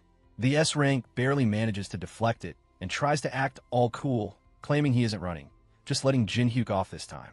He convinces himself he's faster and can outrun him. But reality hits when Jinhyuk catches up instantly and tells him he doesn't need to hold back anymore. At the same time, Seo, Sango, and Hyena reach the ruins of the battleground. She guides him to the spot, warning him he'll hit the battle zone once he passes it. Before he leaves, she begs him to reconsider, but the guy's already set. He can't dump everything on Jinhyuk. He has to fight too. Hyena urges him to rest, but Sango insists he'll finish what he started. She finally relents, asking him not to push himself past his limit. As he heads out, Sango looks at the sky and mutters for Jinhyuk to wait for him. On another rooftop, Yong watches the whole mess unfold. He's pissed that the fight spiraled out of control. It should have been a clean duel between two S-ranks, but then someone stronger had to crash the party. Seeing no way to save Juntae, he decides to cut his losses. His dream has always been building the greatest guild, and Seo Sango was in his way. So he poisoned him, clearing the path to his own twisted goal. Now, staring at Jinhyuk, Yong decides to let him live for now, planning to escape and twist public opinion in his favor later. But before Sango left to help Jinhyuk, Hyena had told him something crucial. While monitoring the fight with drones, she spotted Yong Suk on top of the Titan building. Back in the present, the guild master suddenly appears behind the traitor, making Yong freeze in pure disbelief. Before he can react, Sango snarls his name and grabs him by the collar, demanding why the hell he betrayed his own guild. Yong stares him down and says the guild doesn't need him anymore. That stings, and Sango demands to know what he means. Yong doubles down, saying Sango was holding the guild back and was useless. But Sango sees through the bullshit. He calls him out, saying all of this is just greed dressed up as excuses. Yong pushes back, claiming he saved the guild from destruction. Sango shuts that down hard, telling him the guild is collapsing because of his betrayal and the chaos he orchestrated. Cornered, the traitor pulls a knife and lunges at him. But even half-healed, Sango dodges easily, spitting that he's a disappointment to the very end. Young uses the moment to bolt, running with the delusion that his only crime was trying to create the greatest guild. He blames Jinhyuk for screwing it all up and leaps off the building. The guild master isn't about to let him get away. He charges after him, summoning his axe midair. With one brutal swing, he slams it into Yong's skull, roaring at him to take responsibility for the disaster he caused. Blood sprays as his head splits open, and his body crashes to the ground below. Sango stands over him, declaring that his duty is finally done. But the victory sours in an instant as he remembers Jinhyuk. He wasted too much time chasing the traitor. Without hesitation, he sprints toward the battlefield to back up the MC. Meanwhile, our boy is straight up wrecking the S rank like it's child's play. Juntae takes a nasty hit to the chest, gasping like his lungs are on fire, barely able to breathe. Jinhyuk points his bat right at him, making it clear this is the end of the road. Juntae already knows he's tapped out. There's no miracle, no way out. Desperate as hell, he starts begging like a bitch, offering everything he's got, even his damn guild position, if it means living another day. But Jinhyuk isn't buying that crap. He remembers the last time they clashed. When he was bleeding out from a spear wound, he never begged, never folded, he fought till his last breath. That memory just makes Johnny's whining look even more pathetic. The S rank keeps pleading anyway, clinging to life like a coward. Jinhyuk shuts him down with one cold line. If you want to live, you better fight till your last damn breath. Before Juntae can spit out another word, Jinhyuk swings and smashes his head clean off his body. No hesitation, no mercy. Silence hits. The S rank's corpse hits the ground, and Jinhyuk just stands there, soaking in the fact that he finally took down an S rank hunter with his own strength. For once, it wasn't luck, it wasn't backup. It was him. Then out of nowhere, he hears CO Sango's voice calling out, asking if he's hurt. Jinhyuk spins, shocked as hell to see the guild master alive and walking like nothing happened. He blurts out, when the hell did he wake up? Sango says chill. He woke up a while ago and already recovered. He then looks around and asks what the hell went down here. Jinhyuk tells him it's a long-ass story, but the short version is that he got a chance to power up, and he grabbed it. Thanks to that, he was able to solo those S-rank bastards.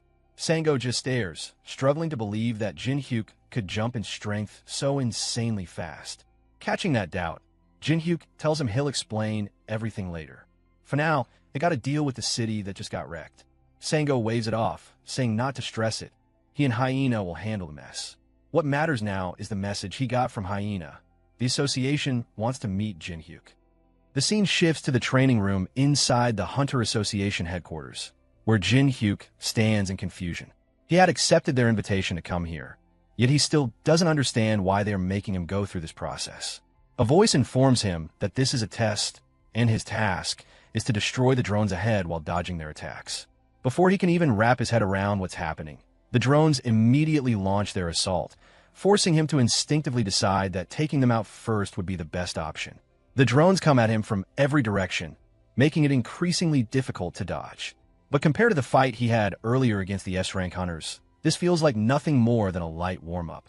With a confident smile, he starts swinging his bat and destroys the drones one by one. It doesn't take long before he clears all of them out. The voice then announces that he has just set a new record. Jinhyuk looks at the screen in front of him, clearly annoyed, and says that he's starting to get irritated since no one informed him about this test in advance. On the other side, a pink-haired girl explains that this is part of the official procedure to determine his proper rank as a hunter.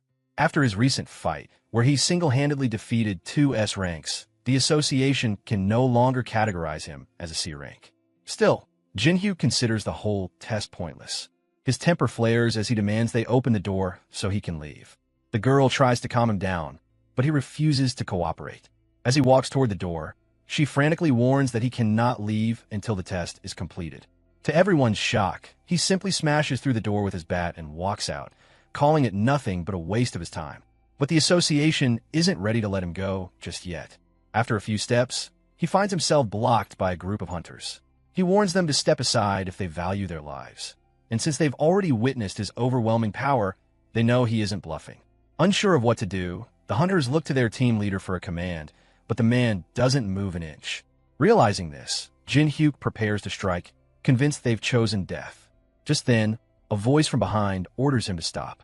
Before Jinhyuk even turns around, the hunters suddenly bow in respect, calling the newcomer chairman. It dawns on him that the man behind him is none other than No Teksu, the chairman of the Hunter Association.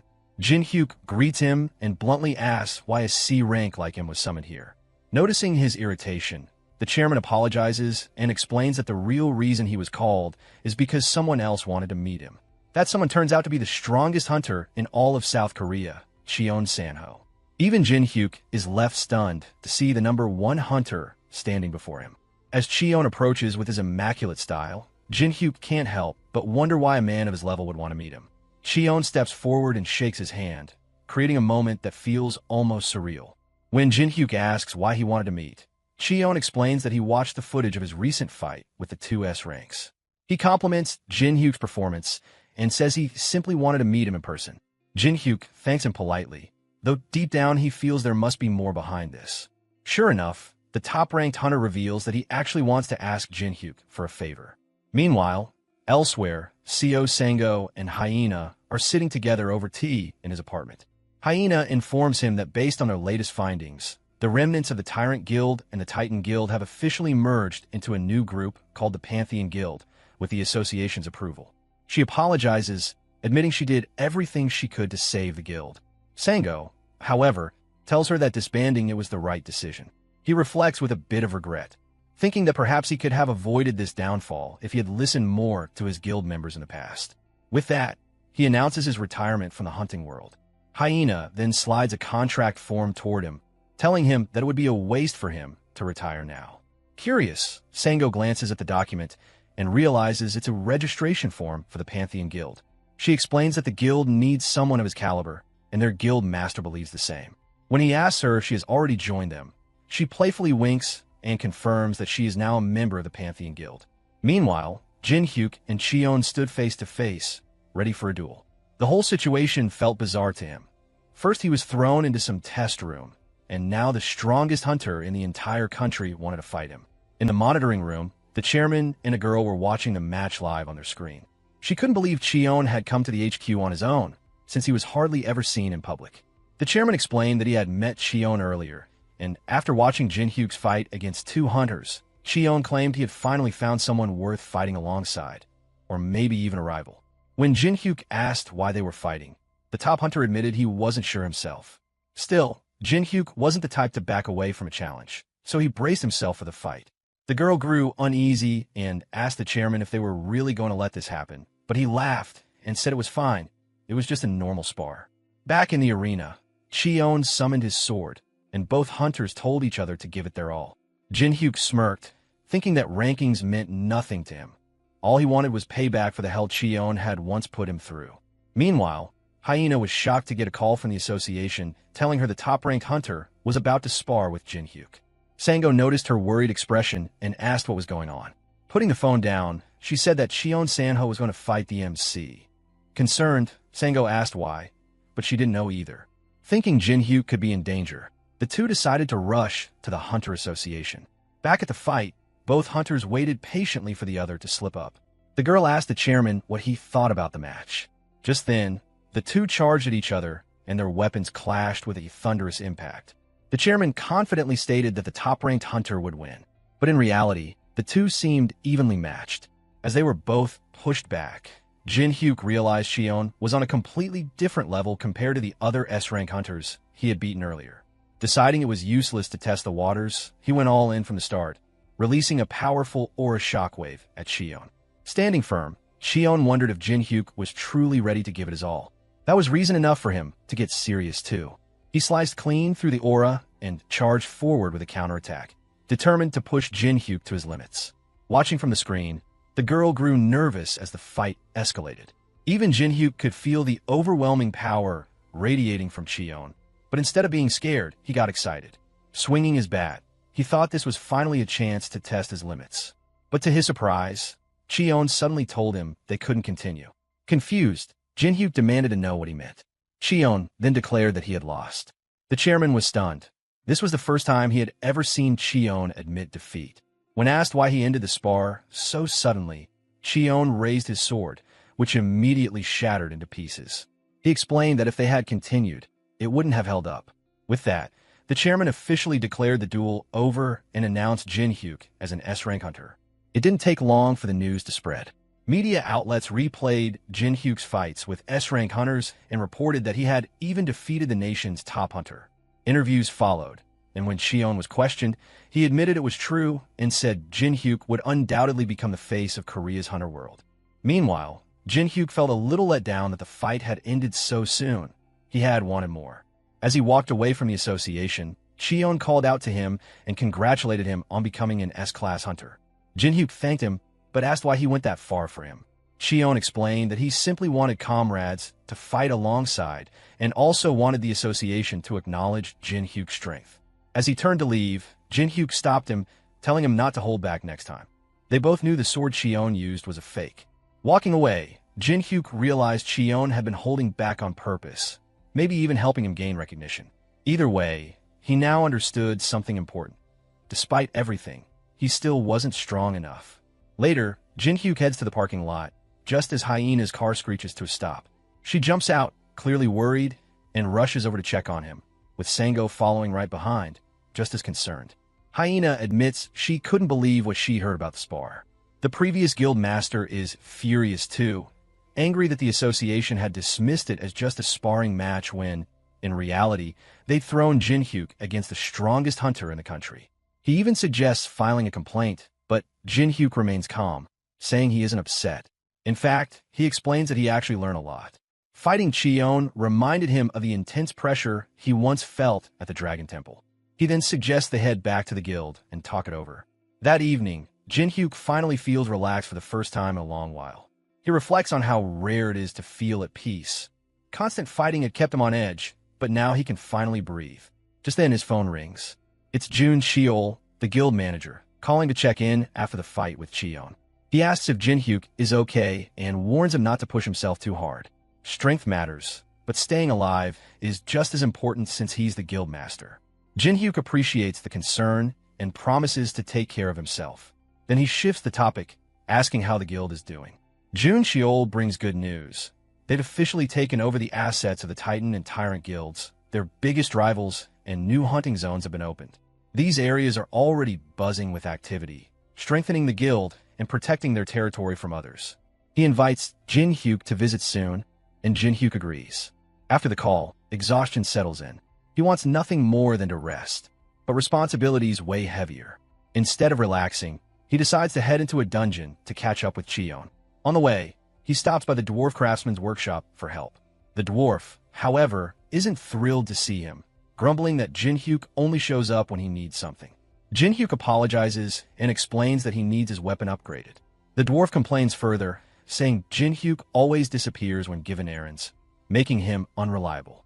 Jin-hyuk insists he had his reasons and promises to make up for it. When he mentions the spar with Cheon, the dwarf blows up, furious, grabbing the weapon and demanding to know if Jin-hyuk actually lost while using the bat he crafted.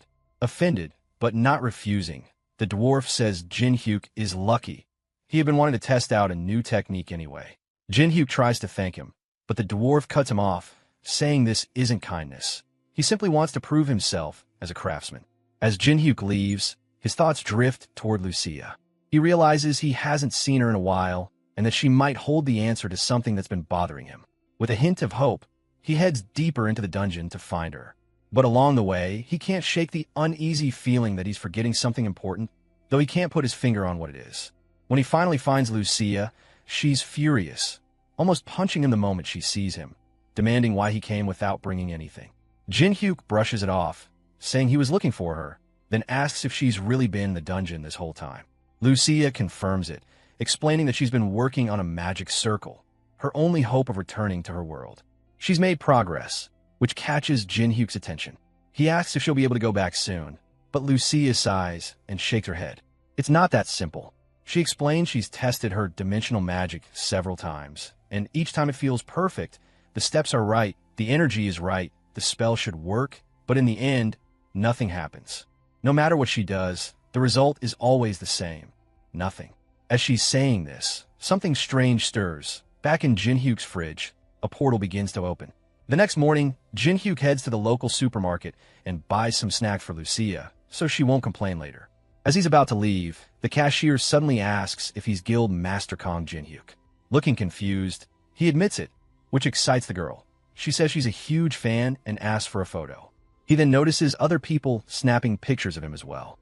Not wanting to draw more attention, he quickly apologizes and bolts out of the store. On his way back to the cave, he realizes he's far more well-known than he thought. The dwarf finally shows him a new weapon, claiming it's on a completely different level from the last one. As soon as Jinhyuk grabs the bat, he feels it draining his mana. He wonders if something's wrong with it, but the dwarf takes it as an insult and smacks him in the face. He reminds Jinhyuk about the Alron, or he purified earlier, explaining that he used it to upgrade the bat. Normally, or for monsters carries their traits. In Alron's case, it should have absorbed life, but thanks to Jinhyuk's purification, it now absorbs mana instead. Since it's draining him, that means the weapon is working perfectly. Jinhyuk still worries it might suck out all of his mana, but the dwarf reassures him that it will stop after reaching its limit. Sure enough, the bat soon stops absorbing, signaling that it's fully charged. The dwarf explains that Jinhyuk can use the stored mana whenever he wants. To test it, Jinhyuk swings the bat toward a statue, releasing a powerful shockwave of mana. The dwarf is slightly impressed that he managed to control it so well on his first try. Jinhyuk thanks him for the enhancement, but the dwarf brushes it off, saying he only wants booze. As they chat, the dwarf asks about his plans, and Jinhyuk mentions he's going to see Lucia. Just hearing her name makes it obvious the dwarf dislikes her. Curious, Jinhyuk asks why. With a serious look, the old man says it's a long story. Dwarves and elves have always been at war. He reveals that the elves once sold their own people to the dragons, a revelation that shocks Jinhyuk and makes him realize how deep the hatred runs between the two races. Later, when he meets Lucia, she immediately yells at him for being late. He asks why she called him to the temple when she usually stays in the boss's room. Instead of answering directly, she tells him to look around, and he realizes the entrance temple is gone. She believes it vanished before he cleared the dragon's trial. During a recent investigation, she also discovered a dimensional teleportation magic circle, even more advanced than the one the mage used in the boss room. Looking at him seriously, she asks if he understands what this means. Jinhyuk quickly figures it out. If they study the circle, he might be able to return to his original dimension. But there's a catch. Lucia can't activate it on her own, even if they manage to complete it, which means he'll need to learn magic from her to help with the activation. Jinhyuk asks her again to confirm if she really means that he should learn magic from her. She affirms, explaining that the magic circle demands an enormous amount of mana, and she can't power it alone. Even with his help, she's unsure they can activate it. Jinhyuk starts brainstorming ways to provide a huge mana boost, and suddenly recalls that his bat could be perfect as it stores mana. He suggests she try using it. Hesitant at first, she changes her mind when he demonstrates mana leaking from the bat. He explains that the old man upgraded it to store mana, and while he doesn't know exactly how much it holds, it might still help activate the circle. When Lucia tries to touch the bat, she gets a massive shock. Even Jinhyuk is puzzled until he remembers that the dwarf engraved a binding effect on it, so only he can wield it. This means the bat isn't usable for them, leaving them with no choice but to teach him magic. She tells him he'll be her student from now on. His first lesson takes place in his apartment, where she even assigns homework while he snacks. Learning isn't as easy as he thought. He has to memorize a huge amount of magical theory, control the flow of mana, and apply it to activate the magic circle. After days of study, he finally grasps the basics of magic. Just as he feels accomplished, she snaps him back, saying that was only the foundation. The real lessons are starting.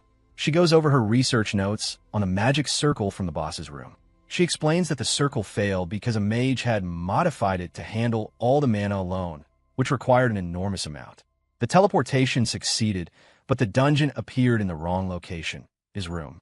Jinhyuk asks why they're studying a failed circle, and she responds that by comparing it with the Dragon Temple circle, they can identify the flaws and build one that actually works. From that day on, they dive into research to create the perfect magic circle. Jinhyuk steadily improves, eventually learning to channel mana into the circle. He fills the bat with maximum mana and starts transferring it while Lucia assists, signaling him when enough mana has been poured. As they pour mana in, the circle lights up, reacting to the energy.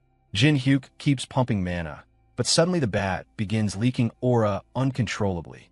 He struggles to stop it, and even Lucia is confused, asking why he's injecting aura into the circle.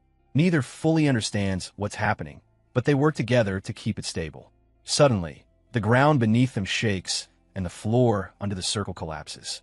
They manage to jump back in time, avoiding the collapse, but this destroys their only route of return. Furious, Lucia yells at him for causing the circle to vanish. Meanwhile, the portal inside his fridge begins glowing even brighter. Later, the two of them are sitting in his apartment, while Lucia munching desperately on snacks. He apologizes, admitting he never expected his bat to start injecting aura into the magic circle. She's still upset and yells at him, pointing out that he doesn't even understand the difference between mana and aura. Jinhyuk is taken aback by her words, but explains that he often uses the bat for fighting, so it's possible he accidentally converted mana into aura. By now, Lucia has calmed down a bit and acknowledges that she should have checked things before the activation, but it doesn't change the fact that they've lost their chance to reverse the situation, which weighs heavily on him. He reassures her that he'll find a solution and asks if she wants anything. In response, she shouts for him to bring the tastiest, sweetest treats he has. Jinhyuk rushes to the fridge and asks if she wants cake, but the moment he opens it, a strong wave of cold air blasts out, definitely not normal. He calls her over to check it out, and when she arrives, they both see a completely new world beyond the fridge door. Lucia smiles, realizing that the magic circle didn't actually fail. The snowy landscape is a result of the circle, and from the mana she senses, she believes this is the dimension she once lived in. Though she doesn't understand how the portal appeared inside the fridge, she suggests going in to investigate. Jinhyuk agrees, saying he just needs to take care of a few things first. He immediately calls Jun Cole, his guild's co-founder, and asks him to come over, also inviting Hyena to join. When they arrive, Jinhyuk explains that he plans to leave temporarily to train. After his fight with Cheon, he realized he's still not strong enough. Hearing this, Jun Cole asks if he has found a way to get stronger. Jinhyuk admits he isn't sure yet, but it might be possible. Hyena hands him a report, noting that the guild is stable for now, but could face difficulties if he's gone too long. Before he can respond, Jun Cole stands and reassures him that everything will be fine, saying he'll handle the guild so Jinhyuk can focus on training. Since their guild influence is comparable to his, he can leave and return stronger without worry. Later, Jun Cole calls another guild member to inform him that the guild master will be away for a while, so he'll take on more responsibilities. The man expresses concern about Jinhyuk leaving at such a critical time, but the co-founder assures him that it's fine. When Jinhyuk returns stronger, their guild's influence will increase, making them the #1 guild in the country. Meanwhile, Lucia waits while Jinhyuk changes. He emerges wearing a heavy winter coat and apologizes, saying he had more to pack than expected. He then gives her a special bow with some arrows, explaining that the dwarf instructed him to give it to her. She studies the weapon quietly, initially thinking a few arrows aren't a big deal, but her expression changes as she notices the high quality of the arrowheads. Jinhyuk gets excited, saying he thought they were normal arrows since he tossed them casually and mentions how well the old man looks out for her. Lucia, still hesitant to admit it, remarks that she might have to repay him someday. Finally, they step into the portal, and Jinhyuk immediately notices this is a different dimension. They discuss where to start exploring and come across a mysterious dungeon. Excited, Jinhyuk senses that something is hidden inside. Lucia agrees, and together they decide to enter the dungeon. The dungeon was far larger and deeper than they had expected. The moment they stepped inside, she immediately sensed monsters rushing toward them. Lucia quickly stopped him and warned him to get ready, knowing a fight was imminent. Soon enough, the monsters appeared. It was a group of yetis. They lunged at them ferociously, and she asked him if he could handle the attack. With a confident grin, he assured her he could, summoning his bat and claiming he could take them down with his eyes closed. She chuckled at his bravado, teasing him for talking big. The two of them began taking out the monsters with ease, Jinhyuk attacking head-on, while Lucia provided support from behind. As the battle went on, she started noticing just how effective his arrows were. Feeling confident, Jinhyuk decided to finish the fight with one final strike. Meanwhile, the dragon god received a message that the apostle had crossed dimensions. Sitting calmly in his chair, he listened and declared that he would meet the apostle soon. The dragon was still puzzled as to why the title of apostle had been given to a human rather than a noble dragonkin. The dragon god explained it was due to the man's destiny. He was born to bring ruin to the world. A brutal clash unfolded between Jinhyuk and the monstrous creatures. He leapt into the air, aiming to end the fight quickly. Without hesitation, he swung his bat like a lightning bolt, striking the creature's skull and killing it instantly. Panting, he opened his inventory and read the monster's name. Yeti. The name surprised him. He didn't remember encountering such a creature before. Lucia soon approached and reacted sharply at the mention of Yeti. She explained that Yetis typically live in packs in the mountains. If the creature he had just killed was indeed a Yeti, they needed to leave the cave immediately. Confused, Jinhyuk asked why they had to escape so suddenly. She warned that killing even a single Yeti would likely provoke the entire pack to retaliate, and their combined strength would be brutal and merciless. Before they could discuss further, a blizzard suddenly tore through the tunnel, accompanied by monstrous howls echoing from the shadows. Realizing the danger, Jinhyuk asked why she hadn't mentioned this sooner, and she admitted she had just remembered. With no time to waste, she urged him to run. As they fled, the icy floor beneath them began cracking. Despite the danger, he glanced back at the advancing Yetis, questioning if fleeing was truly necessary. They didn't appear that strong to him. Lucia explained that the threat wasn't only the monsters. The cave's fragile structure meant any battle could collapse the ice and kill them all. Suddenly, he came to a halt. Alarmed, Lucia demanded to know why he had stopped in such a perilous spot. Calmly, he said he had a tool that might help. He pulled out a flash grenade, intending to freeze the monsters in place. Just as he prepared to throw it, the Yetis unexpectedly started retreating into the cave. Both Jinhyuk and Lucia were stunned. The creatures that had been charging at the moments ago now seemed afraid. She peered deeper into the cave and suggested that the Yetis might sense something even more dangerous ahead. Their instincts were warning them not to go further. Jinhyuk was shocked at the thought that something terrifying enough to scare off an entire Yeti pack could exist deeper inside. She confirmed sensing a strange, powerful magical energy unlike anything she had ever felt before. Dark, twisted, and deeply unsettling. She concluded that the only way to discover more was to press onward. They pressed forward until the tunnel opened up into a vast, hidden space. In the center of the mist stood a massive, snow-covered structure. Lucia pointed out that this was the source of the dark magical energy they had been sensing. Jinhyuk decided they needed to investigate it closely. Despite her composure, Lucia remained tense and warned that the aura around the place felt unnaturally disturbing. Even she, who had never known fear in battle, felt a deep unease in her chest, as if something inside the structure was observing them. Elsewhere, in a different shadowed realm, the dragon god sat alone. He murmured that he had finally found what he had been seeking. The last messenger had arrived, and now it was time to wait for what was coming. Meanwhile, Jinhyuk and Lucia began moving toward the temple. The cold was biting, and the air carried a tense, ominous feeling, as if danger lay ahead. As they ventured further, they noticed a man standing silently in the distance. Jinhyuk felt something off about him, and Lucia warned that dark energy emanated from the man. Jinhyuk wondered if the man was still human and suggested trying to speak to him, but Lucia quickly refused, noting she had never felt this kind of mana before. At that moment, the man spoke. His voice was rough, and he said he had not expected anyone to come here, asking if they were sent by him. Jinhyuk replied that they had simply come to investigate, sensing ominous mana, and asked the man his identity. Suddenly, the man became angry, yelling that intruders could not be allowed to leave after seeing this place. The atmosphere grew heavy. Lucia told him to step back immediately, and then she suddenly realized who he was. She explained that he was actually a dragon. The surroundings shifted, and the man transformed into a gigantic red dragon before them. The dragon declared that they had entered a sacred place and must pay the price. Lucia prepared to fight, noting she had faced dragons before. Jinhyuk was shocked, trying to process what had just happened, but readied himself for combat. Then, everything froze. The wind ceased, the fire went out, and even the dragon and Lucia could not move. Jinhyuk was confused, noticing that Lucia was also immobilized. A deep voice spoke, declaring, "Time has been stopped." A figure appeared in the air, clad in a black cloak. He did not walk on the ground, but seemed to float or tear through space. Jinhyuk asked his identity. The man introduced himself as Ordo, claiming he created the dragon Tiamat and asserting that he was the god of the world. Jinhyuk was surprised but unsure whether to believe him. Ordo said it did not matter whether he believed him. It was still the truth.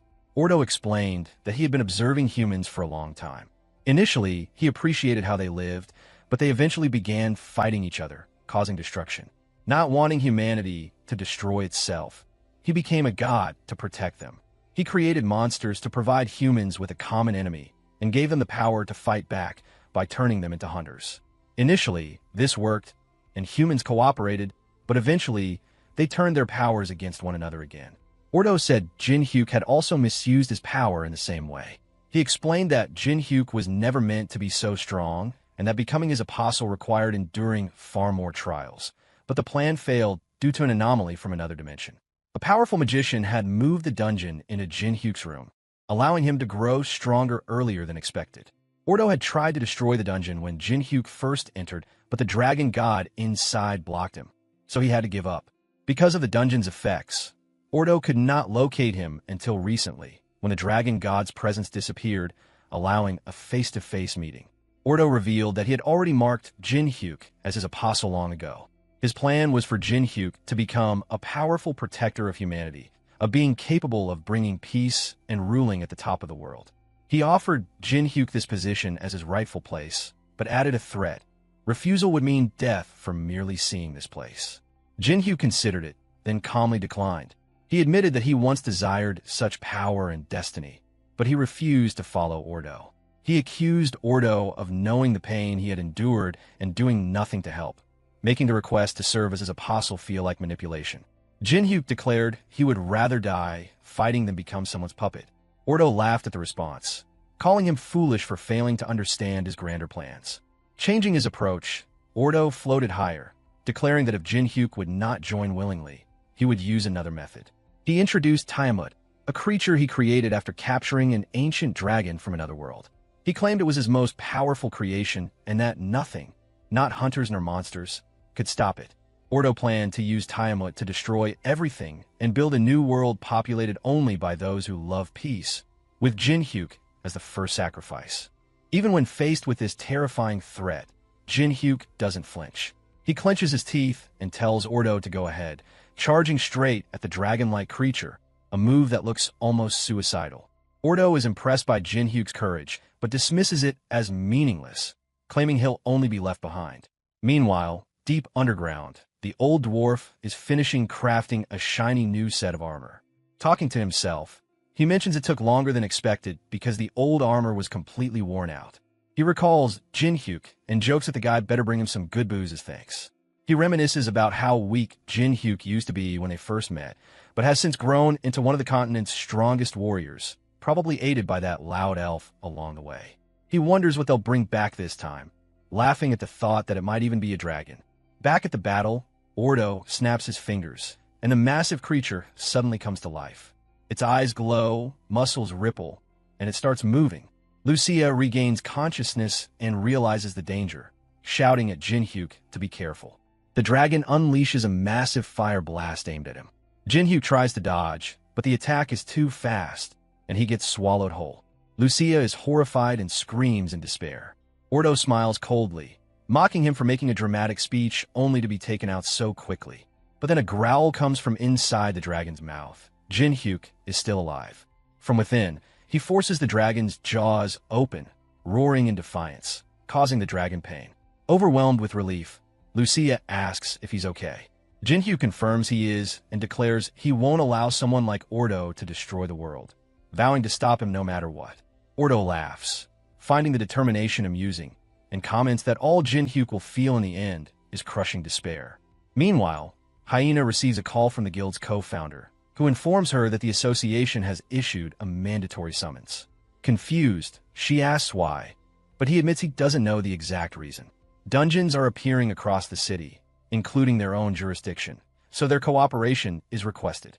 She promises to notify the other guild members immediately. After hanging up, CO Sango asks what's going on. She explains that a massive number of gates have appeared in Region 9, intriguingly close to Jinhyuk's home. Back at the battle, Jinhyuk remains trapped inside Tiamat, the dragon's mouth. Lucia fears he might burn alive if he doesn't escape soon. He struggles, but the dragon's strength keeps him pinned. Suddenly, the elf shoots an arrow straight into the dragon's head, causing it to scream in pain and open its mouth, giving Jinhyuk a chance to break free. Despite taking a direct hit, the dragon appears unharmed. As Jinhyuk hits the ground, the dragon swoops toward him to finish him off. He quickly gets back on his feet, realizing the creature isn't giving him a moment to recover. The dragon slams down, using all its power to crush him. At the same time, Lucia attempts another arrow shot, but the dragon strikes her with its tail before she can release it, sending her flying.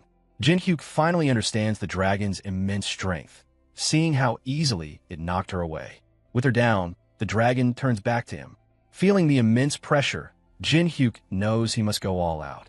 Ordo seems slightly disappointed, thinking it's over, and orders the dragon to finish him. Yet, something is wrong. No matter how hard the dragon tries, it cannot crush Jinhyuk. Shocked, the dragon struggles to believe that a mere human can endure its power. Jinhyuk counters with all his strength, channeling the power he gained from the dragon's temple. He unleashes it with a roar, forcing the dragon to recoil. Even Ordo is stunned, unable to comprehend that Jinhyuk can wield the power of the dragon god. Meanwhile, the dragon god sat on his throne, declaring that the time had come to act since his apostle had finally awakened to his true power. Rising from his throne, he proclaimed that he would settle their long-standing grudge once and for all. In the other dimension, Ordo sensed the shift in energy immediately, recognizing it as a sign of the dragon god's arrival. Even Jinhyuk felt something unusual, surprised by the immense strength of the dragon god. On top of that, he noticed the dragon mark on his wrist. Ordo also saw the symbol above him and wondered if the dragon god had truly chosen him as his apostle. Knowing he had to finish his task before the dragon god appeared, he ordered the dragon to kill him at once. Tiamut obeyed instantly, sending a massive wave of fire toward him. Surprisingly, the fire that had seemed so threatening a moment ago no longer intimidated him. He felt confident he could defeat the dragon. Suddenly, a voice told him to stop, and for a moment, time itself seemed frozen. Jinhyuk assumed Ordo was behind it and shouted at him, asking if he had something to say. Ordo, equally confused, denied stopping time. At the same time, the dragon god's voice reached him, asking why it had been so difficult to locate him. His eyes widened as he finally realized the dragon god had arrived far sooner than Ordo expected. Looking up, he saw the elder flying above and asked what he was doing there. The dragon god turned to Ordo, accusing him of kidnapping a dragon that was like a child to him and transforming it into the monstrous Tiamut. He questioned why Ordo had done such a thing despite knowing it was wrong. Ordo tried to justify his actions, claiming he did it for the sake of his world, expecting the god to understand. The dragon god saw through the lies, pointing out that turning his child into a monster to destroy a world was unnecessary and done purely for Ordo's own satisfaction. Even now, Ordo attempted to kill his apostle out of personal dislike. Furious, Ordo insisted he had only acted to bring peace to his world, viewing it as a minor sacrifice for the greater good. The dragon god then addressed Jinhyuk, asking if any of Ordo's reasoning made sense. Our protagonist lunged at Ordo, declaring it all nonsense. Ordo asked if he even understood the situation, noting that he was interrupting a conversation between gods. Ordo tried snapping his fingers to stop time, but nothing happened. Shocked, he realized his powers had no effect on Jinhyuk. The dragon god explained that Jinhyuk was facing his proxy, someone capable of wielding dragon power, a human with god-level strength. It was time for Ordo to be defeated by the very being he had looked down upon.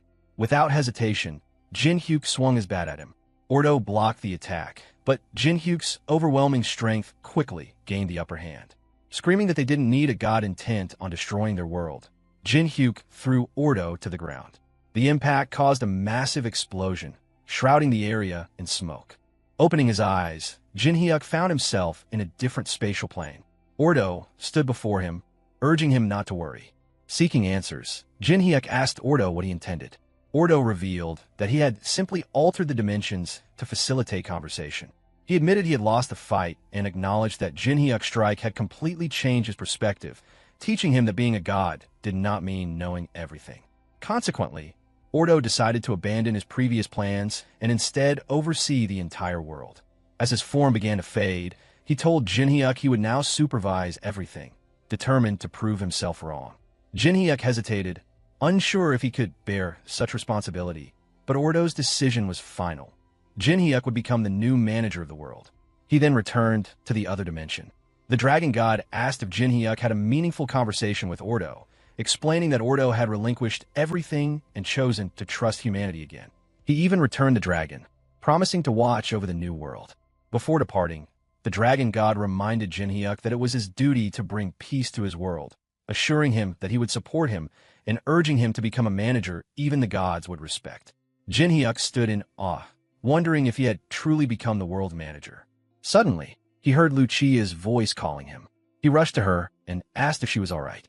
She revealed that she had nearly died but had been healed by the dragon god, allowing her to recover. With the danger past, Jinhyuk invited her to return home. She explained that this was her original world and she could not leave, which saddened him. They said their goodbyes and parted ways, looking down at his world from above. Jinhyuk recalled how a dungeon had mysteriously appeared in his room, never imagining that a bottom-tier hunter like him could rise to become the manager of the world. Though he still didn't understand why Ordo had chosen him for this power, he was determined to guide humanity on the right path, preventing them from going astray. He would accomplish this while connecting with others to build a better world, fulfilling his role both as a human and as the manager of a new world.